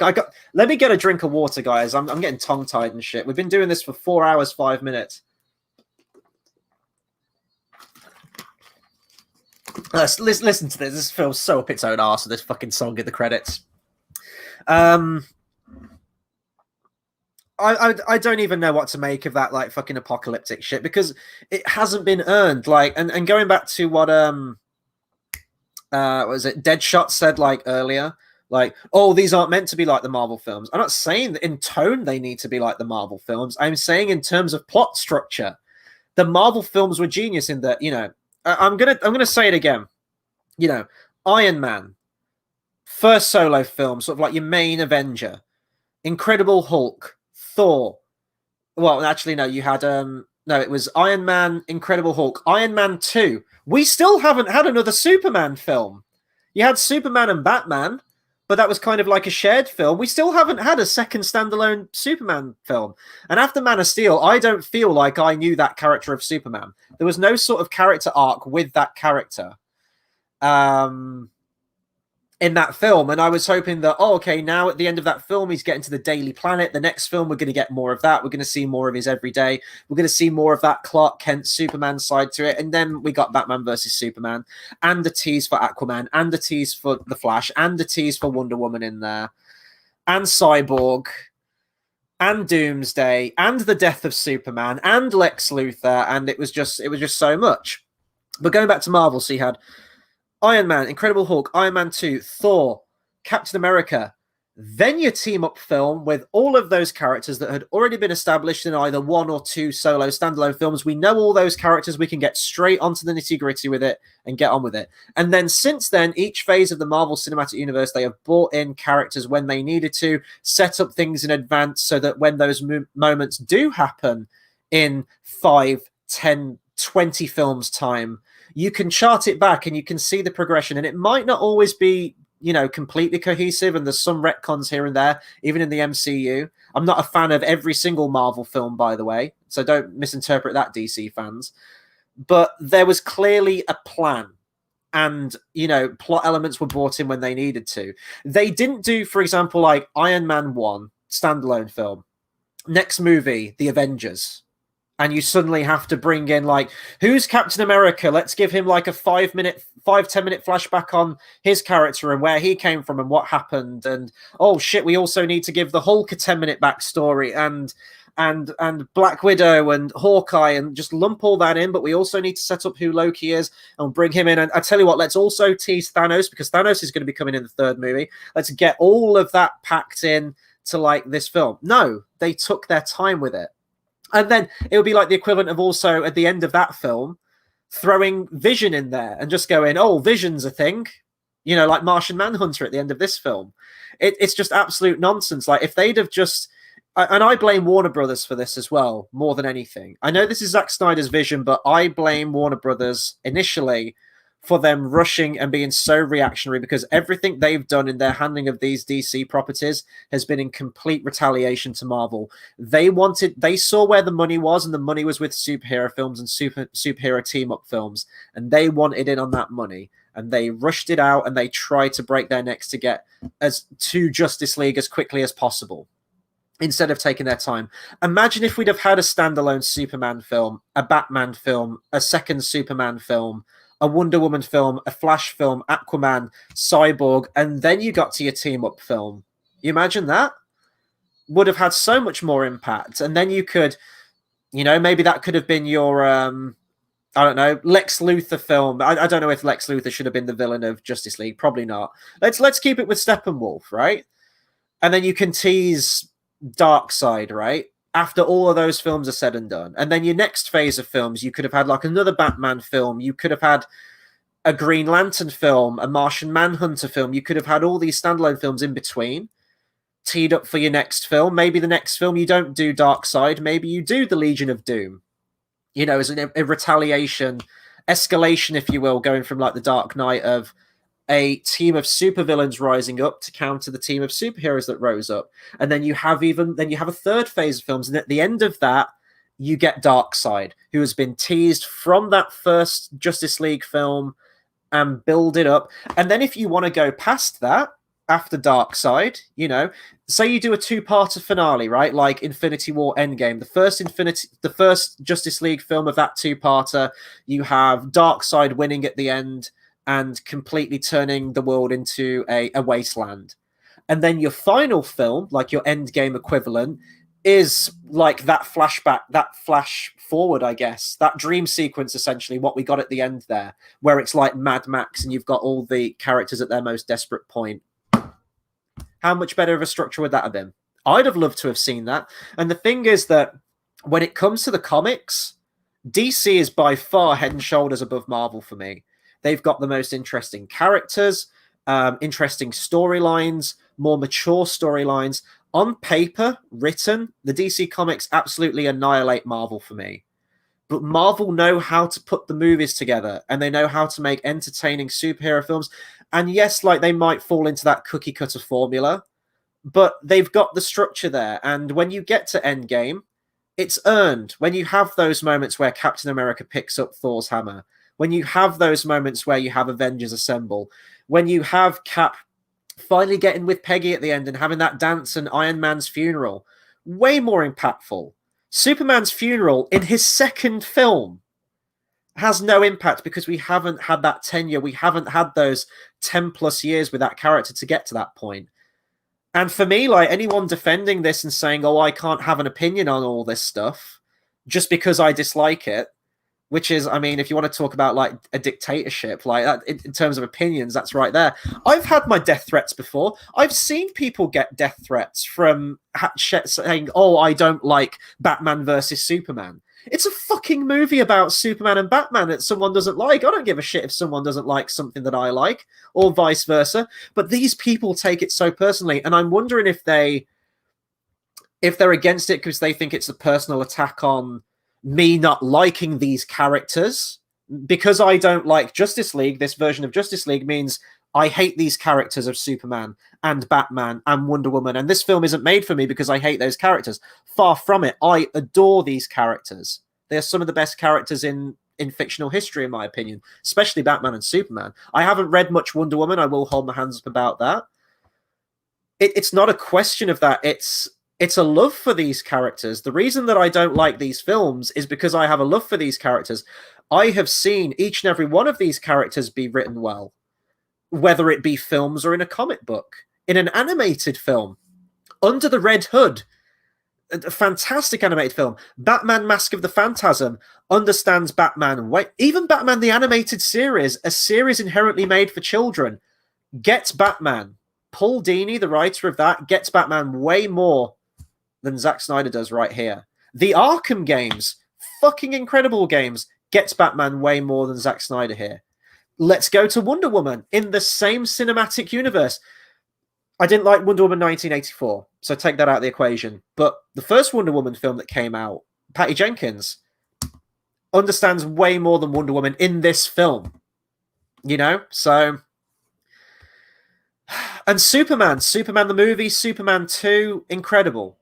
Absolutely incredible. The comic book, Superman Red Son, amazing. One of my favorite comic books. It's not a question of not liking these characters, so I'm going into this film completely jaded. It's just that, I mean, I wanted to love this version. I wanted to watch this and go, Zack Snyder fucking nailed it.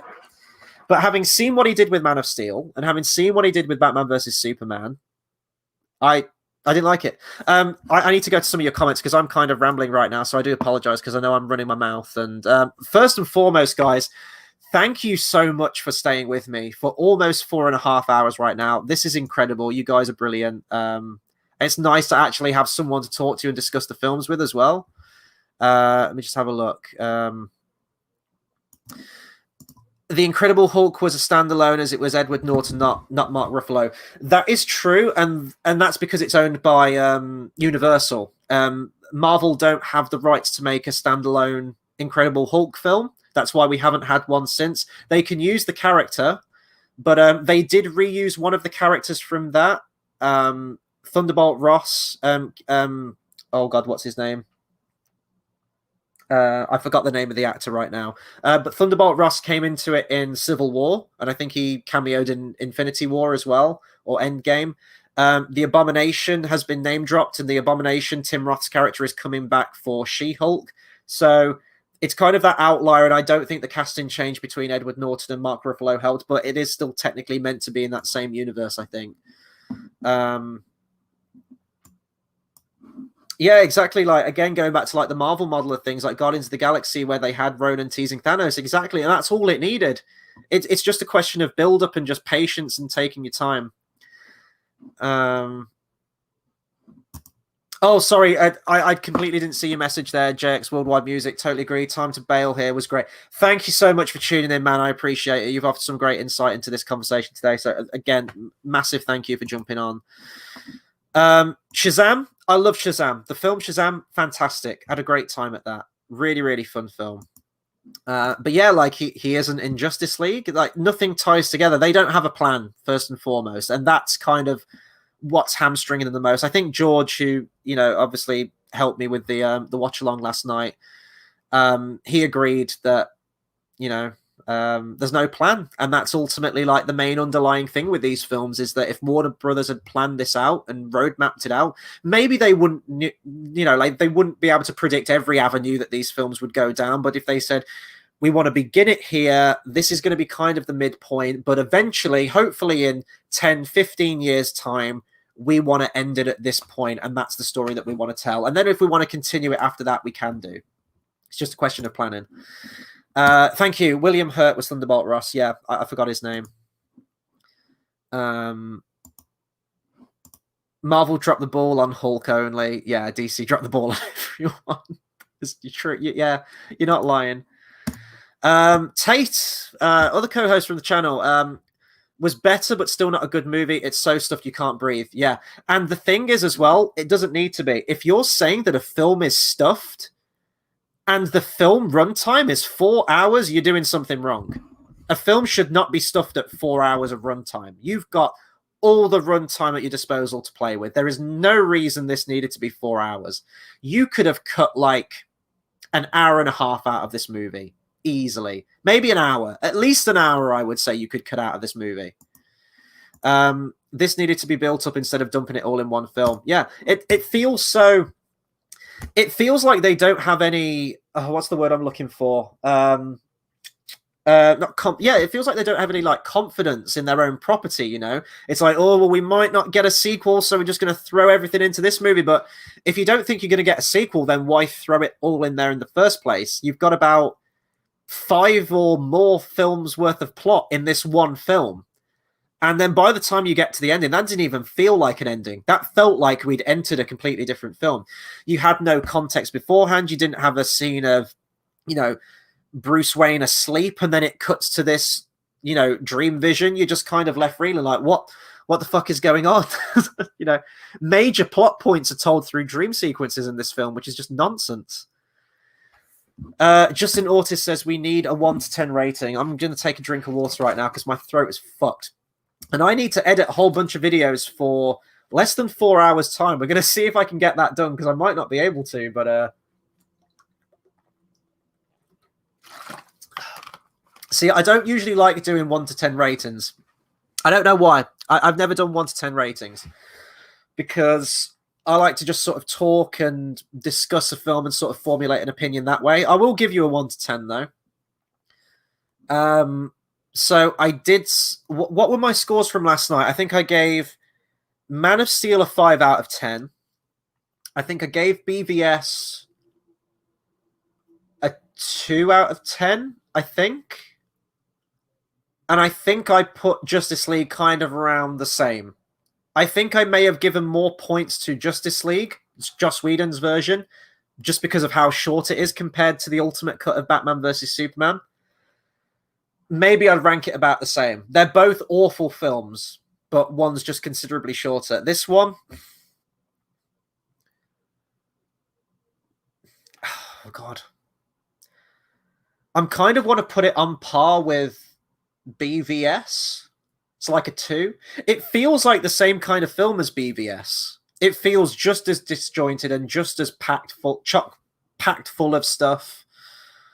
No scene kind of links onto the next one. I don't really care about anything that's happening. It irritates me. It confuses me. It's completely nonsensical. But this is an hour more. And there's no excuse. If you've got 4 hours and your film still feels completely packed with no focus, you're doing something completely wrong. I would say this is worse than Batman vs. Superman. I would give this like a 1.8. If I can do points, I would give this a 1.8. I am never going to watch this film again. Ever again. Never in my days am I going to take 4 hours and 2 minutes of my time to watch this film ever again. Ain't going to happen. Yeah, Jesus Christ. Like, fair play, and it's, you know, I'm going to caveat it with a positive, because I've just saw Deadshot, and I'm kind of scared of him in the comments right now, so I'm going to, you know, give a positive where I can. I'm glad that this exists, because I like when a director goes, my film was completely butchered, that was not the film that I wanted people to see, here's my vision. I think that's important in cinema. I like directors being able to sort of get across their cut. So this feels like closure for me with Zack Snyder, that he was like Thanos at the end, right, of Infinity War. When he snaps his fingers, he goes and sits on his porch, looks at the sunset and goes like, like he's done what he set out to do. He's told his trilogy of films. He's told his version of Justice League as he wanted it. So for that, I commend it. And I think that's really good. I like when directors get given that chance. I don't like when a film project is like snatched away or cobbled together and put out there. I like seeing alternate cuts of films. I've always loved that kind of stuff, extended cuts or different takes on it. So I like that, and I commend this film existing for that reason. But I don't think it's a good movie. And I'm allowed to have that opinion based on me watching this film and commenting on this film. I'm allowed to not like this film. Okay? Okay. Sorry. Yeah. When people say like, oh, you can't like this film, or like if someone says like, imagine if I had the gall to someone to say, you're not allowed to like this film. Like, fuck you. Like, no. If someone likes a film and I don't like it, guess what? I might not agree with their opinion. They're still fucking entitled to it. The world is still going to continue to turn in your little world, and you can still love your film. That's absolutely fine. But just let other people... This is how conversation happens. Come to me with a mature conversation. Let's discuss. And I will be happy to discuss. But when someone says, oh, this film isn't made for you, fuck you, you're not entitled to your own opinion, fuck you, go swivel. Jamie Willis, do you think Darkseid took over Steppenwolf... Hang on. Do you think Darkseid took over Steppenwolf... Oh, okay. Right, I gotta try reword. Do you think if Darkseid took over Steppenwolf that it would have been better? Zach might said there won't be a sequel now. It doesn't surprise me that there won't be a sequel. I mean, he's probably just creatively tapped with this stuff. He's probably just so burnt out with Warner Brothers as a studio. He's got, again, like all you Snyder fans, no one's talking about the new Army of the Dead film that's coming out on Netflix, his new zombie film that he's making, his sort of like smaller, more compact film that isn't a DC film. You guys loving Zack Snyder, you don't talk about that film. You're not looking forward to that film. All you care about is this film. So I think he's just going to have a leave of absence for a while. I think he's just going to make these smaller films that he wants to make. And you know what? He seems like a lovely guy. Zack Snyder, genuinely, like, you see him in interviews and stuff. He sounds like his heart's in the right place. You know, he seems like a genuine guy. Let him go make his fucking zombie film. Let him go make the films he wants to make. But I think that a lot of people are going to like hound him to try and make a sequel. Now that they've seen this, they've got a taste for it. It'll be like, we need you back. Come back. And he's like, I don't want to come back. It's like, motherfucker, you come back. You've done this now. You need to continue with your trilogy of films. I agree with Tate there. He's gave it a more generous score than me. He gave it a 4 out of 10, but he says it's more coherent, but still the bad side of average. Yeah, I think that absolutely. It's just so overblown, bloated, and just needlessly packed. No sense of character from anyone. I don't feel like I know any of these characters anymore, and we've had an extra 4 hours with these characters, and they still just feel like the cardboard cutouts that they pretty much all are. Do you think if there will be a sequel. Would they bring in Darkseid more? I think they would. Yeah, I think we'd get a lot more Darkseid because it was always intended to be a two-parter. When it was first, I mentioned this earlier in the stream, but when they first announced that it was going to be Justice League, his plan was to have Justice League, and I'm not sure if it was going to be filmed back to back or if they were going to have like a couple of films in between, but it was going to be fundamentally a two-parter. And I kind of got that sense from this, apart from the moment at the end where they crammed in Martian Manhunter and the futuristic dream sequences and all of that stuff. If they'd have just ended it on the shot, or like a moment where, you know, Steppenwolf is killed and then Darkseid's like, fine, I'll do it myself. And he walks down that aisle as his legions of followers are surrounding him and you cut to black and hit credits. Perfect. That's where it should have ended. That's where the film should have ended. You didn't need Lex Luthor. You didn't need the Legion of Doom. You didn't need Deathstroke. You didn't need the futuristic stuff. You didn't need Martian Manhunter. That's just fucking stupid. You've got enough of a sequel bait at the end with Darkseid there. And I think that would have been a better ending for sure. Justin Ortiz gives it a 4 out of 8 just for the hype. It failed miserably. Didn't live up to the hype at all. Here's the thing, Justin. Were you really hyped for this film? Because you keep saying like you were fed a lie and everything like that. Were you really insanely hyped for this film in the lead up? I was hopeful. I was more curious than anything. I just wanted to see this new take on the film. Jamie says, do you think it's bad if I loved it? No, because I'm not a dick. If you love this film, power to you. And more power to you as well for sitting through a stream of people hating on it. Well, not hating on it, formulating an opinion on it, but opinion differing to you. You've still stayed with me. You were here from the beginning. You were commenting before the stream even started. You're an absolute trooper, my dude. Like, no, like, if you love this film, I'm not going to take that away from you. You love this film. You go right for it. It didn't do anything for me, but it did something for you, and that's fine. That's how discourse happens. Deadshot, guys, what is the DCEU now? Is someone going to take over it and make a new vision of the DCEU? That's a really good point, actually. Sorry for probably being a dick to you in the comments, but yeah, I had to defend my case with that, with opinions. But I think there's a lot of highly paid people in Warner Brothers now asking themselves the same question. What is the future of this? Oh my God, my voice. I'm sorry. I'm going to take a drink and I'm going to answer your question, Deadshot. 2 seconds. God, my voice is fucked. I'm on another stream tonight in a few hours on this channel. So actually, this is a good point. If you enjoyed this stream and you're not completely bored of me and you want to see more of me and you want to see more of what we do on the channel, then follow us on our social medias. Facebook at Cinema Savvy, Twitter at cinema_savvy. We're on Letterboxd, letterboxd.com/cinemasavvy, and also merch in the description down below if you are interested. But do follow us on those socials because we have so much content on the channel. Shameless plug. Let's answer Deadshot's question right now. What is the DCEU now? Is someone going to take over and make a new version of the DCEU? I think before this came out, I think we were starting to see DC moving away from the DCEU. I can't remember. Do you remember where it even felt like they were pulling away from that name, DCEU? I remember it came out, I think they were changing the name of the franchise. It wasn't going to be called the DCEU anymore. It was going to be called something else. I don't know if you guys remember that. I remember seeing the article for that. I don't know if they followed up with that. But you had Justice League come out, and then I think they kind of went, right, we need to sort of abandon this whole shared universe thing after the fallout of that film. And then after that, you got Joker, which was very much a standalone film, technically not in the DCEU. And look how many Oscars it was nominated for. Fantastic fucking film.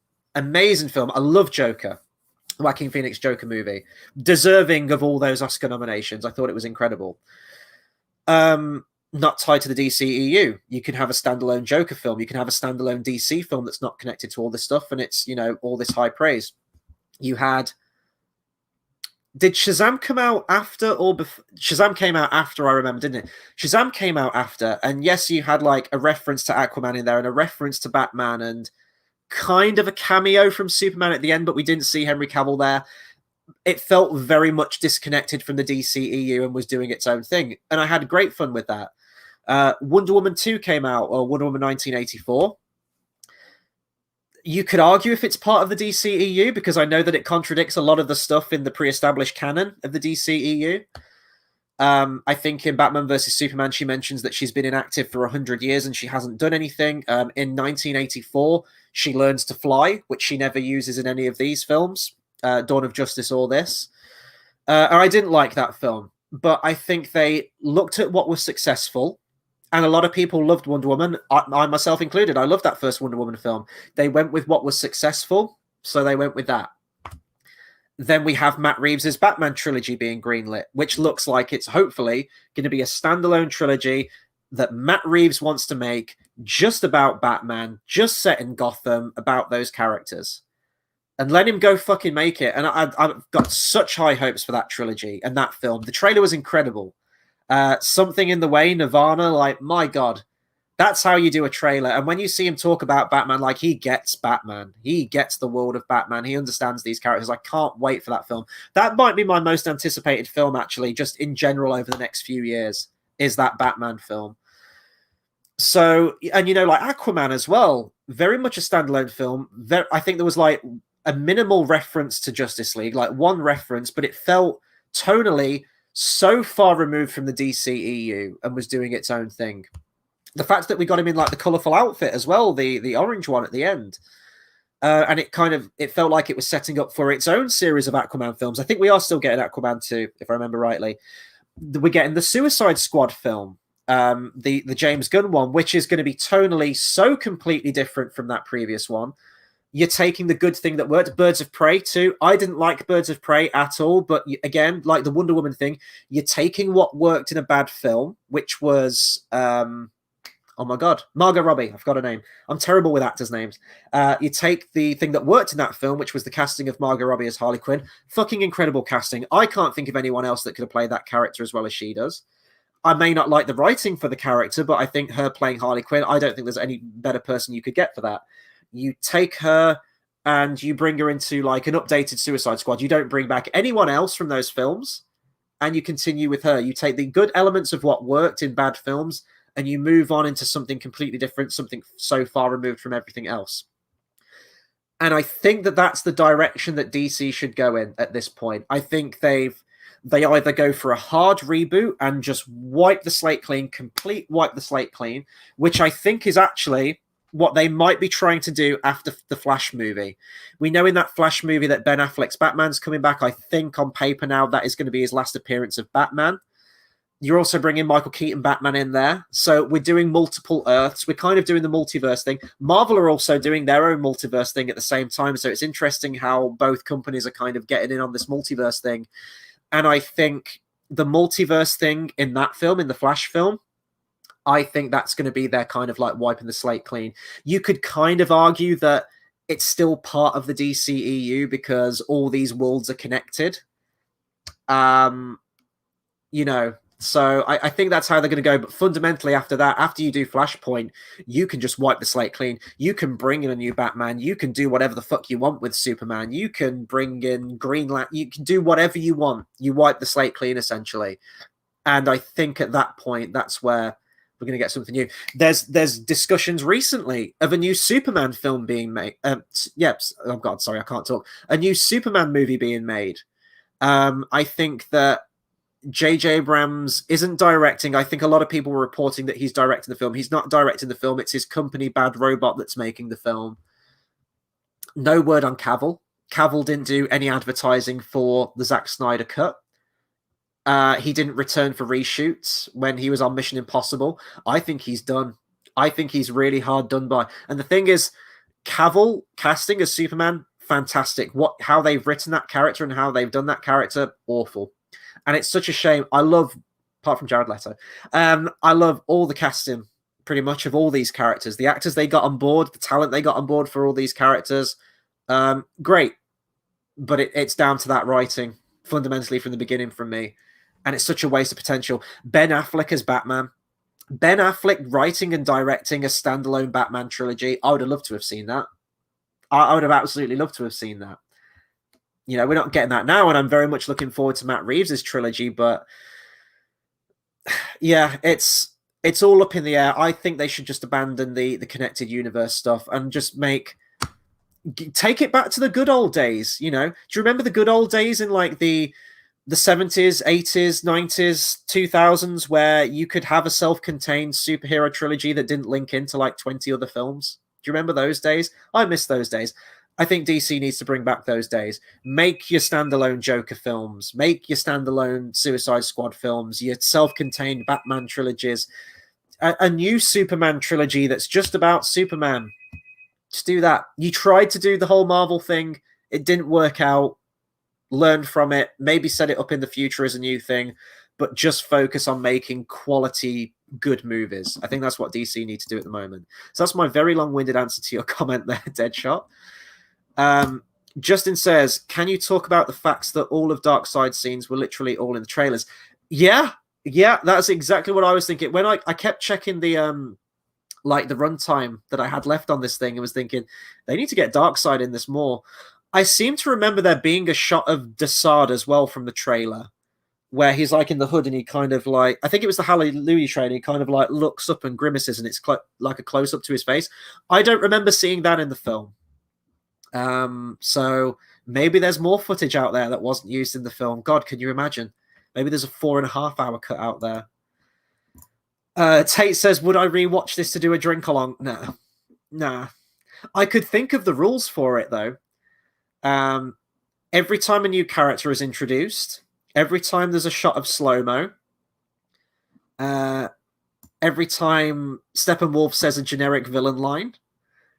Yeah, I don't know. I think the rules are there for it. I'm not going to do a drink along to that. 4 hours, you kidding me?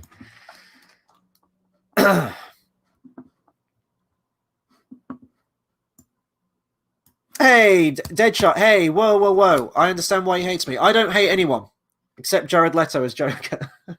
Kidding. I'm kidding, but not really. I don't hate anyone.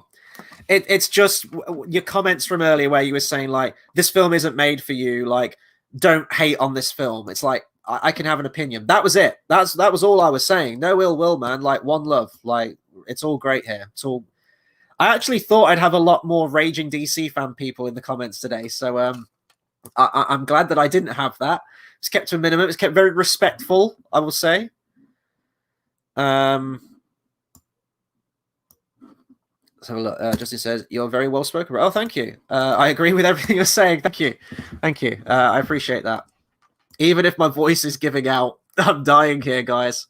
This might be the longest stream that I've ever done on this channel. Oh, no, actually, no. Take that back. We do the Oscars live stream. Actually, good segue. The Oscars are coming up soon. So we do also take a break from talking about superhero films at some points, and we do talk about Oscar films. We are a film review channel, fundamentally. Review a lot of films. Every film that comes out... Well, not every film that comes out. That'd be insane. But every major film that comes out, and definitely over the Oscars, we will be covering that too. I do want to bring this up. In the description down below, actually, if anyone wants to play along, there is a chance to win a £15 voucher for Rakuten. Get your Oscar predictions into us, first and second choices for each of the categories. There's all the information about how to send that into us. And if you win on the night of the Oscars, you'll be getting that £15 voucher. It's the first giveaway we're doing on the channel, so that's quite exciting. But yeah, I mean, if you like what you hear... I don't know if you like what you see. I look like ass right now.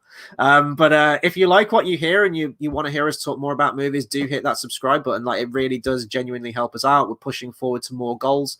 We're so close to hitting 2K subs. It would be really nice to hit that this year if that's possible. Yeah, give us a subscribe if you haven't done already. This has been a blast. And if you like these live watch-alongs, because we're never regular with these live watch-alongs. I did one for Wonder Woman 1984, whether it's a watch-along or a first-time watch-along like this one was.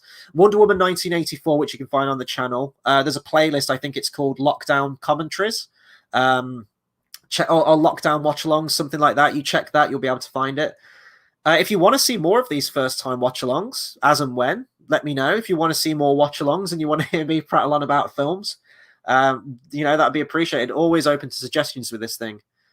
And it's good to get people on as well and to chat. So, yeah, I'd like to do more. I don't know if I'd like to do another 4-hour movie, but I'd like to do another one of these live streams. It's all good. This is a good question, actually. I'm going to try... I think I'm going to end at 5 hours if we can. I know you guys... Like, please do keep your comments coming in. Like, this is great. I do need to get something edited, though, for a video that's going to start in 3 hours, so hopefully I can get that done in time. I'm just kind of worried about time. So was it a new movie? Was this fundamentally a completely different film? That is a very good question. Ain't that the $1,000,001 question right there? Was this a new movie? I'm going to say no, with a caveat to that. I think the plot, you can only do so much with a plot, right? When you've got a plot about an evil alien guy that shows up to Earth to find 3 boxes to take over the world, and the Justice League have got to punch him in the face and slap him about a bit until he dies. There's only so much you can do with that. So inherently, the core plot is fundamentally there and has been since the beginning. So I don't think it is a different film. That being said, I think it is a more cohesive film. I don't think it's completely cohesive. I do think it's jam-packed full of too much stuff. It feels like it's meandering quite a lot of the time, and some scenes don't feel like they link on to the next. But you get more stuff with the characters. You get like a bit more setup with Steppenwolf and some of the villains. So there's more to glean there, essentially, from the film. Which, of course, would be expected when it's over double the length, right? So, no, I don't think it's a new movie. I think you still get the same beats. I think you still get the same plot structure. And I think you kind of ultimately end up in the same way and in the same place as you do as in that original film. I can appreciate Joss Whedon trying to bring a bit of humanity and personality into it. I don't think it worked. I think the humor's terrible in that film, but I can appreciate him for trying. Like that whole ending sequence, it was just watching noise. It was like watching a Transformers film. There was no stakes or anything. It was just clanging and banging and punching and kicking and death and slashing and shooting. But at least with Joss Whedon's one, he added in that family, and it's not much because there's only so much you can do with it, right? You can't add like an entire crowd and suddenly get scenes of Superman saving people and like evacuating people. You wouldn't be able to do that in terms of those reshoots. So what do? You keep it simple, small scale, you focus on a family. I don't think it works, and I find that really cheesy in that film, but I applaud his effort for trying to bring some kind of emotion to it, or some humor at least. I actually really missed the scene of the Flash racing with Superman at the end. I actually kind of liked that scene from the Joss Whedon cut. I thought that was a nice moment and kind of a nice payoff to the moment where the Flash is running up the stairs and Superman gives him the side eye. Like, who's faster? Because that's always been an age-old debate, right? Who's faster, the Flash or Superman? So I kind of like them having that banter, because did those two characters even like utter a word of dialogue to each other in this whole film, the Flash and Superman? I don't feel like they formed a team, but I don't feel like anyone knows anyone in that team. I don't feel like the crew knows all about Aquaman and what makes him tick and his personality. I don't feel like they know Barry Allen really, other than sort of like that kind of geeky guy who's there to crack a joke. And he certainly doesn't know Superman. Superman's just like fresh out the grave, literally. And he barely knows these people, you know? So, I don't know. Oh, God, my voice. Jamie says, I wouldn't give you a death threat, but I love it. And thank you. I'm very glad, Jamie, that you wouldn't give me a death threat. It might hurt my feelings a little bit. Yeah, we're all entitled to our own opinion. I ain't going to sort of like rag on someone like go, oh my God, how can you like that movie? I might if you like Twilight. No, I'm kidding. Everyone can like what they want to like. It's a beautiful, diverse world that we live in, where we're all entitled to our own opinions. Don't cancel culture me, please, just because I don't like Justice League. Justin, they use people's love of the Joker for hype. I was super hyped. Yeah, sorry, I asked you earlier, didn't I, if you were hyped for this? I really thought we'd get a Flash. We didn't. Yeah. I wasn't hyped for the Joker. In fact, to me, Jared Leto's Joker is a meme. He is a living, breathing meme. It's hilarious to me how... And like, you read in like the Times of Suicide Squad as well, where he was like a meta actor about it. Is that the right word? Meta actor? I don't feel like that's the right word. No, I can't remember the word. An actor that takes it very, very seriously and gets into character. Method, sorry. Jesus Christ, I'm tired. Method actor. Fucking hell. You can tell I've been streaming for 5 hours. he went method about it, and he was sending like used condoms to cast members and dead animals and stuff. You know, like the Joker would do. I don't know what used condoms and dead animals have anything to do with the Joker, to be honest, but you know, it made sense in somewhere in Jared Leto's mind. The fact that he threw everything into that role, and that was the result in Suicide Squad. And, you know, people give him the benefit of the doubt and saying, you know, like he filmed a lot more stuff. Like apparently he was one of the main villains in that film. I think he filmed over like an hour's worth of content for that film, and it was cut down to about 10 minutes. But seeing him again in this, do you really want to see that? I don't know if I do. It's like, yay, we get more Jared Leto Joker. He finally gets redemption. He can come back and sort of like play the Joker as he always intended it to be. And I don't like how he plays that Joker. So,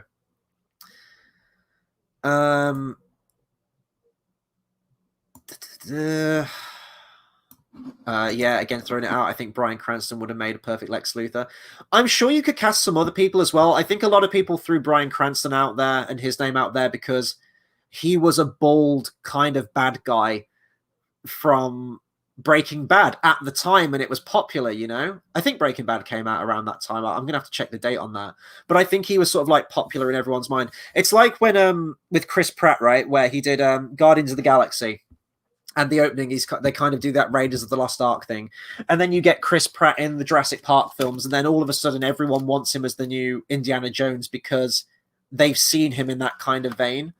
I'm not saying that, you know, Bryan Cranston couldn't have done a great job. I think he could have. I would have loved to have seen him as Lex Luthor, but I also think that you could have had some other good actors to play him as well. Would you think Denzel Washington Would you think that Denzel Washington would make a good Lex Luthor? He was mixed race in some of the animated movie. Yeah, the animated series, I think he was mixed race too. I think Denzel Washington would have played a fantastic fucking Lex Luthor. I haven't seen it. I've seen clips. I've got it on DVD. I need to get around to watching it. But American Gangster, Ridley Scott, he looks incredible in that film, Denzel Washington. So, yeah, I think he could have absolutely nailed that. I'd love to have seen that.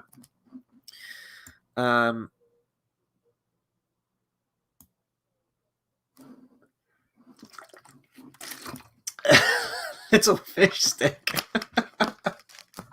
That's it. That's the meme line from that's the line from this movie for me. That and Batman saying, "I will fucking kill you." Like, I will fucking murder you, Joker. It's just like, no. There are some lines that Batman should never say, and that is, "I'm going to fucking kill you." Thanks, Chris Terrio. The Life of Brian. Worst thing is, it's basically the same movie, just longer. Exactly. And that's what we all said. That's exactly what we said. Joyce says, I finished work and this is still going, Christ. Yeah, I know. I need to jump off soon to get things ready for the next stream. We are streaming later tonight at 8 p.m. Hopefully 8 p.m. We might have to push it back a little bit if I don't get everything edited on time for it. But my whole day today has basically just been channel stuff. But we're going to go live later on tonight, 8 p.m. GMT. We're running a series called the Cinema Savvy Awards, where it's kind of like a fun little Oscar thing we're doing in the lead up to the Oscars, where we pick a category each week from the Oscars. Tonight, we're doing Best Animated Film. And that's me, George, and Tate, Mr. Taten in the comments from earlier, if you saw that. All three of us, we have 3 picks, and then we pick a winner of our favorite animated film or favorite whatever it happens to be from that category of the Oscars. So that's going to be tonight. I am going to have to dash. I'm going to give it 10 minutes because I'm not going to end it on a 4-hour 47 stream. I must be crazy. So we'll go to 5 hours if we can. If we still get the comments coming in, I will go for 5 hours and I'll end it bang on the dot if I can. Which is going to really annoy me if I end it on like 5 hours and 1 second. Hopefully it won't come to that. Yes, so that's the Oscars thing. That's the send in for the voucher. There's like a Google sheet, like a spreadsheet. Just fill that in with if you bring up like a list of all the Oscar categories and who's been nominated this year, your first and second choice for each of those categories, your predictions for the Oscars, save it, email it across to us, and we'll bank all of those, and then we'll see who gets the most points on the night, who gets the most correct, and whoever gets the most correct will win that £15 Rakuten voucher. Justin, movie sucked. I think the only way to restore the DCU is Batman and actual Robin. That's the thing. Like, they're mentioning Robin, and I know that Robin's been set up, but again, imagine if you know, I talked about that Marvel model. I'm not going to go all through that again, but if you had like a standalone Batman film, and then your second film, maybe you introduce Robin, and then you go through the Bat family. You have Batgirl, you have Robin changing into Nightwing.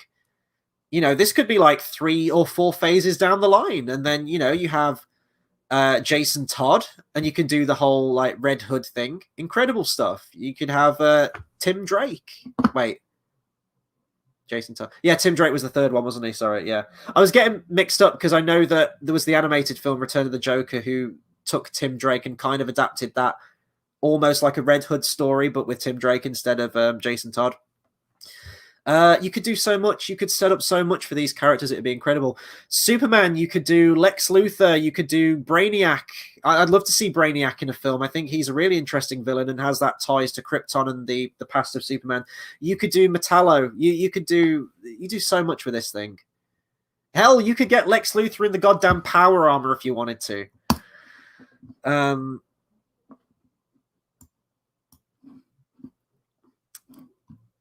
Biffa the Hobbit says, "What is your timestamp?"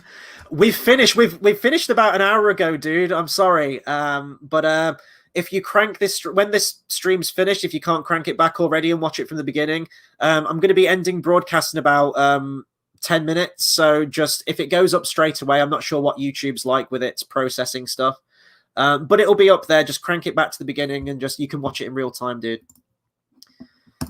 Justin says, good video, subs, thanks for the entertainment. You're welcome. I'm glad I could entertain you in my own humble little way for the best part of half a day. Not half a day, Christ. Can you imagine if we had a 12-hour cut of Justice League? Hopefully the sequel won't come to that, Christ. JX says, well, it's the same movie as in the same things happen, but the story under it is different. See, I don't think the story is fundamentally changed. I think it still ends in the same way. I do think there is more... I won't say more gravitas to the villain. I still find Steppenwolf, Darkseid, and Desaad fucking boring in this film. I'm very two-dimensional. But at least there's a shred of a reason for Steppenwolf doing what he's doing. I wanted to see them go more into that dynamic where, you know, Steppenwolf at the beginning says that he's sort of been cast out by Darkseid. I wanted to see more of that, uncle and nephew dynamic between them, and Steppenwolf trying to be brought back into the fold, and either to gain power and usurp Darkseid, or just to be like a kind of cur, bowing beneath Darkseid. That stuff was really interesting. I think if they'd have gone into that family dynamic more and played up more on that drama and that power struggle going on between Darkseid and Steppenwolf, I think that would have saved Steppenwolf for me. Because you would have fundamentally understood why he's doing what he's doing. As it is, you kind of understand more in this why he's doing what he's doing. But that's one scene and like one sentence. And then he's just back to being two-dimensional villain. I think the ingredients were there to do a compelling villain with Steppenwolf. I think you just needed to go into it more. And you had 4 hours to go into it. And there's no excuse for not doing that. We get mired in like this mindless CGI action with stuff. And teasing stuff for future films, and we don't sort of focus in on making this film as solid as it can be. What was that explanation for Wonder Woman's death and Darkseid Steppenwolf consoling Superman? I'm not sure what that is. Oh, wait a minute. Yeah, so early in the film you saw the Amazonians, right? And I swear to God that was Wonder Woman on like a funeral pyre burning. It looked like Wonder Woman. I might be wrong. Maybe they were doing a funeral for that one who got crushed underneath the horse, because she kind of looked a little bit similar to Wonder Woman. But I thought that was Wonder Woman on that funeral pyre, so I've no idea what they're getting at there. They could do Injustice story with Superman killing Joker as he tried to kill Lois Lane. Absolutely. It looks like that's where they're going with it, but I would have liked a bit more of a setup and a bit more clarification. It feels like a lot of people that know that story from the comics or the video games or whatever it happens to be just immediately take that and go, oh, I immediately know where that's going. And I know elements of where that's going, but for average moviegoer, you got to explain shit. You got to build up to stuff, Things have got to mean things. I wonder how much shorter this would be if all the slow-mo was real time. Someone needs to do that. Someone needs to do a real-time edit of this film and see how much time it can shave off. Arthur and Diana killed by Superman. It just felt so random, the placement of that scene, though. So random. Okay, I've made it through all of your comments. If that's everything, it looks like we're kind of winding down now. Oh. When did Wonder Woman fire burning happen? I never saw it in the film. I don't know the timestamp off the top of my head. People back me up here. Was I the only one that saw that? I could have swore that was Wonder Woman on a funeral pyre. I'm not misinterpreting that, am I? Was that just like a random Amazonian's funeral? Or was that Wonder Woman? It was very confusing to me. Maybe someone can just clarify real quick in the comments for me.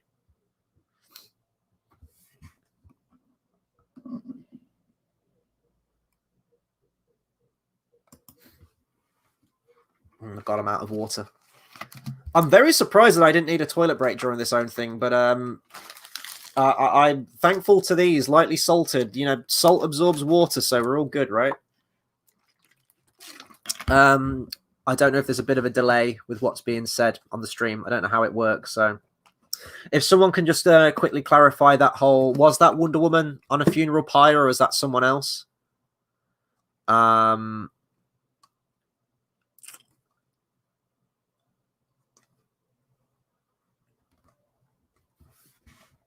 JX has said, I wonder if part 2 could be fan edited. Oh yeah, no, okay, yeah, it was Wonder Woman on a funeral pyre. It was future where they lose and she's killed by Superman like Arthur. Whose vision was that? Because that wasn't a Bruce Wayne dream sequence, was it? Was that Cyborg seeing the future at that point, or was it? I kind of lost it a little bit at that point. I wonder if part 2 could be fan edited. Oh my God, Jamie, you absolute fucking trooper. Of the film, he's got the timestamp there for you. It's 2 hours 36 and 44 seconds. That timestamp right there, Deadshot. If you want to check that out with Dead Wonder Woman. So I'm just going to leave that on screen a little bit just so Deadshot can see it. Once you've got it, dude, let me know. Just drop me a comment and I'll take it off the screen. But yeah, going back to JX about whether you think that a sequel of this could be edited, I don't know, because you'd need a lot of dark side, and I don't think you've got you haven't got enough dark side fundamentally. I think you could probably do the Injustice story, because you've got that whole chunk from. I think it would be short. It wouldn't be a 2-hour film by any stretch of the imagination. You could probably eke it to like half hour maybe, or like 20 minutes. But you've got that stuff from the first film, well, Batman versus Superman, and you've got all the stuff from this too.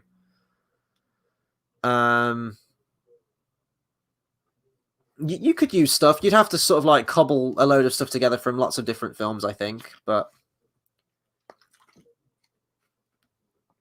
maybe get some Mad Max Fury Road stuff in there for the desert.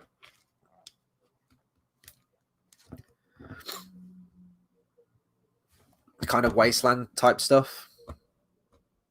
Okay, sorry, that's cool. I'll take that off screen. Yeah, okay. So I'm not going to end it at 4:57. I am going to go to 5 hours. So I'm going to tread water. I'm going to just sort of run my mouth a second. I will keep an eye on your guys' comments. I guess this is sort of. Oh, I feel like that was. Sorry, I feel like that was Wonder Woman. Yeah, me too. It didn't feel like it was a dream sequence, though. Like, at least the last one, you sort of had the bookend where Bruce Wayne snapped himself out of it. I don't think anything set that up, though, at that point. I don't think it was a vision by Cyborg. I don't think it was a vision by Bruce Wayne at that point. I might be wrong because I was sort of like flitting between comments and sort of like the film in drips and drabs. So, I mean, if you could let me know if that gets a setup. I am going to quickly blast over the socials, though, one last time, because we are coming up to the end of this thing. Once again, though, I want to thank everyone that has jumped on, either periodically or has been on since the beginning of this thing. You guys are incredible. I can't believe you stuck with me for 5 hours. This is mental. I honestly wouldn't have been able to do it with you guys. I don't think I would have had the mental strength to do all this on my own if I was doing a solo thing with no one to talk to. That being said, you guys have already, but I want to continue the conversation after this stream's done. You know, the live chat's great, but I also love replying to comments and seeing comments. So I want you to comment below after this video is done with your thoughts on Zack Snyder's Justice League. Maybe you're going to give it multiple watches. Maybe you're going to see what worked and what didn't. Compare it to the other one, the Joss Whedon one. And did you like this film? Did you not like this film? Was it everything that you'd hoped for? Was it more than that? Or did it let you down? Anything regarded to this? It is going to be an open discussion. So please do keep, like, you know, everything respectful in the comments. Let's have a conversation about it because it's all good. Please be sure to like, comment, share, and subscribe if you haven't had enough of my beautiful face and my hopefully somewhat okay commentary on this film. Please do subscribe. As I mentioned earlier, oh my God, I'm losing my voice. As I mentioned earlier, we're very, very close to a lot of our goals that we want on the channel. We want to try and get to that 2K subs if we can. We're so close, so you can make that happen. And once again, be sure to find us on our social media. So I'm going to have that running along the bottom, but you can find us on Facebook at Cinema Savvy, Twitter at cinema_savvy. Basically, you can keep up to date there because this was kind of a last minute thing, a decision to do this live watch along today. So there we'll have times listed for all of the times that we go live and everything that we've got planned and coming up on the channel. We're also on letterboxd.com/cinemasavvy as well. You can find just like an easily viewable list of every review that we've covered on the channel, every film that we've talked about. And also, once again, we have a TeePublic link in the description down below for the merch. Also in the description down below, once again, that giveaway that we're doing at the moment, the £15 Rakuten voucher. All information about how to send that in to us to enter that is all in the description down below. We are covering so much stuff on the channel recently. I'm just going to sort of blitz over quickly what we're doing on the channel. It's not necessarily DC, but there's a lot of other comic book stuff going on at the moment. So tomorrow, oh, actually, you'll also be able to find a review that we've done today. I've kind of gone over time, but an hour ago, you'll be able to find our spoiler-free review on Falcon and the Winter Soldier, which is the new Disney Plus Marvel TV series. We were given an early screener for that, so check out a spoiler-free review on that, and we will be live tomorrow night at 8 p.m. GMT for our spoiler-filled discussion on Falcon and the Winter Soldier Episode 1. That's going to be a weekly thing, same time every single week. We also have a Infinity Saga retrospective going on at the moment, so that's George hosting that one. Every Monday, Wednesday, and Saturday, you can expect a new entry, a new review and discussion on each entry of the Marvel Cinematic Universe that covers the entire Infinity Saga, all the way from Iron Man to Far From Home. What else have we got? We have the Cinema Savvy Awards Thursday at 8 p.m. every single night, including tonight, which is in 3 hours' time. I really need to get all that stuff edited in time. And what else do we have? We have retro reviews as well. So we are going to be drawing that to a close very soon. So on Tuesday next week, we'll be doing True Romance, which is the Tony Scott directed film.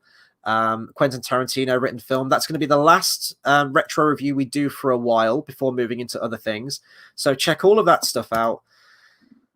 I'll just check the comments one last time. I think that's it. Right. So once again, guys, huge thank you to all of you. And yeah, couldn't have done this without you guys today. Hope you're all staying safe. Hope you're all doing good. And yeah, hopefully you all had a good time. So until the next video, I'll catch you guys next time. Thanks for tuning in.